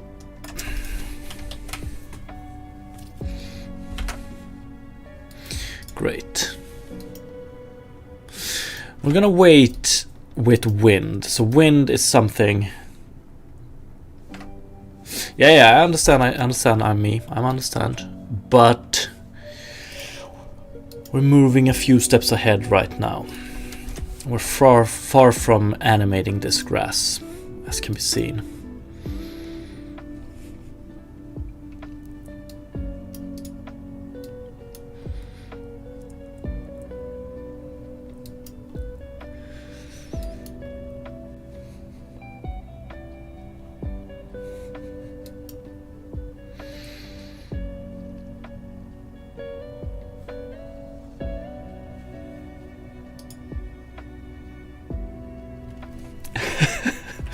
I'm not entirely sure you understand what I'm getting at. So this grass, we're far from the visual result I want to see. Extremely far from it. And I want to get that in place before I implement wind. The way we implemented wind now was just to pretty much modify the grass bend bounds based on time, and that's not how I want to implement wind affecting the grass in the future, because a grass straw is going to have a bend bounds and it's going to be affected by the wind. So like the way we implemented wind just now, getting the dancing grass and stuff like that, that's not how I want to implement wind later on.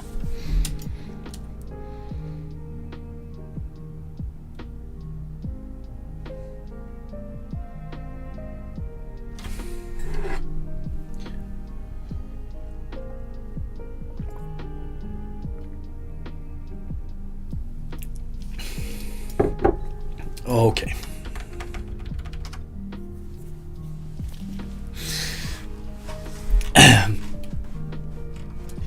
Like, so if we take if we take a look at the grass,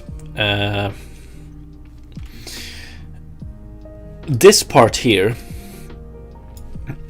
we generate how one grass straw will look visually.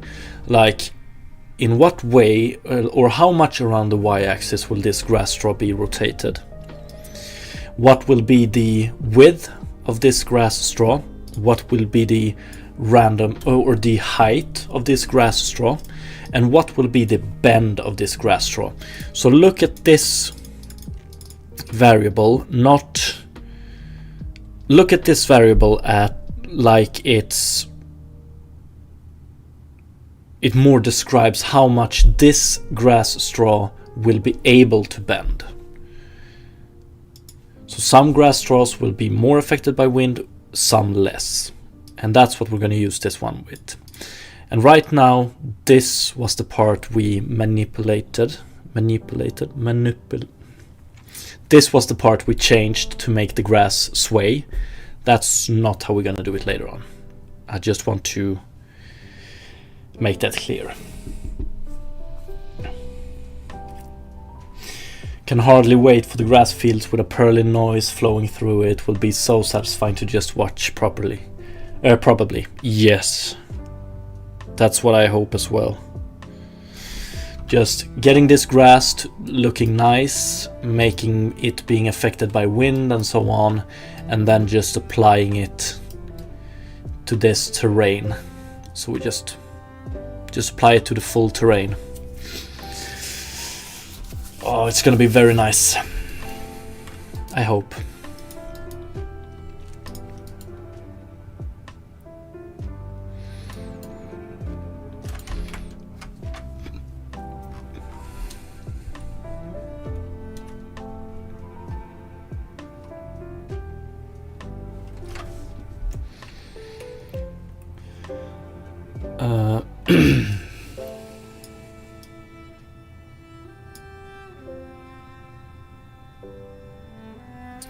Although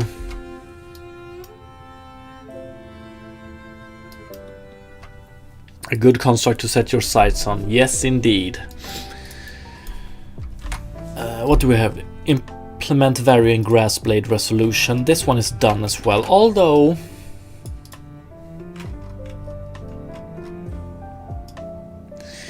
varying.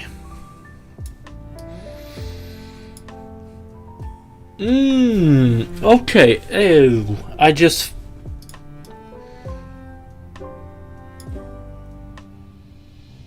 grass subdivision 4. I don't want this to be a constant, that's for sure. So right now, max vertex count, grass subdivision. We want grass subdivision to be a variable we can change during runtime, because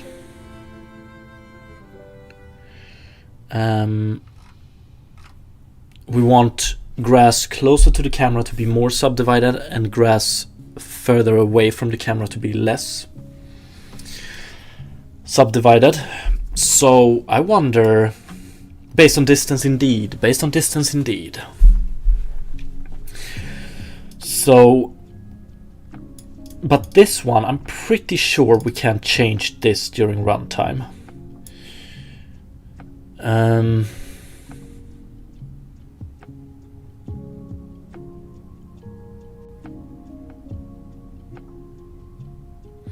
But this is also only max vertex count, so we can go below this. Although I wonder what's the drawback of maxing this one out. And so why not like put this at a maximum value from the get-go and just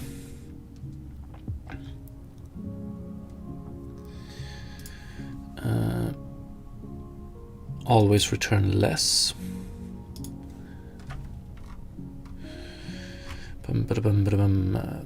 Max vertex count.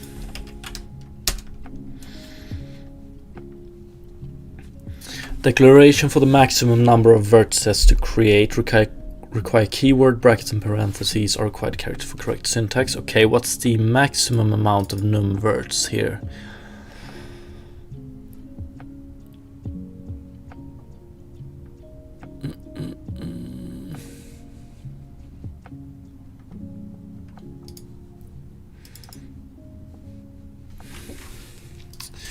HLSL, max vertex count, geometry shader.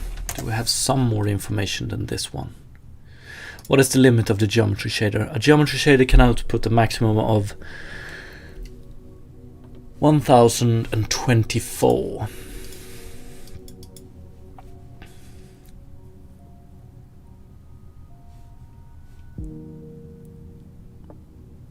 Okay, so what I want to get an answer on now, what is the drawback of doing just this. Why not have this always and then return less if needed? Like, there's probably some drawback to it, right?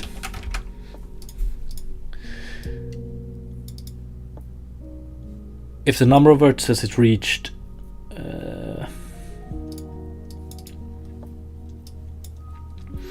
on what architecture? No idea.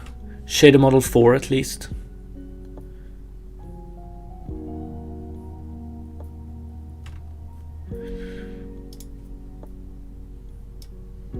So this seems to be tied to like constant for all hardware, or more tied to shader model, I suppose.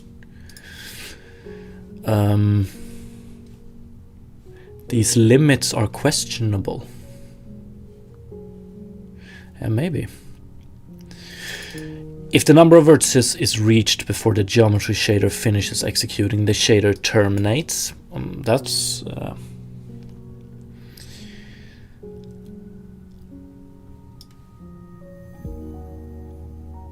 limitation. It feels more like how it should be. A geometry shader can reach the end of its program before outputting any vertices. Okay. Okay. Okay.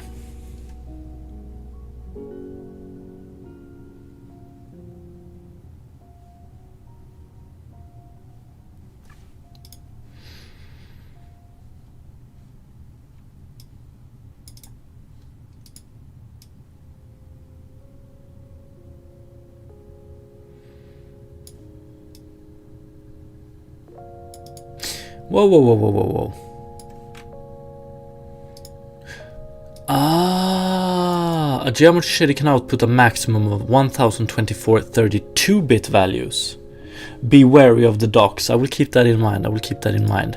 So depending on how big the data we're outputting are. Okay. So position float 4, color float 3. Oh, fuck me.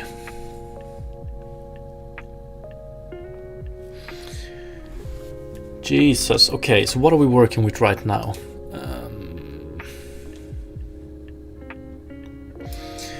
Float 4, 3, 3, 2. So let's see, each component 4, 7, 10, 12 bytes.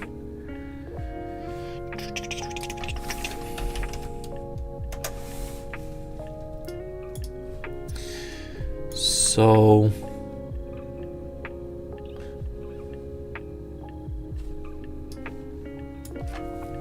although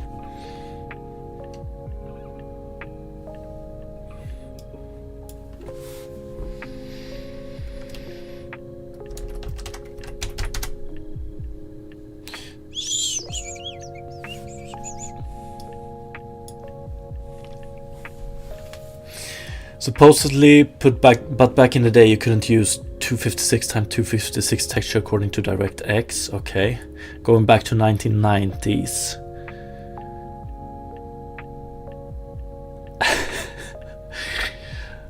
I'm actually born 91. Let's see. So I can output 85. To put it simply, I don't trust Microsoft Docs. Yeah, maybe one should keep an open mind, but I mean,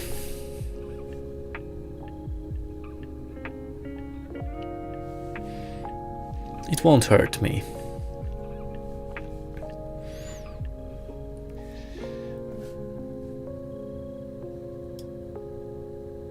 So what is the drawback of just putting a big value here and never return that much?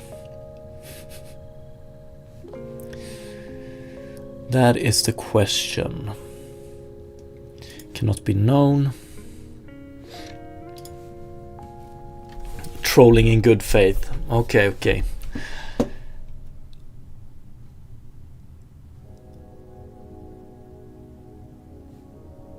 currently working on a shader where the amount of vertices are not defined by the amount of triangles. My shader puts a cuber every x units. This means that I cannot know in advance how many cubes it will create, and that I don't know how many vertices it will take. Huh? Yeah. Yes.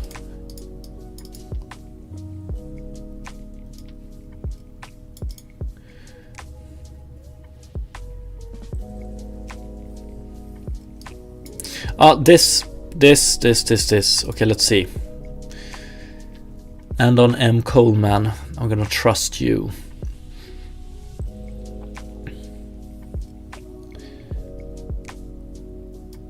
Okay.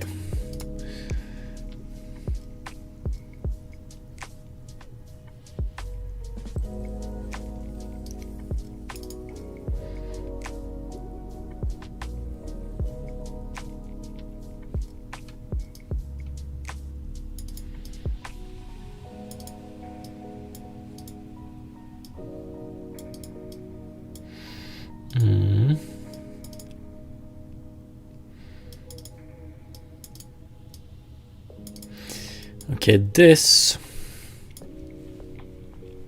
something like this I anticipated.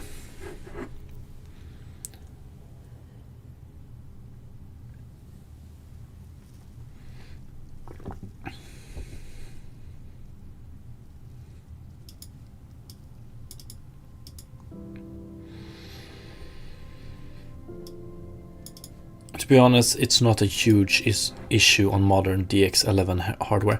Like if someone asks me what is the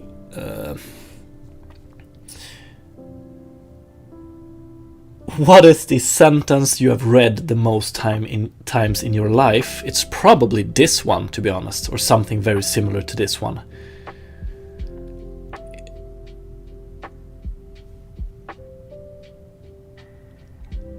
It just feels like nothing is an issue on modern DX11 hardware, or like all these small things, all these things one tries to optimize all the time. Like none of it is an issue on modern DX11 hardware. I hear it all the time.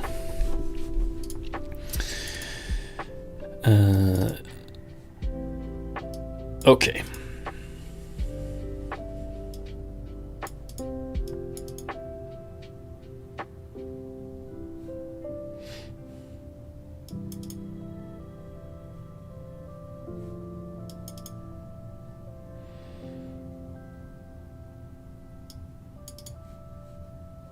Okay.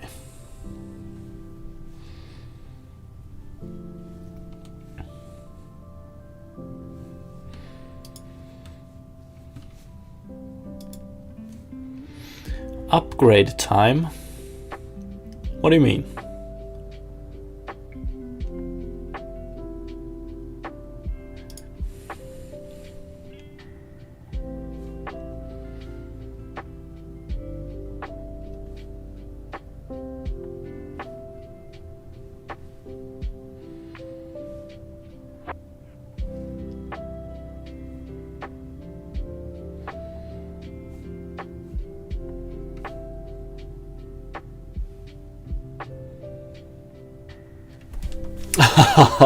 Okay. Makes sense.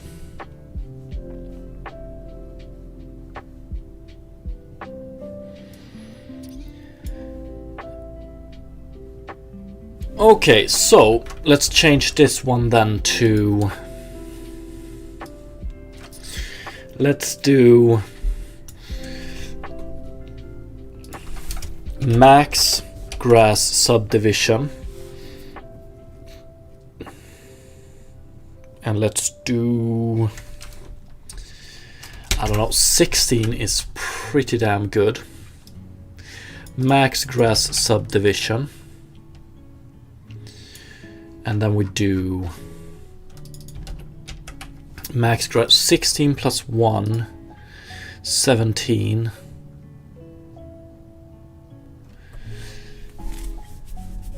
A 34. 37. Should be okay. Max grass subdivision. And then we do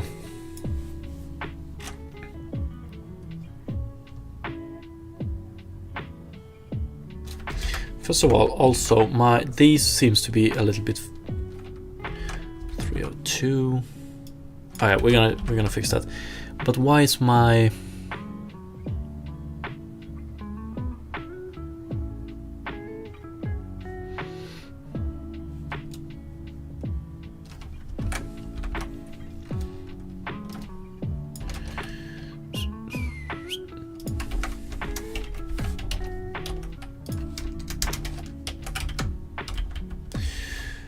and then I also want to add a grass height bound subdivision, grass proportions, grass subdivision.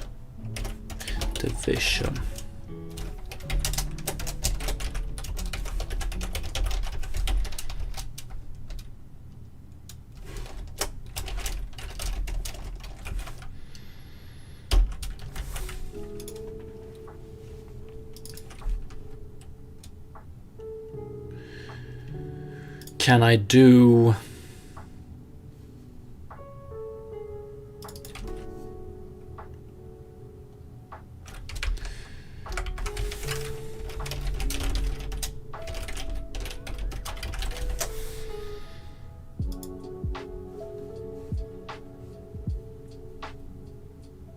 oh,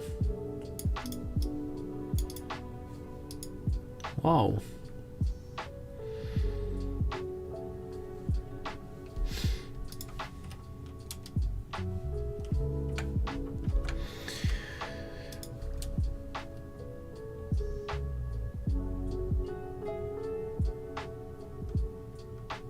Okay, but let's do, I wonder if I can do range 1, so it's going to be a float, and then I wonder if I can do max grass subdivision.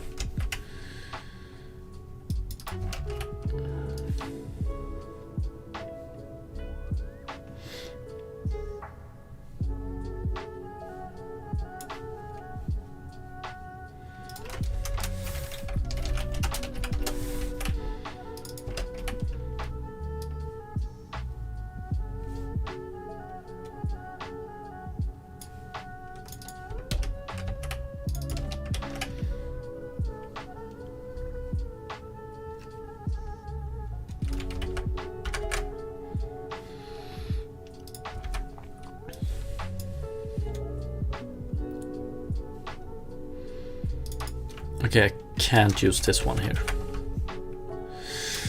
That sucks.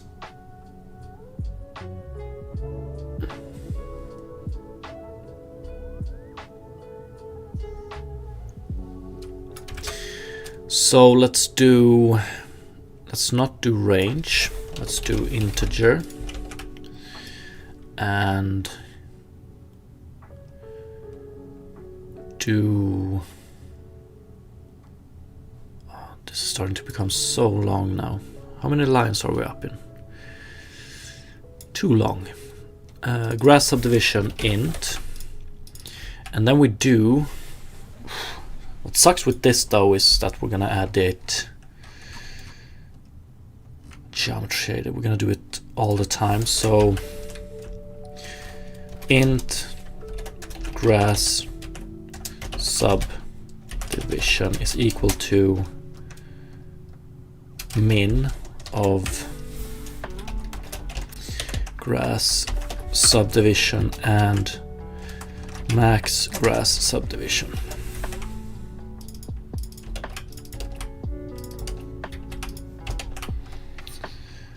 Like this.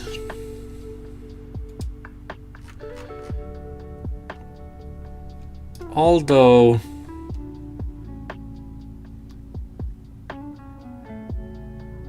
I don't know how necessary this is. I don't know how easy to crash this is, but if we would try and output more, if we try and output more vertices Then this, I don't think anything happens, but we won't get the nice top of the grass if we want that one. But let's see here. So grass subdivision 1, 2, 3, 4, 5. Okay, it seems to work. 6, 7, 8, 9, 10. Oops, 10, 11, 12, 13, 14, 15, 16, and now it shouldn't change. So now it's just... So doesn't matter how high we go, like 16 is max, and 16 is, to be honest, way too much anyway. Like it's good enough for a game taking place down here on the ground, pretty much. It's like this subdivision per grass draw is good enough for a game like Grounded. Almost. Right?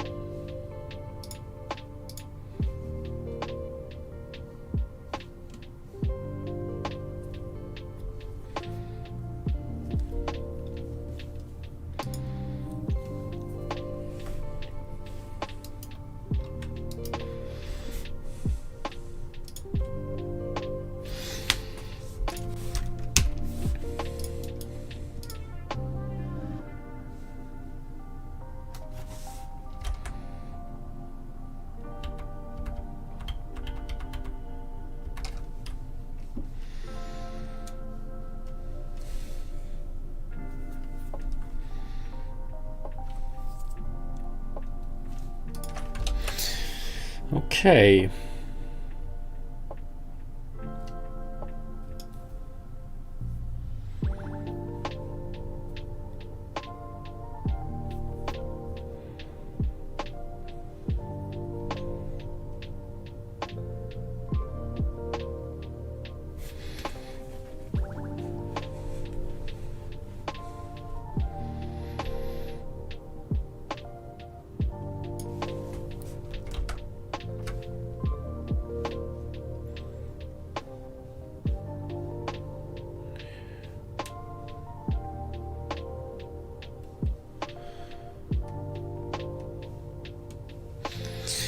But good progress today. I think I'm unfortunately gonna have to bail soon. So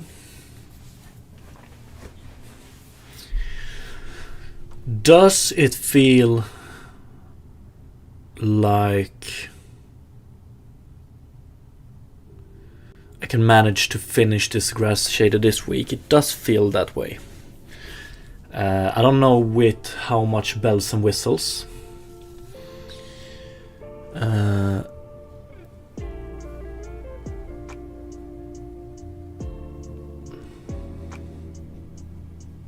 We'll have to see about that.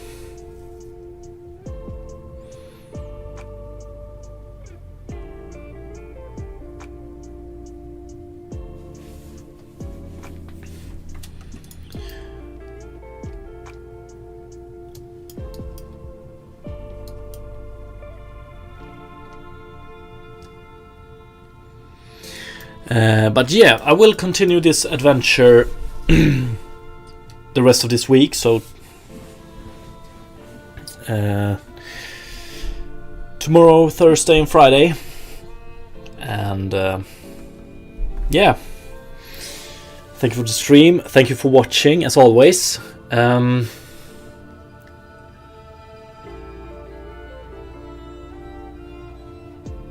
thank you for watching everybody. Hopefully I will see you tomorrow, and have a great rest of the day. Peace.